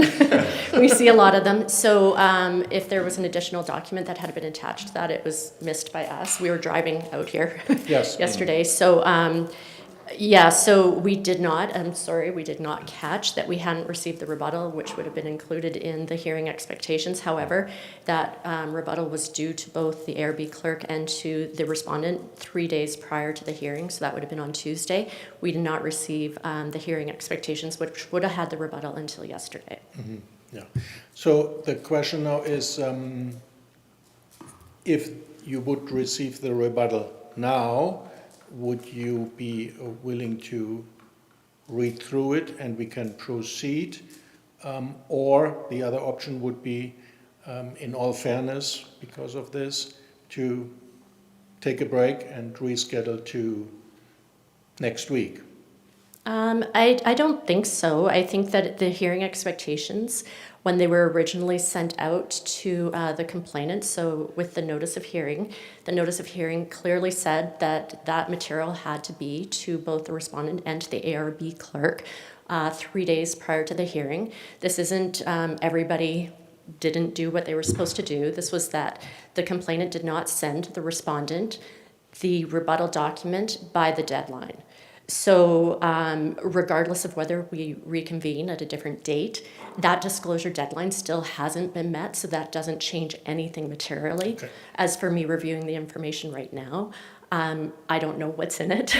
Apparently, from what I've heard from the complainant thus far, there is some, and I don't know how many pages it is.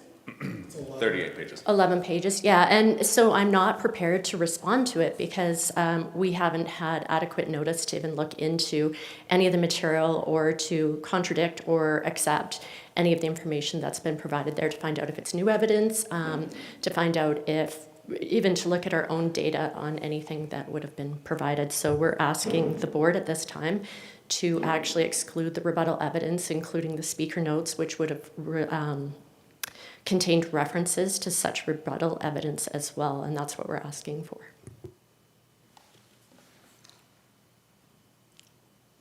Thank you. Or you want to debate this, or? Okay. Well, I think we already did. I don't want to steal your thunder.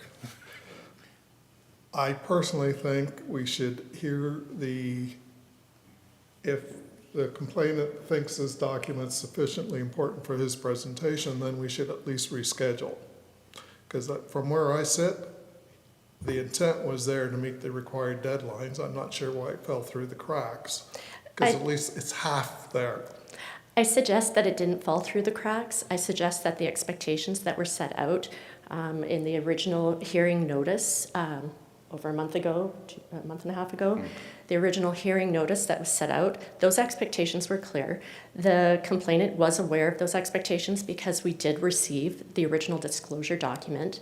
Because there was an oversight on the complainant's part does not mean that those timelines would be expanded, which is what you're saying, or what you're expecting, is for the disclosure timelines as set out in matters relating to assessment and complaints regulation. You're asking to abridge those timelines, and that's certainly up to the board to make that determination. However, that would be outside of what would normally be expected. That's like saying, I forgot my homework to your teacher, and your teacher saying, oh, okay, well, I'll give you an extra week to do this and prepare it and provide it to me so I can mark it at full marks. It would be exactly that kind of scenario. Thank you. We'll take a 2-minute break to come back with a decision.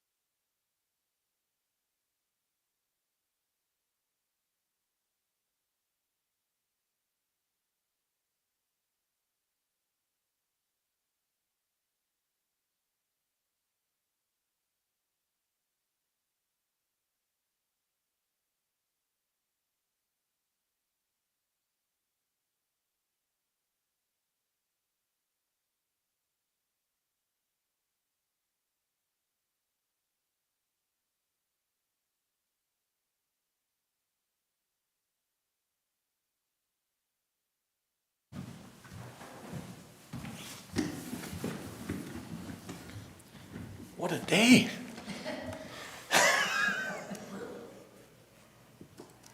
Oops.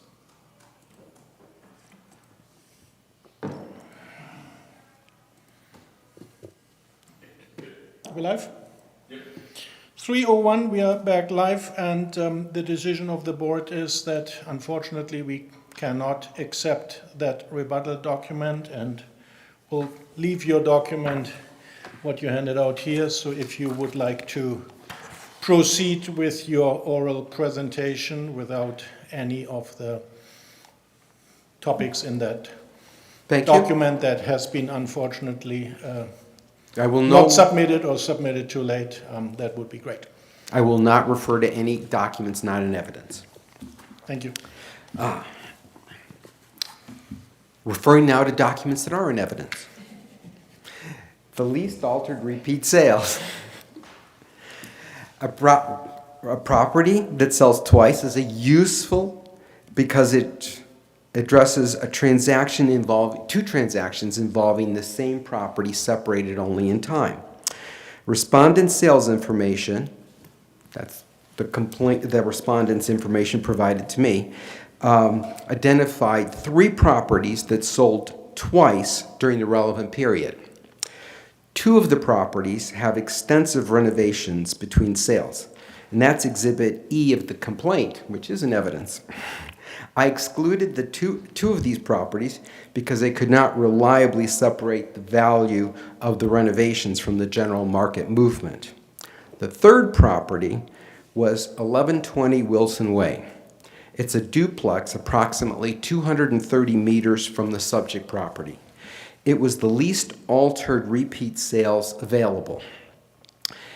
That unit had a February sale of $1.450 million, a December 2024 sale of $1.559 million, for a total increase of $109,000.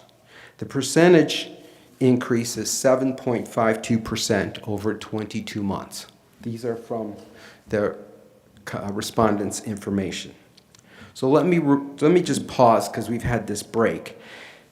So the respondent is using a 20.46% increase to my property, yet a duplex 230 meters away sold twice during the relevant period, and as I will highlight in the information in the complaint, had some small improvements. It only saw a 7.52% increase. 7.52 actual market appreciation versus 20.46. So attachment H to my complaint, which is in evidence, is the listing for the second sale. It states recently painted interior and stained exterior and newer appliances. The board may refer to attachment H of the complaint for photographs showing the property's condition and comparability. The respondent's sales data appears in attachment E. That's the listing of all the homes that sold in the area.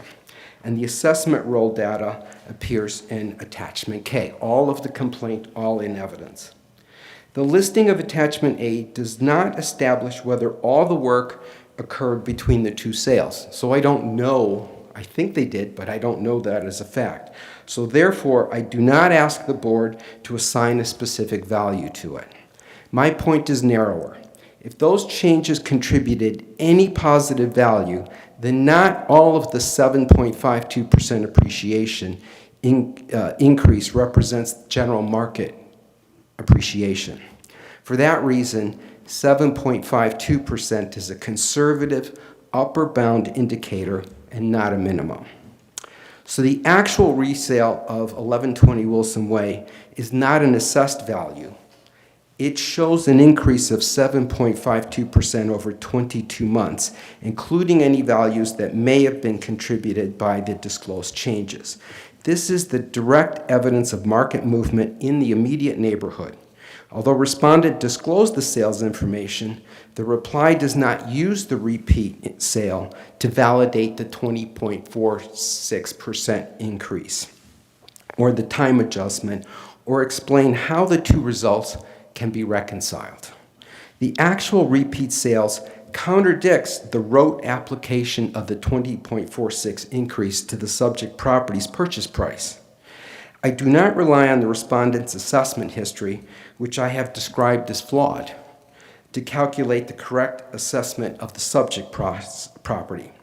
I use it only as a consistency and equity check. If the completed model produces widely different results for nearby competing properties, that disparity requires an explanation. I reproduce the nearby assessments in my complaint, and I will not read the table line by line because some of those might be in the rebuttal. So I will not address any of those line by line statements. And they're all received from the respondents. None of them are constructed. The respondent may submit evidence that includes detached homes, single family, duplexes, rather than a fourplex such as mine. I agree that housing forms differ, but there were no later fourplex resales available to measure the appreciation after the 4 purchases in 2023. The lack of an exact comparable makes an appropriate adjustment necessary.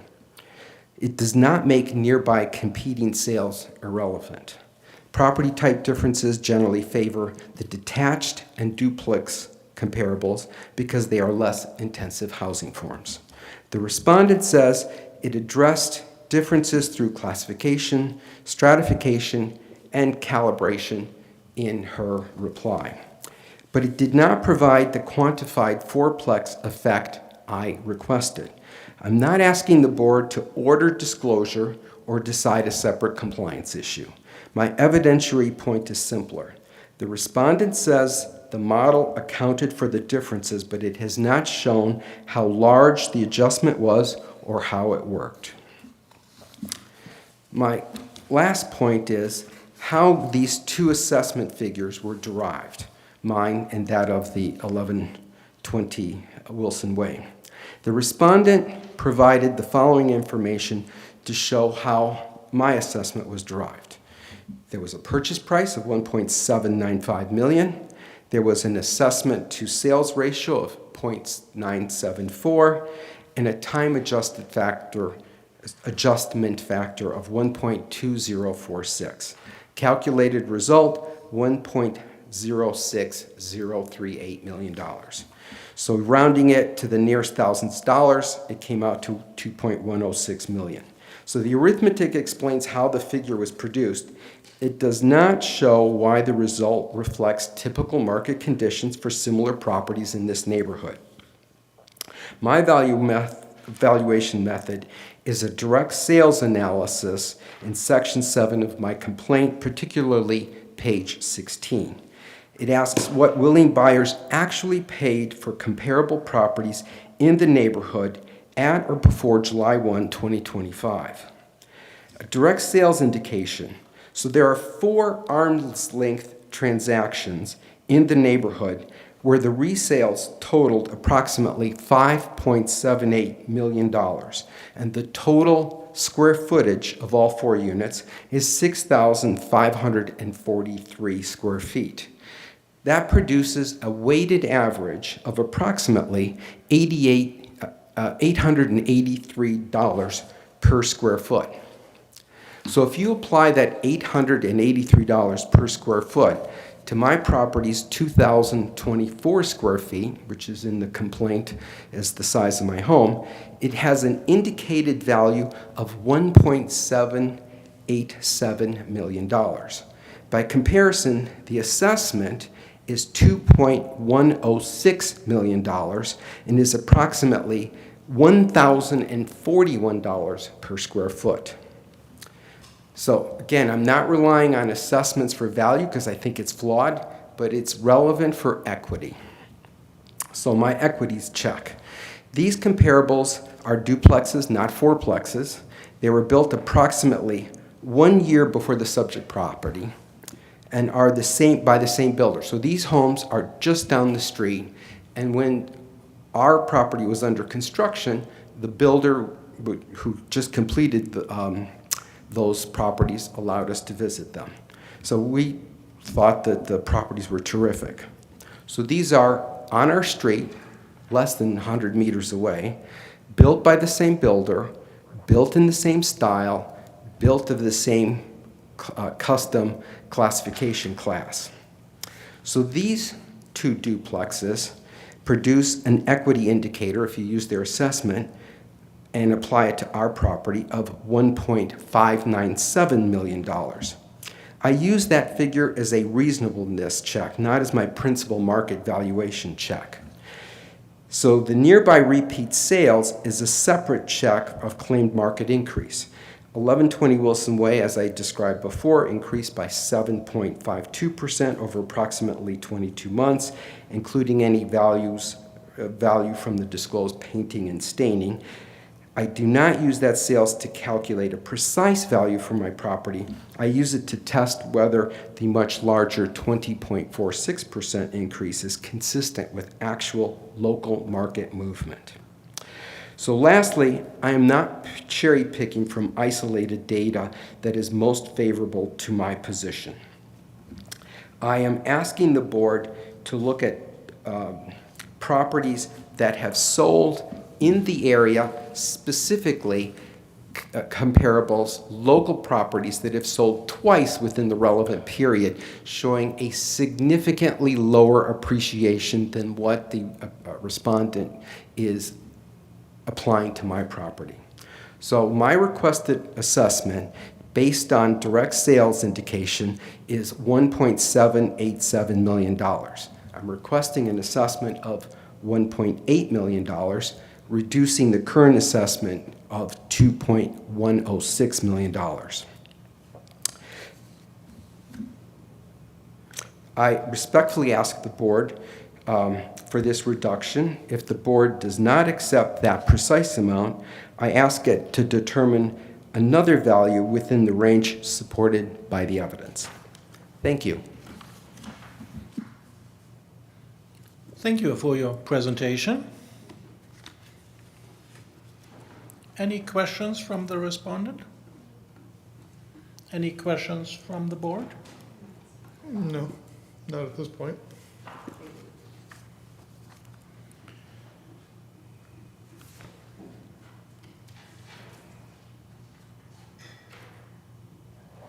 Respondent's evidence.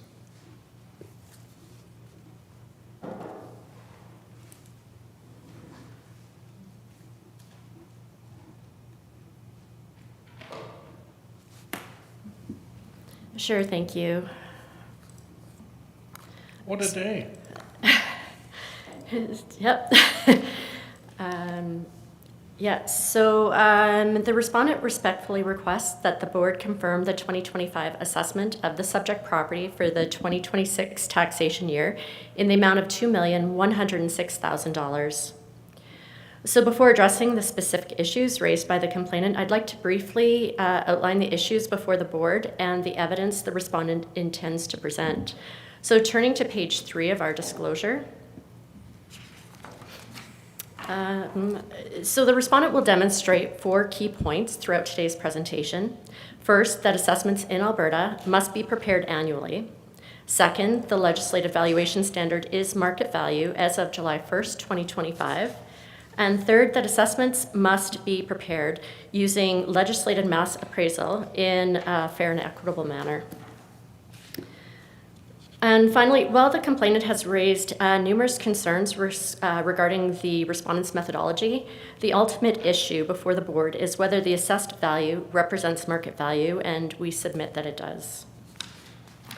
So turning now to pages 4 through 7, these pages are simply to familiarize the board with the subject property.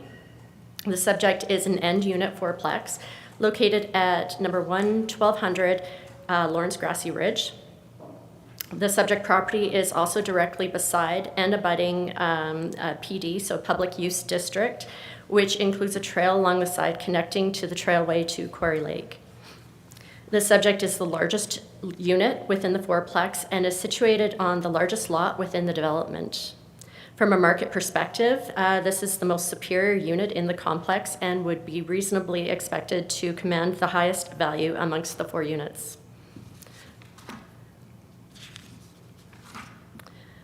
So now turning to page 8, this page summarizes the assessment.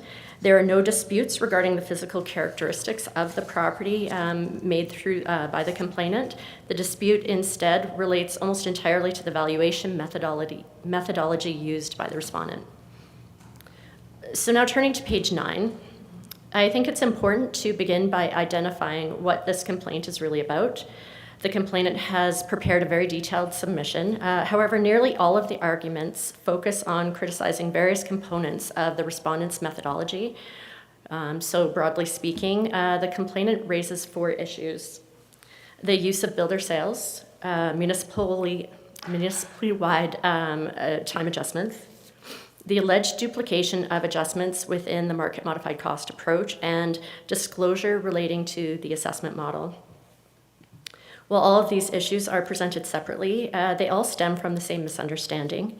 The complainant evaluates individual components of the valuation model independently rather than considering the model as an integrated mass appraisal system.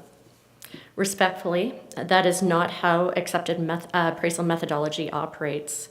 So accordingly, throughout my presentation, I will first explain the Alberta legislation and case law, as well as the accepted appraisal principles, and then demonstrate why the methodology used by the respondent is both appropriate and supported by the marketplace. So now on page 10. Property assessments for the town of Canmore are prepared in accordance with the requirements of the Municipal Government Act and the matters relating to assessment and taxation regulation.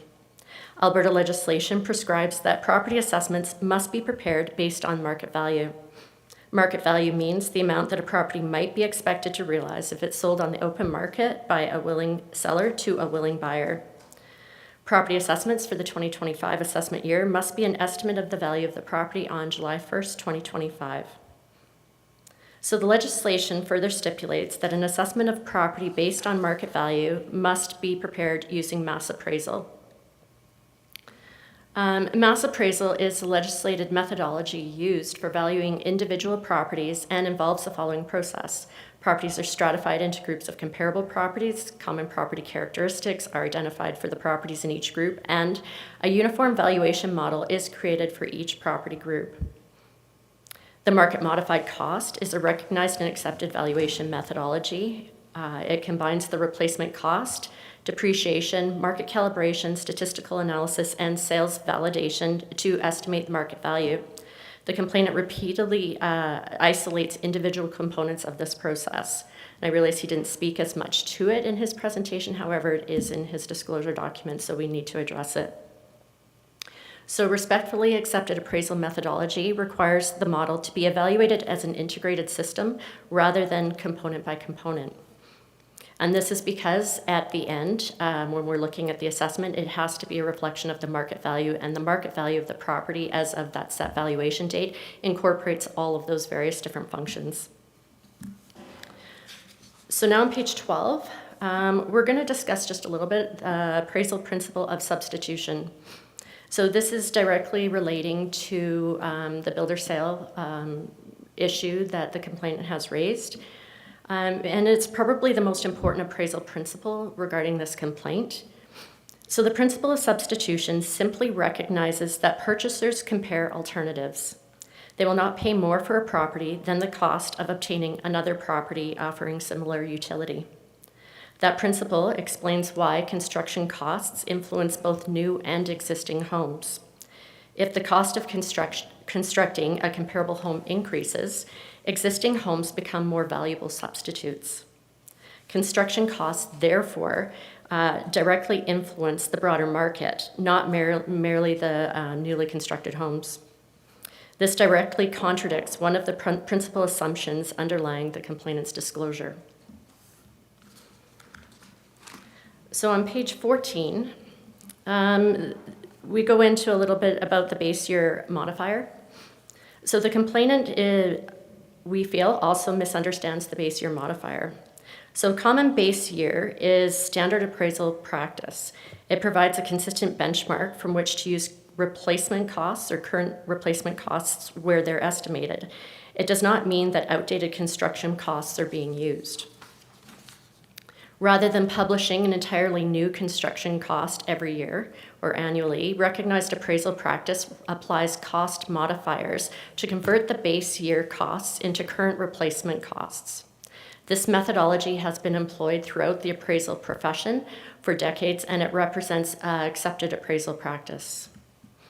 The same base year modifier, the 2.05%, which was mentioned in the complainant's disclosure, it has been applied to all of the properties that are on the market modified cost approach within the town of Canmore since the 2020 assessment year. So long before COVID measures came into place, or COVID impacts may or may not have come into place.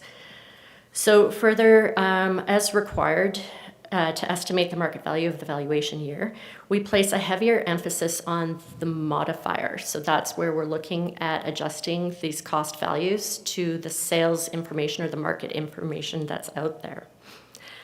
So that cost modifier, there's two different modifiers, just to explain a little bit in background, and I went into it more detail in my submission, but the cost values are raised using that base year modifier just to bring the cost values up a little bit more. As mentioned, we rely more on the market modifier, which is bringing those cost values, which are different for each municipality, and even in some cases in different subdivisions, different property types, different quality of construction within the town of Canmore. It's to bring them to the level so that we are looking at what the market value actually is based on our sales analysis.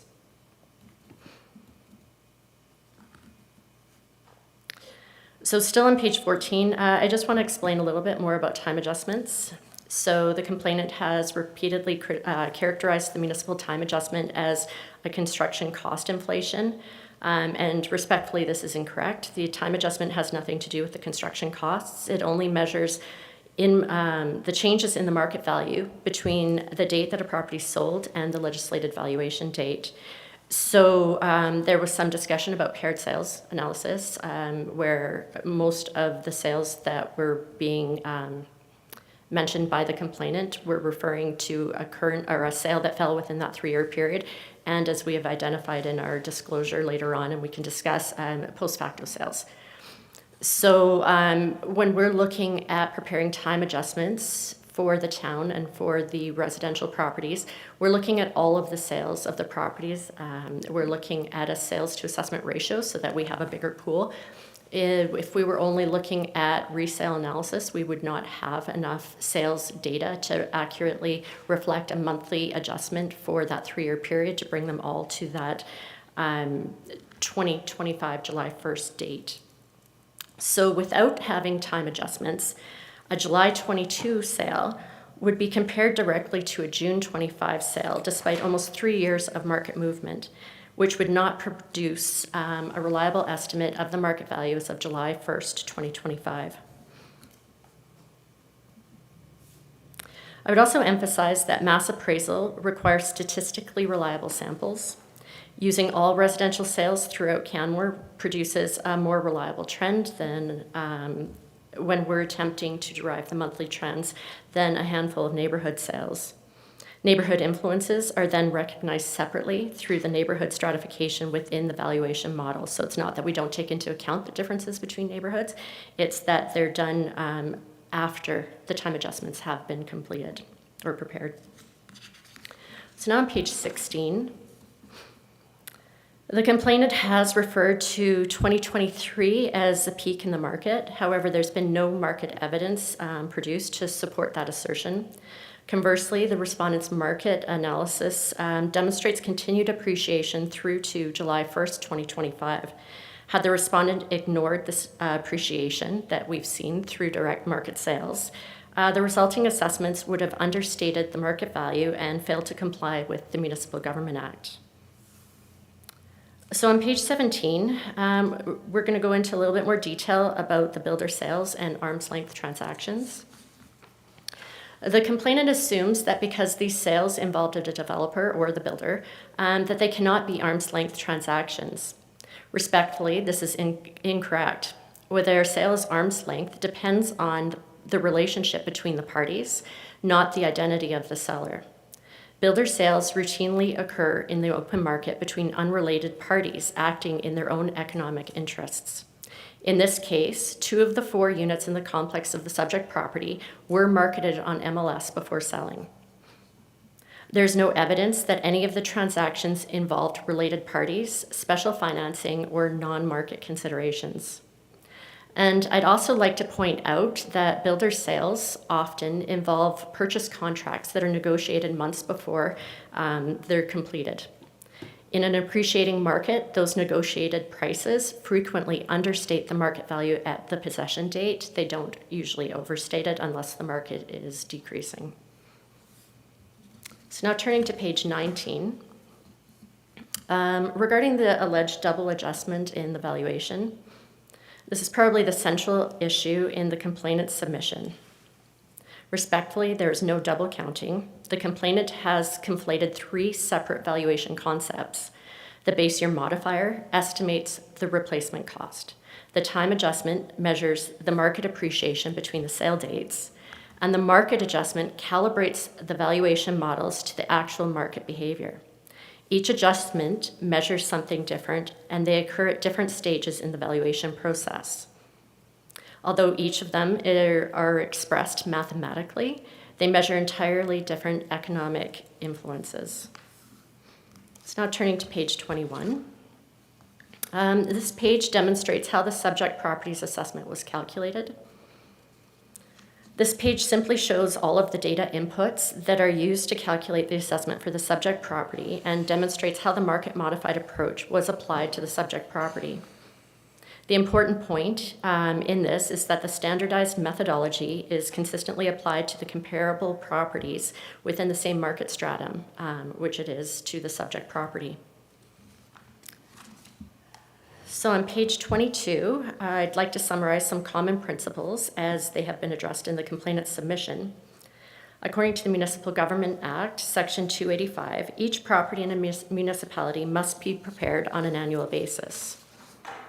The framework has, again, been tested by the boards. The authorities consistently established three principles: that assessments are prepared annually, prior assessments are not starting points, and percentage changes from one year to the next are not valuation evidence.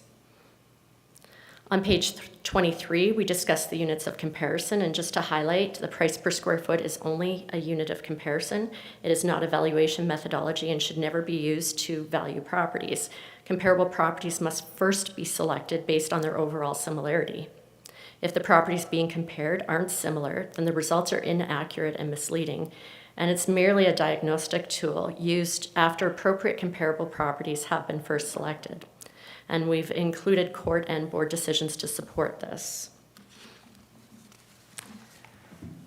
And just to touch on post facto sales, so on page 24, often a complainant will introduce evidence of a market sale or transaction which occur after the July 1st valuation date in support of a request for a change in the assessment.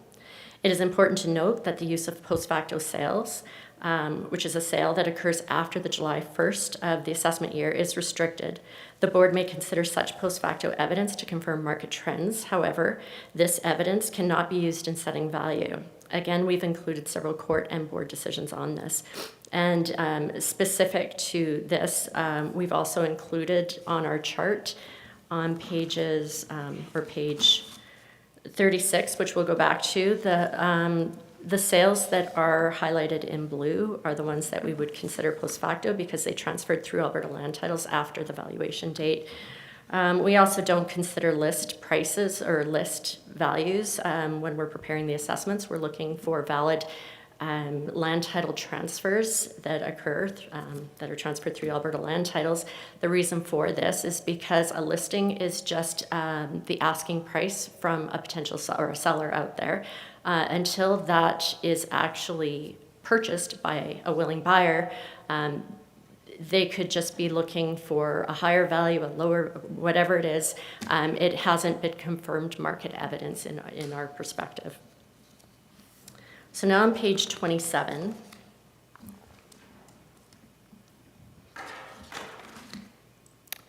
I just want to address the complainant's repeated references throughout their disclosure to the sections 299 and 300 of the Municipal Government Act. So there's always questions about how much information we've provided, both through the inquiry period and through the complaint process. There is an avenue. So we do provide a lot of information through the inquiry period. We provide the property owner, and this is before the complaint deadline, so before complaints are even filed. We do provide information to the property owner regarding the assessment process in Alberta. We provide them with the information that we have on their property, and we provide them with comparable sales to help them understand how their assessment was prepared. If they're not satisfied with that level of information, they have the opportunity through the Municipal Government Act to make a Section 299 or a 300 request, which allows them an additional level of information that we wouldn't normally provide because it's not, from our perspective, it's not as relative to the assessment as the sales comparables that we would be providing. This is the statutory mechanism that allows an assessed person to request the information from the assessment or assessor regarding how the assessment was prepared and where applicable to obtain limited information regarding comparable sales. So they are information access provisions within the MGA. They do not determine whether an assessment is correct or establish a property's market value. Those are the issues before the board. In this case, the complainant exercised those rights. A Section 299 request and Section 300 requests were submitted, and the respondent provided the information required under the legislation well within the legislated timeframe, which gives us 15 days to reply back. And as seen, much of that new information forms part of the complainant's own disclosure package. So for clarity, a Section 299 and 300 is only available to be made, or request is only available to be made before a complaint is actually filed. Once the complaint is filed, the responsibility changes from the assessor having to provide what is required under the legislation, both as a courtesy and required under the legislation, to the point where we are now the respondent. So once a complaint has been filed, it is our responsibility to respond directly to the issues that have been raised by the complainant, not necessarily, we didn't submit this information or we didn't submit that information. It is to take the information, the argument that they've provided with the evidence that they've provided and respond directly to that information in support of the assessment. So the complainant did continue to argue that the additional documents should have been provided, including internal models, calibration information, sales ratio studies, and sales validation questionnaires. And I have provided in my disclosure information what were actually required by the legislation. So it's the Access to Information Guide from Alberta Municipal Affairs, which is our leading guide on what's supposed to be prepared or provided.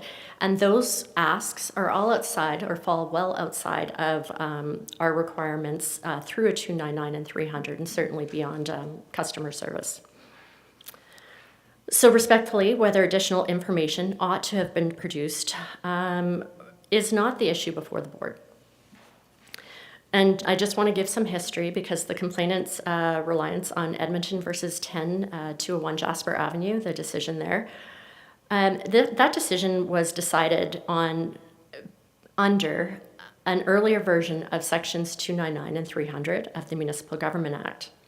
Since that decision was made, the legislature has amended the 299 and 300 provisions and created a separate statutory process for resolving disputes regarding the disclosure of assessment information.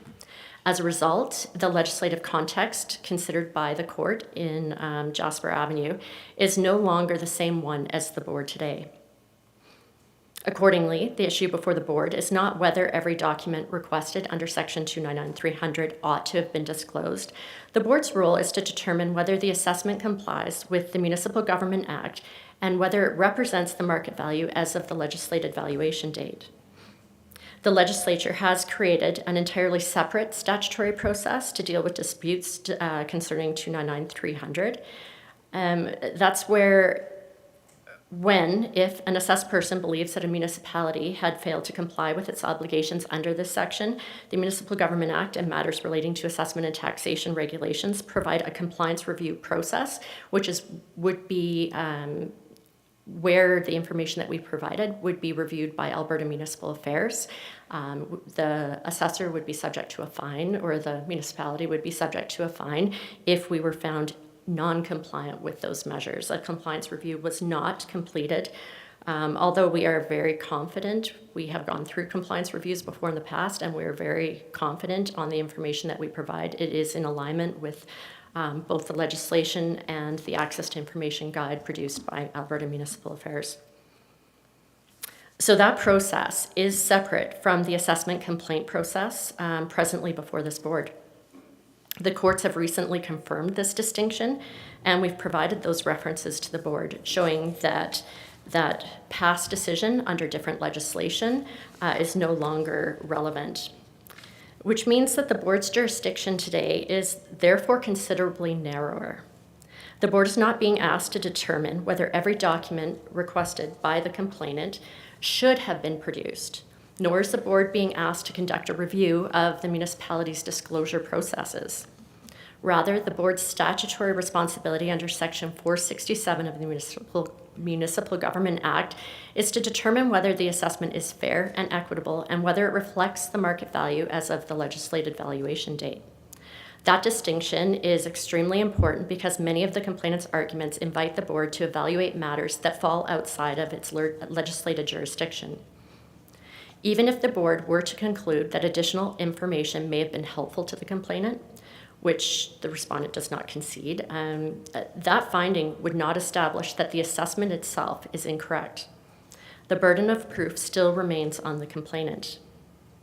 Ultimately, the question before the board is not whether the complainant received every document they wish to receive. The question is whether the evidence before the board demonstrates that the assessment does not represent the market value of the property as of July 1st, 2025. The respondent submits that the complainant has produced no market evidence demonstrating that the assessment is incorrect. Instead, much of the submission focuses on collateral issues relating to information requests rather than evidence of market value. And respectfully, information requests are not evidence of market value.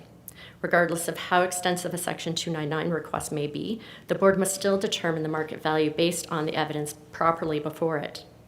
The existence of additional requested documents does not suggest that the assessment is inaccurate.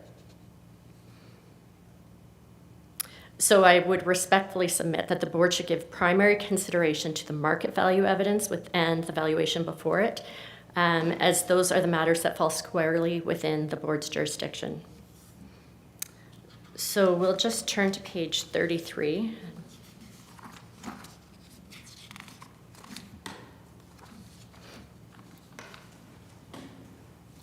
So ultimately, there's been a lot of discussion about the methodology employed.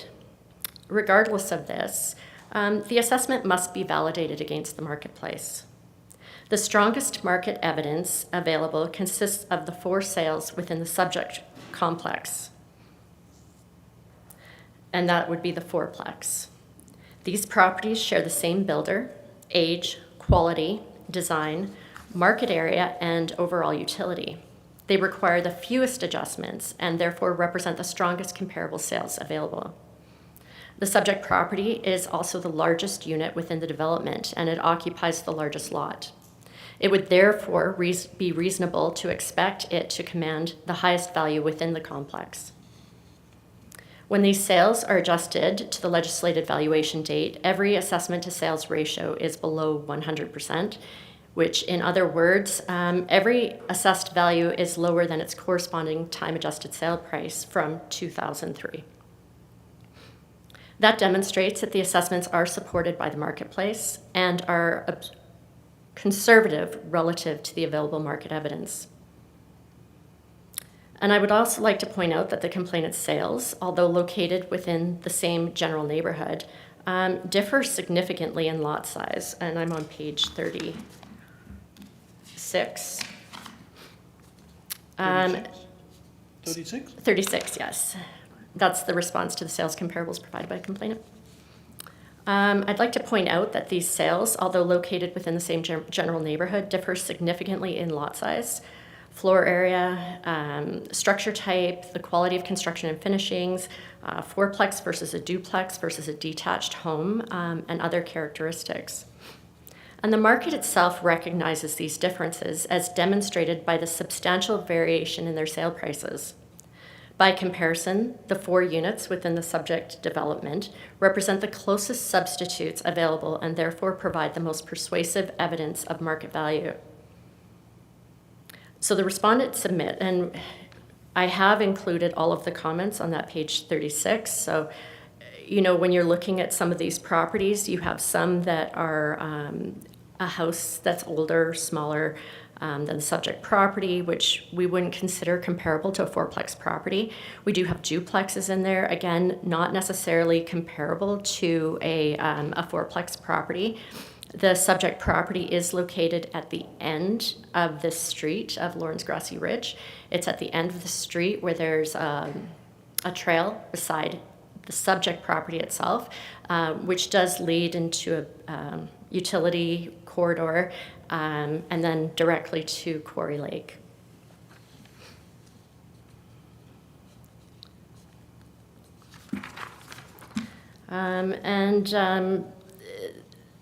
The respondent submits that the complainant's arguments arose primarily from a misunderstanding of accepted appraisal methodology rather than evidence that the assessment is incorrect.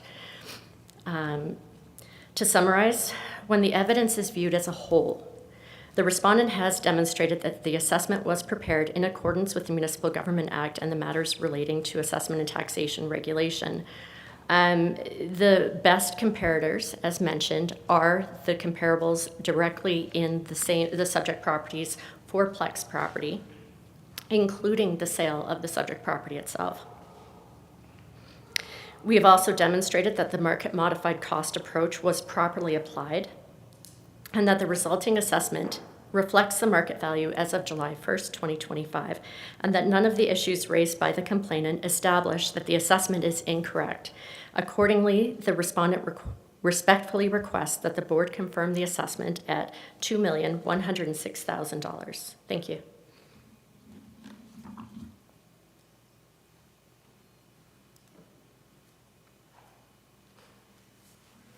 Thank you.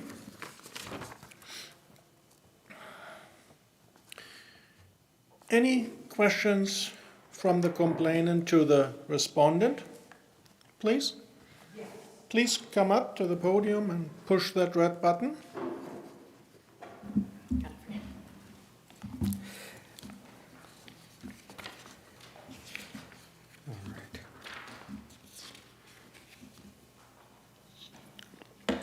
I have a couple of questions. The first one is, the residential time adjustment schedule has been initially applied throughout Canmore.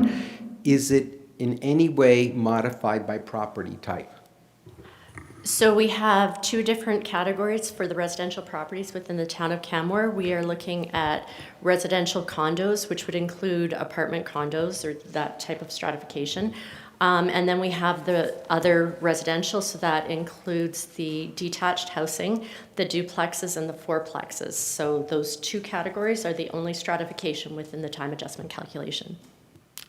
So, to be clear, single-family duplexes and fourplexes are all within the same time adjustment category? That's correct. Okay.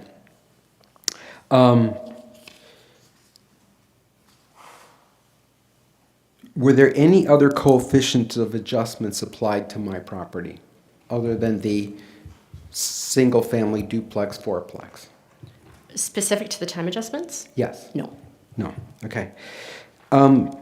Did you test the time adjustment factor to my home or any of the other homes within the Peaks of Grassy?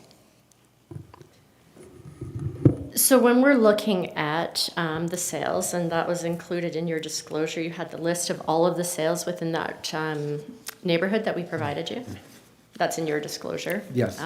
There's approximately 35, I haven't counted them all, but approximately 35, 40 sales, maybe maximum, of sales that occurred. So when we're looking at producing or preparing time adjustments, we're looking at a larger sample of that because they're more reflected. So there was nothing that stood out in that analysis saying that the time adjustment was inappropriate for the Peaks of Grassy neighborhood compared to any other subdivision or market location within the town of Canmore. So no.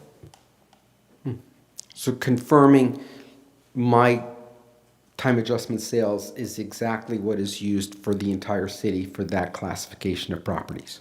Yeah, we use that. Let's see.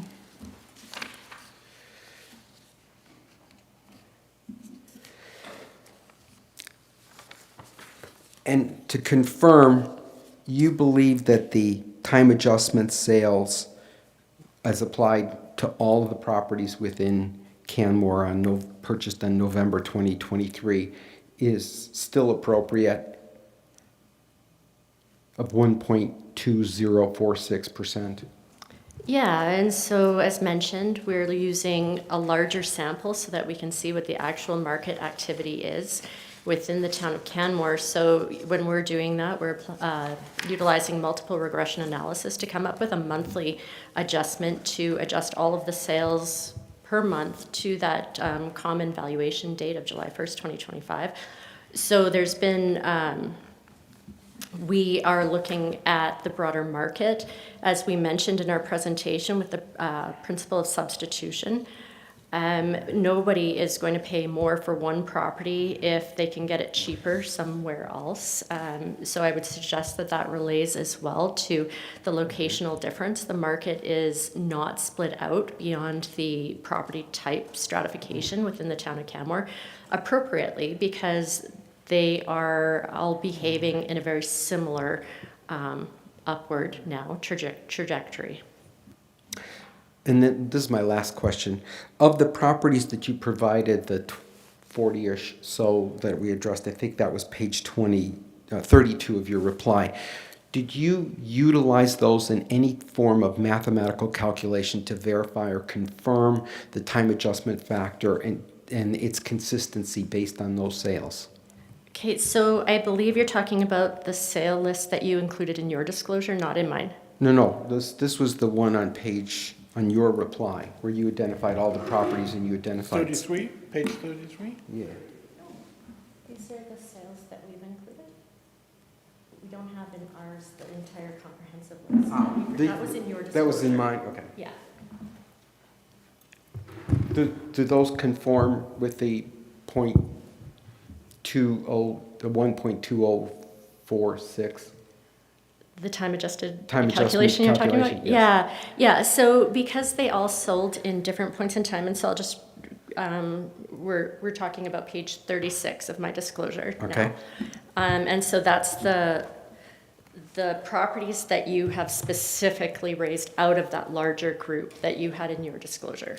Okay, so in those sales on our page 36, those time-adjusted sale prices would all have different percentages applied to them because they all sold at, maybe some sold in the same month, I might be, but they all have different time adjustments applied to them because they all sold during a different month, a different year in that period. But every property, say if all of them sold on June 1st, 2024, they would have that exact same percentage to adjust them to the market conditions as of the July 1st, 2025, if that makes sense.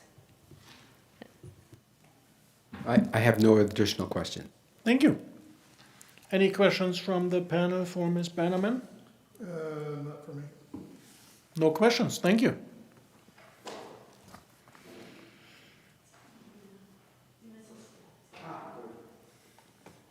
No rebuttal, right? We don't have any rebuttal. Any final rebuttal evidence? Yes, just some of the notes that I took during the respondent's presentation.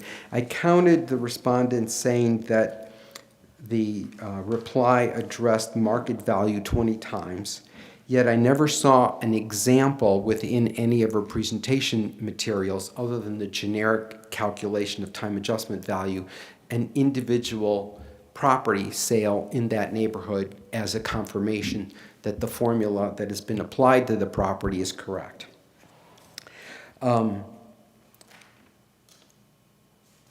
And the last thing is, in the comments that the respondent made to the comparables that I identified, they said that the property types were different, such as comparing them to single-family homes and duplexes.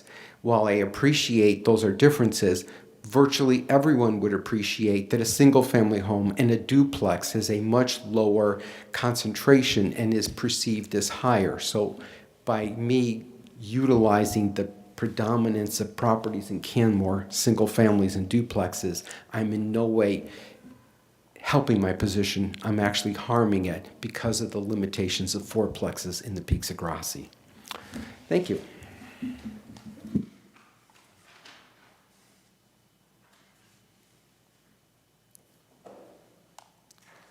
Any final arguments from the respondent?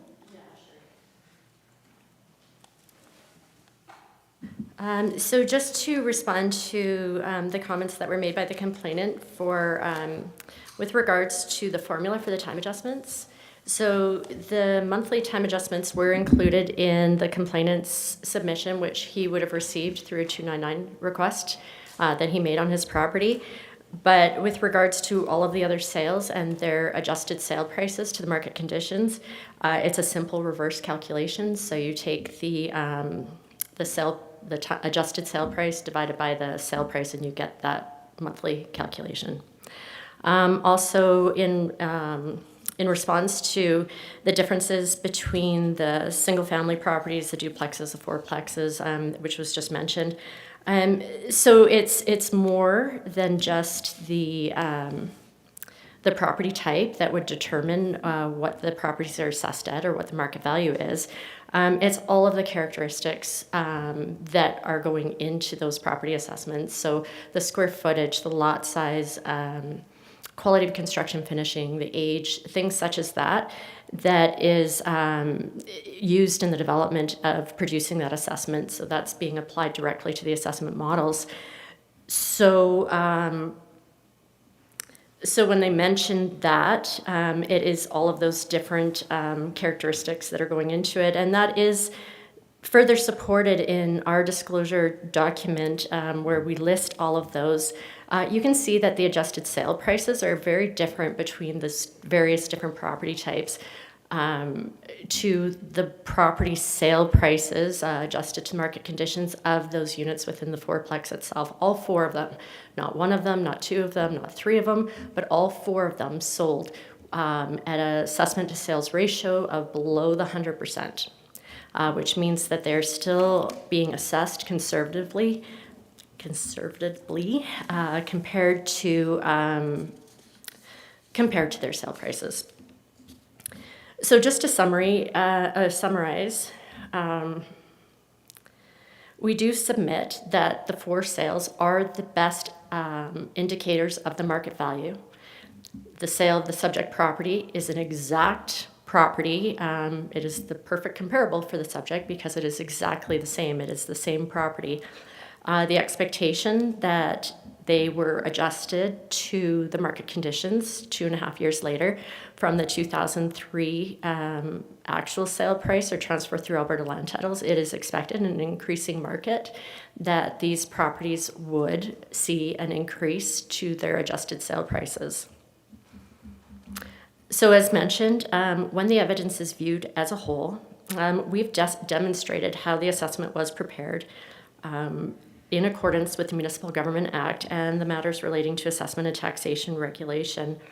And we do feel that the evidence that we've provided does support the assessment of the subject property far greater than the criticism of the assessment process, which was provided by the complainant.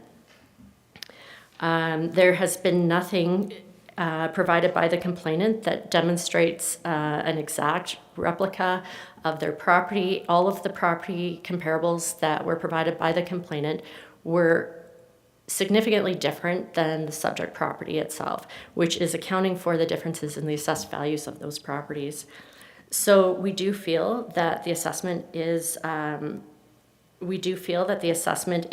good reflection of the market value, as mentioned, especially in light of the sale of the subject property itself. And accordingly, we respectfully request that the board confirm the assessment at $2,106,000. Thank you. Thank you.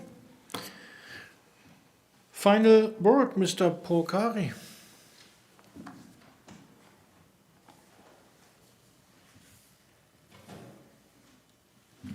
One, thank you for your time and your thoughtful consideration and your application of due process procedures. I greatly appreciate it, and I greatly value the opportunity to even have this hearing. So thank you so much for that. I just want to address two things, and these are basic issues.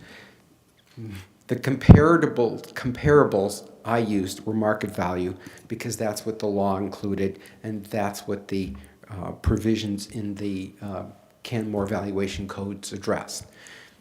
The most equitable comparators are the duplexes maybe 100 meters from my door, made by the same builder, built the same year, which I perceive and would exchange in a heartbeat, who were assessed lower than mine.